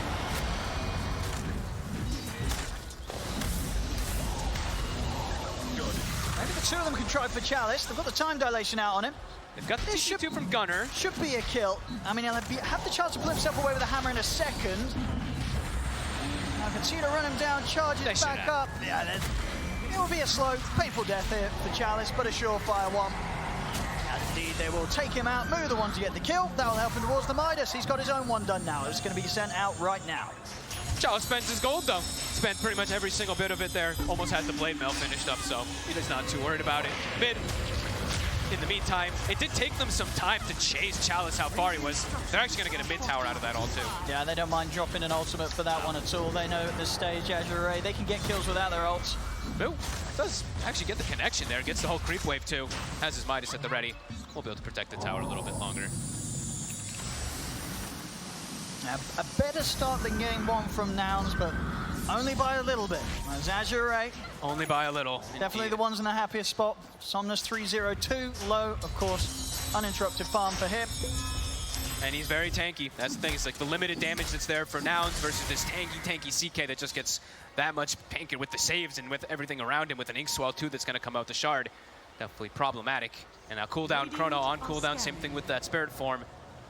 Azure definitely feeling much stronger to look for the fights, even if they don't have coil. And Blink finished up on Somnus. He's got the gap closed. So now he can literally just blink on Coddle, and they can just Dawn ult perhaps and get those catches. I mean, Dreamcore's back up in 10 seconds. Gunner has to play. He has to have some information in these fights. Has to have all the protection possible for himself. And with all the chaos that has been going on, only dying the once so far. Not bad. Not bad at all. Down bottom. Got eyes on Chalice. Should have a solid chance of taking him out again, especially with a good few bashes. Moon knocks him back with the ultimate. Chalice tries to pull himself away. Backup is coming in. He's alive. And it's going to be in time indeed for them to hold back. They won't chase any further for Chalice. They respect the fact that Azure Ray are bringing in the numbers. Somnus, he's going to be able to catch Yamsen in the trees. Everyone else will make it out. FY finishes him off with the shards. So they don't get Chalice, but again, able to retreat with the majority of them, so that they only do lose a support once again in that situation. So cutting their losses now. And they are doing the move that, you know, whenever you're playing versus Dawn, it's, you know, you want to be ganking the Dawn. Because if you don't gank the Dawn in a lot of these situations, you just get turned on quickly. So they're attempting to make those moves, but Chalice is a bit too tanky. Blade Mail plus, of course, the Spark of Courage. You have ridiculous amounts of armor in tanking this, so he survives. And they didn't really have to commit much of anything on the side of Xur to be able to get that little bit of a kill. So they're still hungry. They're still ready to look for a kill.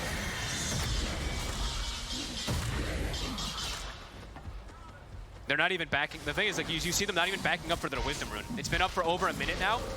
Xur just wants to keep playing on the enemy side of the map. They want to keep applying that pressure versus this Faceless Void. They've got eyes on Kaon as well. Tianming and Somnus on the hunt. They've hit him with the scan. They know he's up here in this camp. They've got Solar Guardian as well. Jump. In with the silence. In with the burst. K1's gone. Nothing to be done to save him. Gunnar completes his TP down here. They're a bit careful. Low up top versus the Willow. It's all right. Another big hit onto that Void. K1 continues to struggle while Low just has absolute freedom in the game. Moo, can he get away? Looks like he will be all right. Yeah, they won't try and set up onto him. Or will they? F1's going to go for this, but Gunner's ready to back Moo up. Have they got enough damage to bring the Spirit Break down? The fear comes out. Moo, he's still alive. The nuke's there as well. Somnus will manage to jump forward though and pick him up on the back line, so they'll take him down. They'll get two big kills lose though. Both supports for that one. Maybe some miscommunication there. I think Somnus was backing away while his two supports went in. He backed off and then, I mean, it did seem like a bit of a deep attempt there from the two supports. It does cost them their lives. Yeah, two nice kills there coming out for Gunnar. Not having to commit pretty much anything either there, so. Mid tower though, dropping low. Should be able to finish that one off. He's got Somnus on the side too. They'll actually back away. Giving respect to the heroes respawning. And now they'll be able to back up for that Wisdom Rune that they didn't get before. Holding this tier 1's pretty nice. Not easy for them to completely finish off, and with the living armor, they'll be able to keep it standing strong in this mid lane. Yep. Just make sure that they can enable as much of their half of the map for as long as possible to get K1 the space that he needs as the Void. To get the farm, to get that Octarine, of course, for the Spirit Breaker. Take your time, get to that later stages. They need a lot of time. Radiant are scanning. Azure, they're going to know that. So you can definitely imagine that once that next item or so is done, they're going to they'll smoke up and go. Yeah, they're going to keep picking it up, and they now have Blink on the Tusk. It looks like he's probably going to get brought down here from Gunnar. Same time, top lane. Up top, K1. Looking for him, but the time walks there in time. Low won't manage to pull him back. Now just making the move. The charge is coming through. Low, bit far forward. Setting up with the slow. K1 has got the chrono if necessary. Nice Overgrowth there from Yabson. K1 no messing around. He'll drop the chrono onto the two of them, and they'll bring down Tianming and Low. Beautiful play. They punish them. They see them committing just even a tad bit far forward. They get the TP coming through. A nice charge there from Moo. The tower does get finished off, but yeah, great move. Good chrono, even though it stops the charge, who cares? Yeah, a couple of slip-ups, it feels, in the last few moments from Azure, especially in sort of the support department, right? The two of them making that move down the middle lane and then getting caught in these separate situations. FY down bottom and then Tianming up on that attempted play top with Low. It's getting punished and it's giving Nouns the chance to get back into this game with these kills. Yeah, it's good moves to punish. And I mean, they had Solar Guardian in that last fight too, but Chalice, he was just like, I'm not going up. That's suicide for me too. So a good punishing play that they're able to set up. Chalice, I believe the Deso is finished up though, so imagine they're going to still look to make aggressive plays. There's the damage is big as well, but not big enough. Moo! Oh, he didn't have the Deso yet. It was just about to get to him on the courier. If that was there, he would have had him. Yep. Moo, able to survive. That was literally, courier was 100 distance away from him having that Deso finished up. That was what Gunnar, I think, there with the force save. Yes, good call. Under the tower. Not going to be punished for that one. Azure able to step in. Somnus now on a mega kill streak on his puck. 5-0-4. Mid-tier 1 tower. This time round should go down. Yeah, finally. Heavy amounts of minus armor on this Dawn too. The damage that Chalice is going to do is pretty explosive in these fights. Definitely need to keep eyes on this Dawnbreaker. Radiant are scanning. But now, I mean, they're getting... It's only 4K lead, right? The Midas is definitely starting to kick in there a bit there. Boo getting closer and closer to that Octarine, and that's really when the big power spike enable for the Spirit Breaker comes out. Yeah, looking infinitely better than game 1 for Nouns. Oh yeah, completely different game. See the win probability as well, giving them a sizable chance here against Azure Ray. At a moment that I believe probably 19 minutes into that last game, it's probably around the 10%, maybe even lower. Maybe even lower, yeah. Chronosphere still on cooldown. No. FY with the opening, and Chalice in with the damage. There's the stack. Finally gets his Deso stack. I say finally. He just got it, but low? Oh, K1? Oh, K1. No. Oh, no. Don't. Oh, my goodness. Little worry there. That 39% may have quickly shifted that 10% right after that TP. Never want to TP over that outpost when you don't have the vision. No. And he won't. K1, just teasing with them. And now FY, he's feeling good after his blink. He's now queuing up the Midas on the Tusk, so game state is starting to slow down as we see. A lot of times from 17 to like 25 minutes, games do slow down a tiny bit. But still looking to get aggressive anyway. The rest of his team up top, they're looking to position for that 21-minute Wisdom Rune potentially, and maybe even steal that Tormentor away. They're all up here. Dawn ult at the ready. Gunnar has to be incredibly careful. I mean, Nouns could fight back. If they don't quickly lose a hero at the start of this, there's definitely a chance for them to piece together a team fight around their tier 2 with their own ults ready. In fact, Gunnar, he's going to start going towards Somnus aggressively. He'll scare them off. He did give away the fact that they have a ward there, very likely, though. That move that he did, they're hiding in the tree, and they're just going for that play there. It's very likely they're going to know there's a ward, at least in the area, there from Azure, and they're just going to back out of there. They're like, okay, never mind. Screw that Wisdom Rune, screw the Tormentor kind of play that we were thinking of. FY quick jump in on the mid. Gunnar? Right for the setup of Gunnar, he was able to nuke through the creeps there. Not a chance for Somnus to TP over to this one. And now maybe it's a chance for Nouns to turn. They're in with the charge over towards FY. They'll manage to punish him. Gunnar on a killing spree himself now. Doing Once well. again, where Azure Ray, it seems like they're supporting F1 Tiaming. They keep trying to set up these moves. This time round, they're not getting away with it. Nouns, they're punishing it time and time again. I mean, Gunnar's, this Force Staff now, what, 2 times or 3 times it saved people, and it's causing issues. You see how FY was trying to like angle himself, trying to block it and stuff like that, so that this solo guarding comes in, but nicely done again from Gunnar. I think one of those situations where, yeah, I think they didn't have the fortifications and maybe try and make the aggressive play with the creeps. They couldn't keep it alive. They couldn't allow for the chance for Somnus to boost to travel over him. No.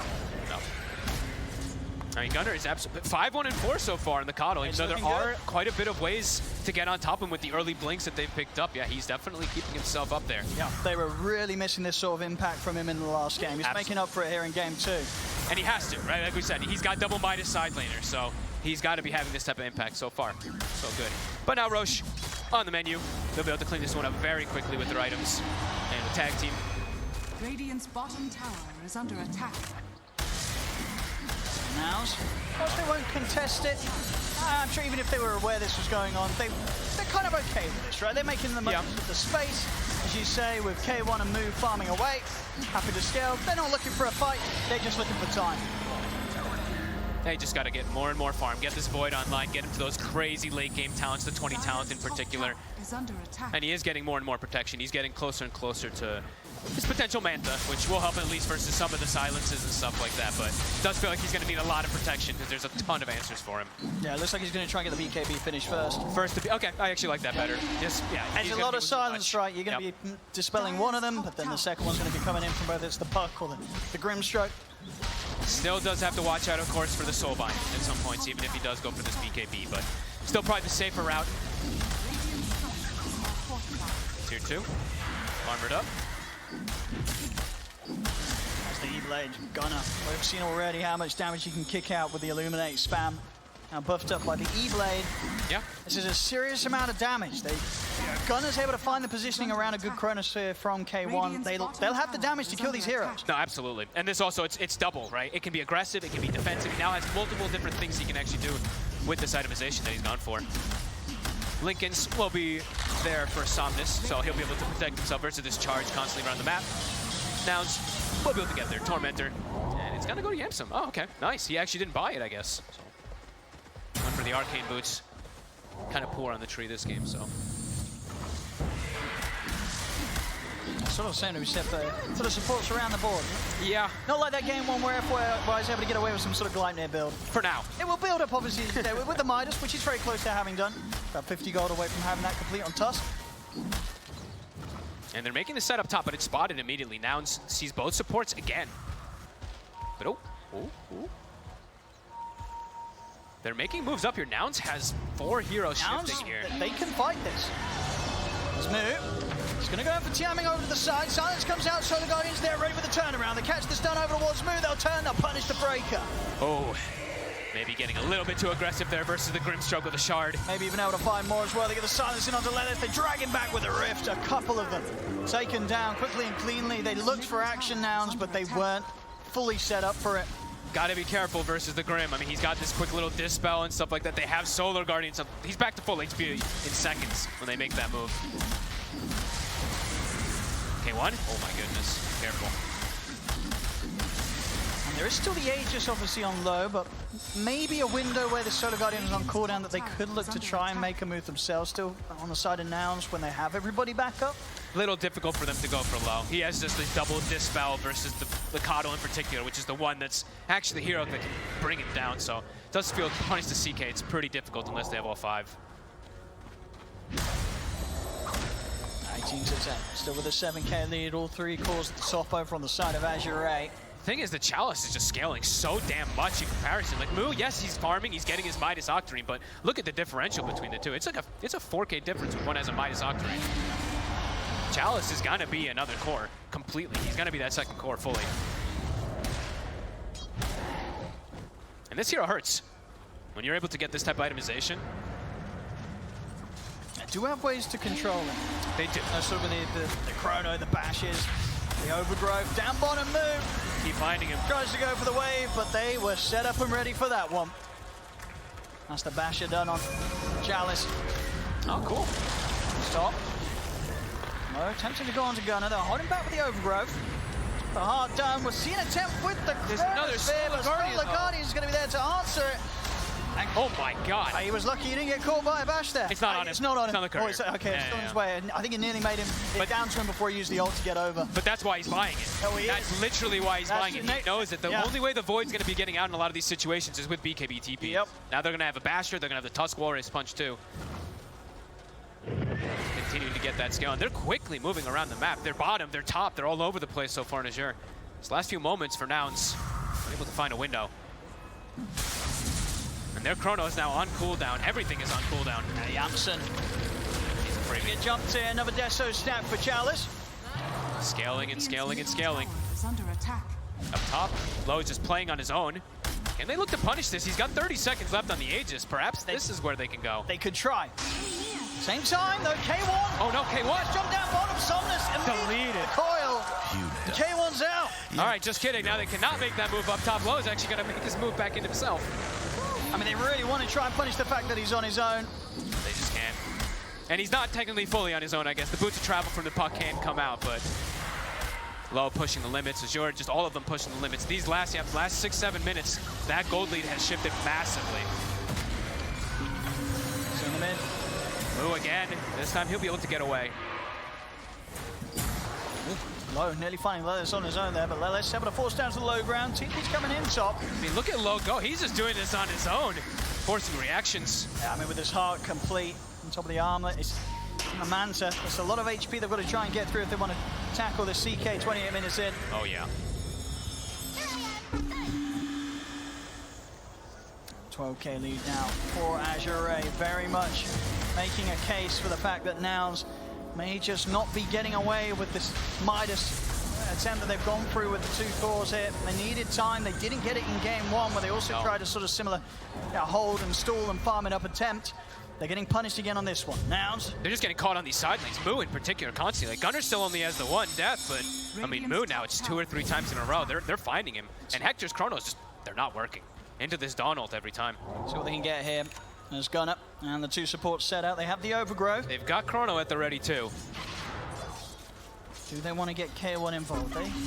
He's thinking about it. I just feel like he's close to his Manta. He's all close to Manta and close to 20, kind of. Like, it feels like for him, he probably wants to wait for a little bit more of a timing. His damage still feels very lackluster on this Void until he has those 2 timings, or the 20 in particular. Yeah, they need Gunner to be in position with the E-Blade and the Illuminate, and they also ideally need to have eyes and control on Chalice. You know, the Solar Guardian coming in each and every time. It's just a bit too much for them to deal with, especially how quick he got the level 3 solo online. K1.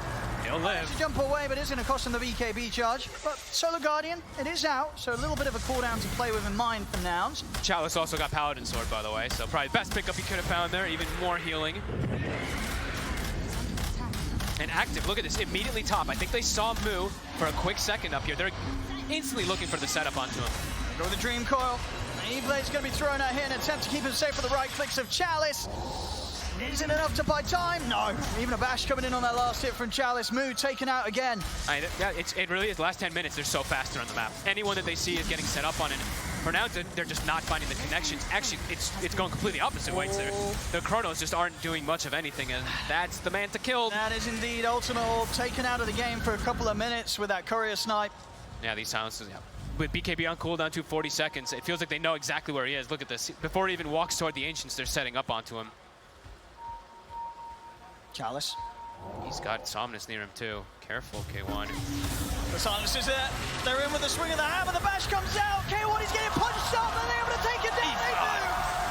They take him out. Not a chance to jump away. BKB was still on cooldown for 20 seconds as well. K1, they really just have his number this game. This series in particular, nothing is going his way at all. Yeah, I mean, last game on the PL, at least he sort of got to avoid the action and hit creep. This time around, he can't avoid them at all. They're hunting him down. They're finding him very successfully. Well, he is a void, but he can't avoid it at all. There's too much stun. Like you said, too much stun, too much silence, too much control. It's been dream plays really coming out, and itemization too. Like these multiple blink daggers and stuff like that to get on these heroes we're seeing. It's working perfectly. I mean, Lowe's going to be huge. Even if you catch this CK in the you Chrono, don't have the damage. You're not killing him now. This overwhelming blink, about 1,000 gold away. He's going to have like 4,500 HP soon. And we haven't even really gotten to see the fruition of like the multiple different saves. We've only really seen the Solar Guardian save. They still have the Inkswell save. They still have the Snowball saves potential too, if even necessary, which so far has not been needed. But now we're kind of in a reminiscent point of that last game where they have this massive lead, the damage is lackluster, and K1 is still behind. Now you see done on Chalice as well. Jeez. Insane amount of physical coming out. 40 stacks on the Deso. He'll go look to treat himself towards an overwhelming blink as well next. Do you see his level as well too? Look, if you just look at the levels overall in the game, look at Chalice. 22, and then you see the carries all the way down below. He's having a remarkable game on this Dawn. Smoke up for Nouns. FY. Should get punished here. Yeah, they'll find him. But he buys his components, and he actually has a full Aghanims finished up. So now they have really fun plays they can actually do. We've got Coil with an Aghanims kick too, so see what Nouns can do with this moment here. I mean, there's a Roche up, but they don't have the damage for Roche. And they want to find something more than just a support kill, but already Azure are setting up around this area. Thomas is in with the gem. It's not easy for Nouns to fight this, despite the fact that they have the numbers. Oh, Low has a DD rune as well too. He's kind of low mana though on the CK. Sending the illusions out, maybe seeing if he can bait some sort of reaction from Nouns. 18 seconds on Tusk. They see the Grim. Who's in? Commit here with a BKB, try and take Tianming down. They'll get him. Okay. K1. Low. With the jump, Low's going to turn over towards Moo. Bash comes out with a charge buy from Moo. The Bash is here from K1. Is he focusing down the CK? Pop the Chrono. Does he have the damage? He does no damage. Nowhere close. The Solar Guardian's out. K1 has to back off, and now they're on the retreat. Somnus in with the chase down. Jumps forward, looks towards finding Lelis in the tree line. Gunner's able to BKB TP out. He'll get away. Oh, and he tickled him. Not level 20 yet on the Void, but even if he has attack speed, the damage, I mean, he does a Vindicator's Axe. This CK was getting hit for literally 0 damage. And now Roche quickly gonna go their way. He literally did 0 damage. And there's a Donald coming in as well, too. It's gonna take quite some mistakes here from Azure for Nouns to have the opportunity to take them in a team fight. 25-12, 16k lead. Aegis, I mean, it almost feels like Low doesn't really even need the Aegis, but really he takes it anyway. There's no way he's dying even the once this game. Beyond that earlier. Beyond the earlier one. Yeah, just the one side, but from this point now onwards, how on earth do you kill this Chaos Knight? Who knows? I mean, 20 on Void has been hit, but as we're seeing, yeah, he's still just so far behind. He needs another item. And he doesn't have, the thing is too, he doesn't have an enabler. He doesn't have a buff for the Void. It's Moo again. It's been found. They keep finding him. The BKB off, but it doesn't do anything for him there. Another charge down the drain. Just overwhelming physical damage. Down the mid lane low. I still can't believe he's not even level 20 on CK, and like Chalice is actually almost level 24. It's actually nuts. Smoked up, they're ready for the jump into the base. FY's ready to kick people out. He is. If he gets his eyes on Gunnar, he may just go for it. Gunnar, keep his distance away from the outskirts of the base, making sure that that sort of jump play cannot occur. They could potentially get the double jump too, right? They can get the blink coil into the kick, so immediately stunning them as they get kicked out. Now it has to be very careful how much they step up. They can't even de-ward this op toward it. They know it's there, but they can't step up toward it. 20 seconds till chrono, but as we've seen, that hasn't really mattered the last few times. Trying to slow him down. The punch, the kick. They found the void. K1 moved it outside the base.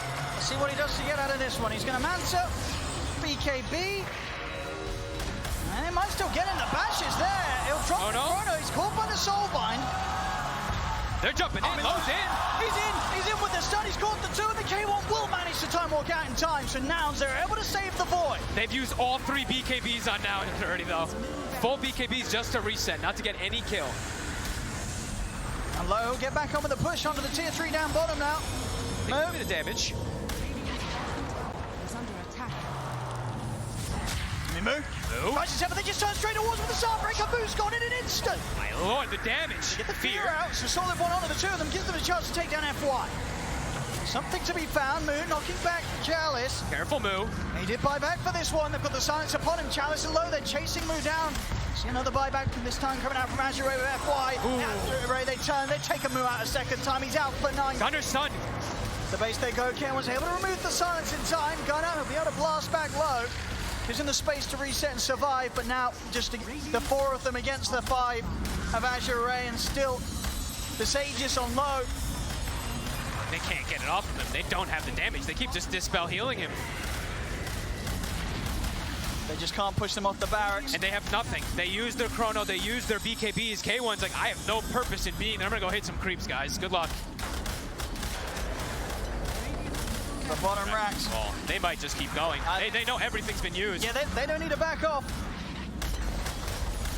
Doesn't matter that they don't have their ults here. Azure Ray are across the board with the lead that they have. I mean, they have full items being delivered, a full Satanics coming out from Chalice, and I think a full full Octarine also for the Puck. They're looking to stick around. 90 seconds on Aegis. How long on Chrono? 30 seconds. The BKBs are coming back up for Nouns, but they need absolutely everything. We'll see if they have one more fight in them, Nouns. 25k lead here at 37 minutes in. Able to last a little longer than game 1, Nouns, but still not a fun spot for them to be here. Being here in this game 2. They can't get low at all. He just continues to be like full HP. Continues to siege. K1's getting back, Moo's respawning. This is the last hurrah. Can they even push them back a little bit? They're in with the charge, Moo. Trying to start something, but already Thomas, he's just dancing around behind them. K1 will get the chrono drop down. It is also Chalice. They're fully focusing. They've got the E-Blade. He's going to be able to protect him. Chalice is still alive. Finally, they'll finish it with the Illuminate. They'll turn over towards FY. They've got him caught in the brown ball. He's got the snowball turning over towards K1. K1 trying to back away, but he's caught by the soulbind. Time walks back up and getting out. Live. FY dies. Taking out the 2 of them. Low, he's still hitting the barracks. He just wants to get the job done, and he'll find it. Hunter kills another. I mean, his team's died, but Low, he doesn't care. He's looking for objectives. They've lost 3, but him and Som, they're still alive. They jump back onto K1. The E-Blade there to protect the match. The Time Walk is going to live. K1 survives. They're taking Low out the once. See if they can go for a round 2. Link outs there, moves in on top of him with the charge. Hamson setting up as well. They've got the control. Do they have the damage? Low turning. Somnus jumps in with the orb across towards Moon. Looking for Yamsen on the back line, for Yamsen staying hidden in the trees. It's a 2 versus 5. Well, 2 versus 4 right now. K1's coming. Chase. E-Blade's there as well. Charge forward. Yamsen, he's slowly dying. Will fall. They've got the knockback here with the ultimate. Surround it completely. They bring Low down. It's a defense. It's a hold from now. It's a good hold. They must have kind of known maybe perhaps if the gold was spent too, because they killed Chalice. If Chalice hadn't spent on his Satanic, he would have had buyback to be able to join back in there. Then maybe it's a different story, but good kills nonetheless. Gunner gets some big cleanup ones, but Raxes, a lot of them have fallen off. It's just that range Rax on the top lane standing between themselves and Mega Creeps. The damage still surely done by Azure, but a little bit of a slowdown. Now they keep the game going. Yeah, you see there, Chalice, no buyback because he spent on his full Satanic there, right? So good chrono, they get the finish off onto him, and then they have the numbers, but good God, they have 4 or 5 heroes versus 2 for what, 20, 30 seconds, and it takes them some time to still bring down the CK. It's the beginning of something. Beginning of something, but need a couple more of those to be able to really feel comfortable for Nouns. CK1 did manage to get his Skadi done, and pretty much well on the way to having the Bionic complete. Hey, that's a pretty big deal. Now he's actually maybe going to do some damage in these fights. As we're seeing, it's still mostly Gunnar doing the majority of damage in these fights. Maybe some small answers. And Gunnar actually also finding himself his E-Blade, or his Timeless Relic, excuse me. So a lot more damage he's going to be able to kick off inside of these fights. And, ooh, cool. The Nullifier also, too. His incredible cast range that you get, of course, from Spirit Form.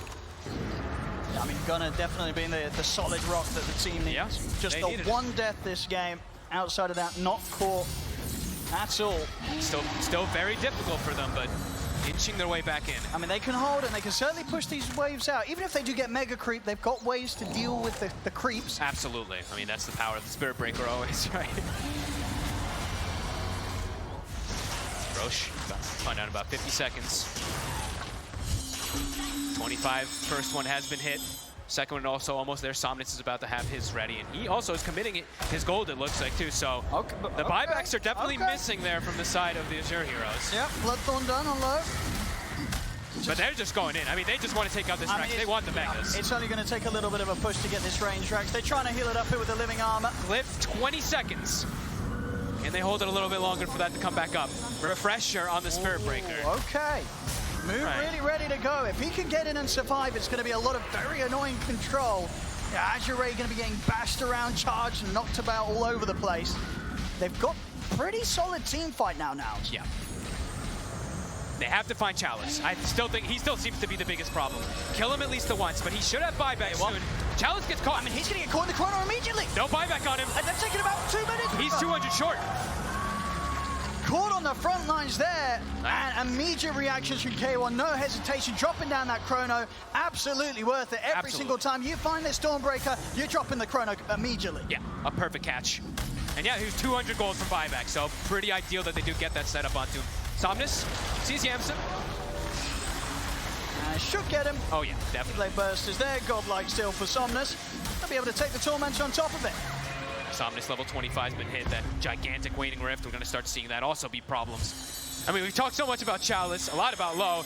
Somnus also, of course, on his bug. 9-0-13. He is an absolute beast. I'm sure he's probably one of the highest damage in this game with all this that he's been able to do, so. Yeah, both drafts, he's managed to find himself on an excellent hero for the state of the game, and yeah, he's really pushing it to his full potential here. Yeah, and him and Gunnar, top of that damage. Gunner's actually ahead of it, though, which is, I would say, pretty damn impressive. Definitely a bit of a shake-up for Azure. They weren't able to get the mega creeps as cleanly as they were definitely hoping for. Yep. A slowdown in the plan. Losing Chalice back-to-back. Now it's probably feeling quite a bit better, because now also, maybe they can sneak their way outside of the base and perhaps look to contest this Roche. 80 seconds until it will be respawning. Leaving the gem inside it to scout. That's why he'll grab it. Looks like they actually want to look for a fight here. Chalice respawning in 12. Getting themselves that wards, that vision prepped out here.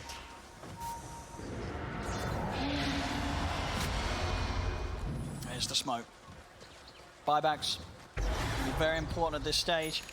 How do they almost certainly see some immediate ones if possible, but at the moment still 3 of Nouns short on the money for their own buybacks. And literally only a Treant Protector has buyback right now. Chalice, I imagine he really wants to finish this, because as we've seen, the priority is to chrono this Dawn. So I'd imagine he wants to try to get that little bit extra of farm, but right now Roche is everything on their minds. 30 seconds until we'll see that back up. It's gonna be right around that time where it shifts. Will they be able to kill it in time? Got about 30 seconds to kill it when it does spawn. They have a lot of minus armor and stuff, but... Invisibility. Now it's getting the waves. Much better position. Maybe not in good enough a position, though, to go for Roche I don't think so. They're probably going to be held around the base.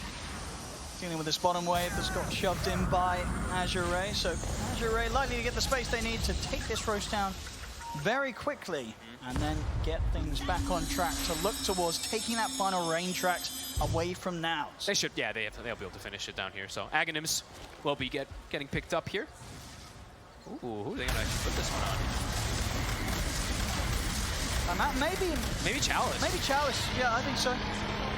Yeah, I think it's the Chalice versus the Void. Now he can actually just play further back. Now instead of actually playing like so far up, he can make his ways. Gonna try and make an aggressive play top.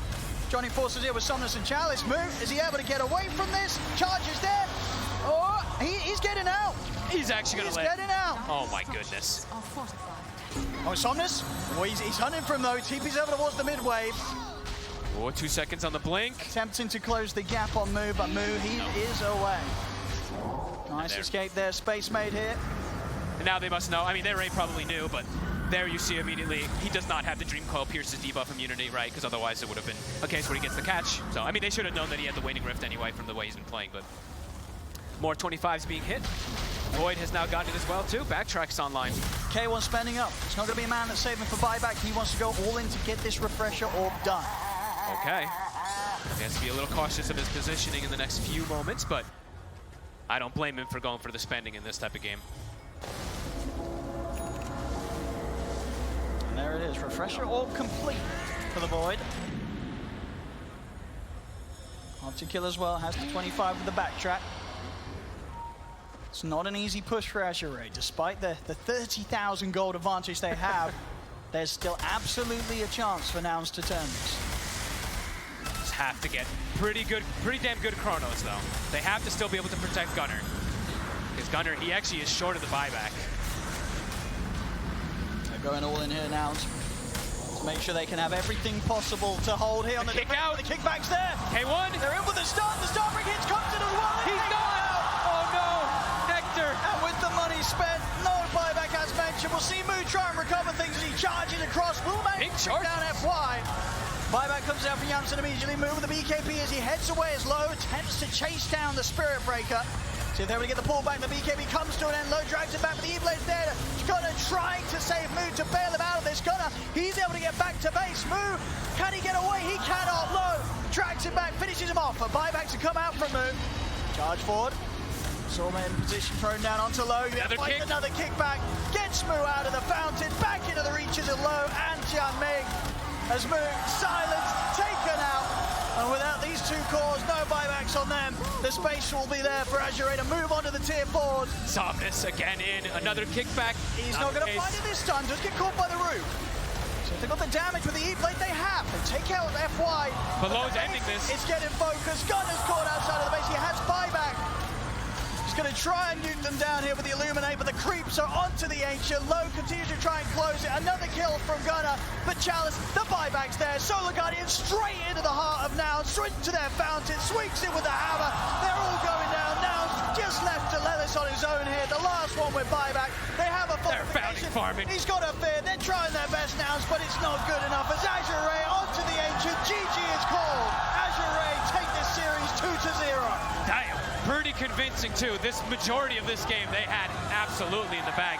They're looking so confident, and honestly, I'm loving the way that they're playing. All three cores are having amazing games every time.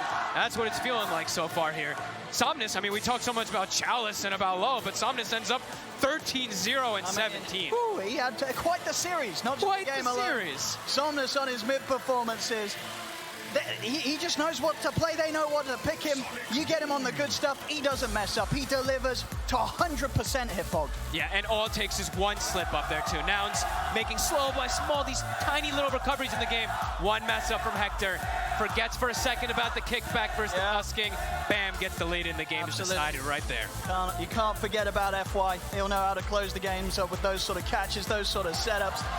A better attempt from Nouns this game too, but as we say, they will be knocked down to the lower bracket. Azure moving on, and very much in a fashion where we can imagine that Azure going to be quite the formidable opponent moving on here in this playoffs. Great performance back-to-back, great drafts as well. Yep, from start to finish, these games, it seems like they had a game plan going into it, and they executed them quite perfectly, I have to say. A couple little slip-ups, like you said, from the supports, but overall, the game plan was sound. It really was. It really was. Nouns, they tried to find whatever they could to keep this game going, to scrape themselves back into it. A bit of a hold around keeping that range tracks alive as long as they did. And the decision then, do you think they'll regret that idea to go full in with the purchases rather than have the buybacks at the end of the game? Or did you have to do that anyway when you're down as much as they were? You probably have to do it anyway, but you know what? It happens. You're under this much pressure. You're at TI. These type of things can happen. Wow, impressive stuff indeed. You see the crowd very much here. Massive amount of support here for Azure Ray. And understandably so when they bring this level of Dota 2. Very much looking forward to see what else they can continue to bring out in their upper bracket run.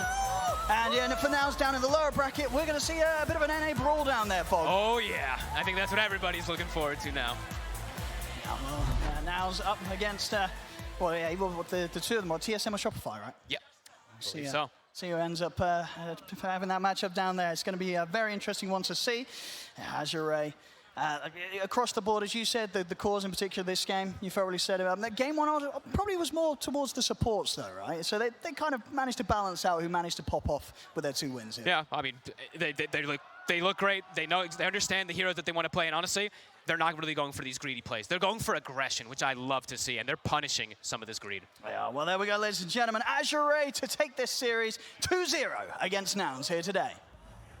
Thank you very much, ODPixel and Fogged. I feel like, Effie, we just witnessed a clinic from Azure Ray about rotations and movements and aggression all ball into one. Yeah, I mean, it feels like they hit every check mark in terms of drafting, in terms of how they wanted to play, how they wanted to play around each other. Even the few kills that were given away due to some really great Chronospheres and plays by Gunnar were not enough to stall them. When those kills were given away, instantly you had on the other side of a map a rotation happening into a Solar Guardian by Dawnbreaker. I mean, there is always something happening. And after that laning stage was over, after they dissolved it, they were constantly playing together. They didn't split their heroes around the map and farm. No, they were 4-manning. They were running around this map and playing for every kill that they could. And they did not give Nouns even an inch to play the farm game. Yeah, this is what happens when you have 5 heroes with stuns, leash mechanics, silences, so they can run at people constantly. And this is also like 4 strong side lanes, plus also strong mid lane. Last pick Puck, which ended up with having 0 deaths, flawless performance coming out from Somnus. I mean, this team, I've been mostly impressed. It's been only day 1 of the playoffs. We've seen the group stage. Chinese teams, man, they are drafting, and they're drafting some really nice stuff. Like, we've seen a lot of different stuff coming out from LGD in the game that they played early on, but Azure Ray, I would say both of these teams, they're on the same level when it comes down to counter picking and just their understanding of the meta, what is strong and how to counter some of these stronger heroes. Yeah, it feels like they have something to prove, the Chinese teams here. I mean, this is the most underrepresented this region has been at a TI, and they both came out swinging, both LGD and Azure Ray, and they're proving that they are contenders, and you cannot count out this region, and it's been great to see here. Yeah, I mean, they definitely don't need a lot of teams here to get high placings, it seems. 2 is just enough to already be in the top 6, already taking 2 of those slots there. But for Nouns, a little bit of a disappointing result from them. Like, sure, the Chinese teams are great, but I think they came here into the upper bracket not to get stomped this hard, right? That wasn't their idea. And I'm going to go back to where we started with, like, the player comparison at the beginning with Chalice versus Moo. Chalice had an amazing series, beyond godlike in like both games, double digits in the kills. Unfortunately for Moo in this second game here too, he also couldn't get anything going, being 4-12 in the first game, 0-6-0. Just big difference here on like what the offlaners were able to bring to the table in this series. Yeah, normally with Spirit Breaker, you set the tempo. You're the one that makes the moves, gets the kills, but it felt like Azure Ray just was always one step ahead, even before. I don't know if this is audible on the stream as well, but there is a big fan base for Azure Ray cheering on Somnus, which, by the way, I wanted to highlight as well. I mean, this guy is the oldest mid laner here in Seattle, Lacoste. Yeah, it doesn't feel like it. I mean, he still got it after all these years. Like, he's just been so stable throughout his whole career. Whenever we talk about like the greatest mid laners of all time, Somnus's name always pops up. Top 3, no doubt about it. No doubt about it, and of course, Azure Ray, their playstyle, their games. It's all made possible by the coach. Alanum, the veteran of the field, is standing by right now with Pyrion. Yeah, hi Sheeps, thank you. I am indeed here with Lanham. Obviously, they just won that series 2-0, and he coached them to glory in that series, I should say. So, you guys struggled against Entity, but much better showing today. So, what changed? What did you say to the team? 首先，恭喜获得胜利。你们在打 Entity 的时候稍微有点挣扎，今天做了哪些改变，突然变得那么厉害呢？应该我们选手都是大赛型选手，他们越打到这种线下的舞台，发挥越好。All our players are made to play in major tournaments, so lands like this, when it's offline, they perform much better. Oh, okay, nice. All right, this is a bit of an odd question, but what is an Azure Ray? I've been trying to figure it out. 我们想请问一下 Azure Ray 到底是什么意思？你们的队名？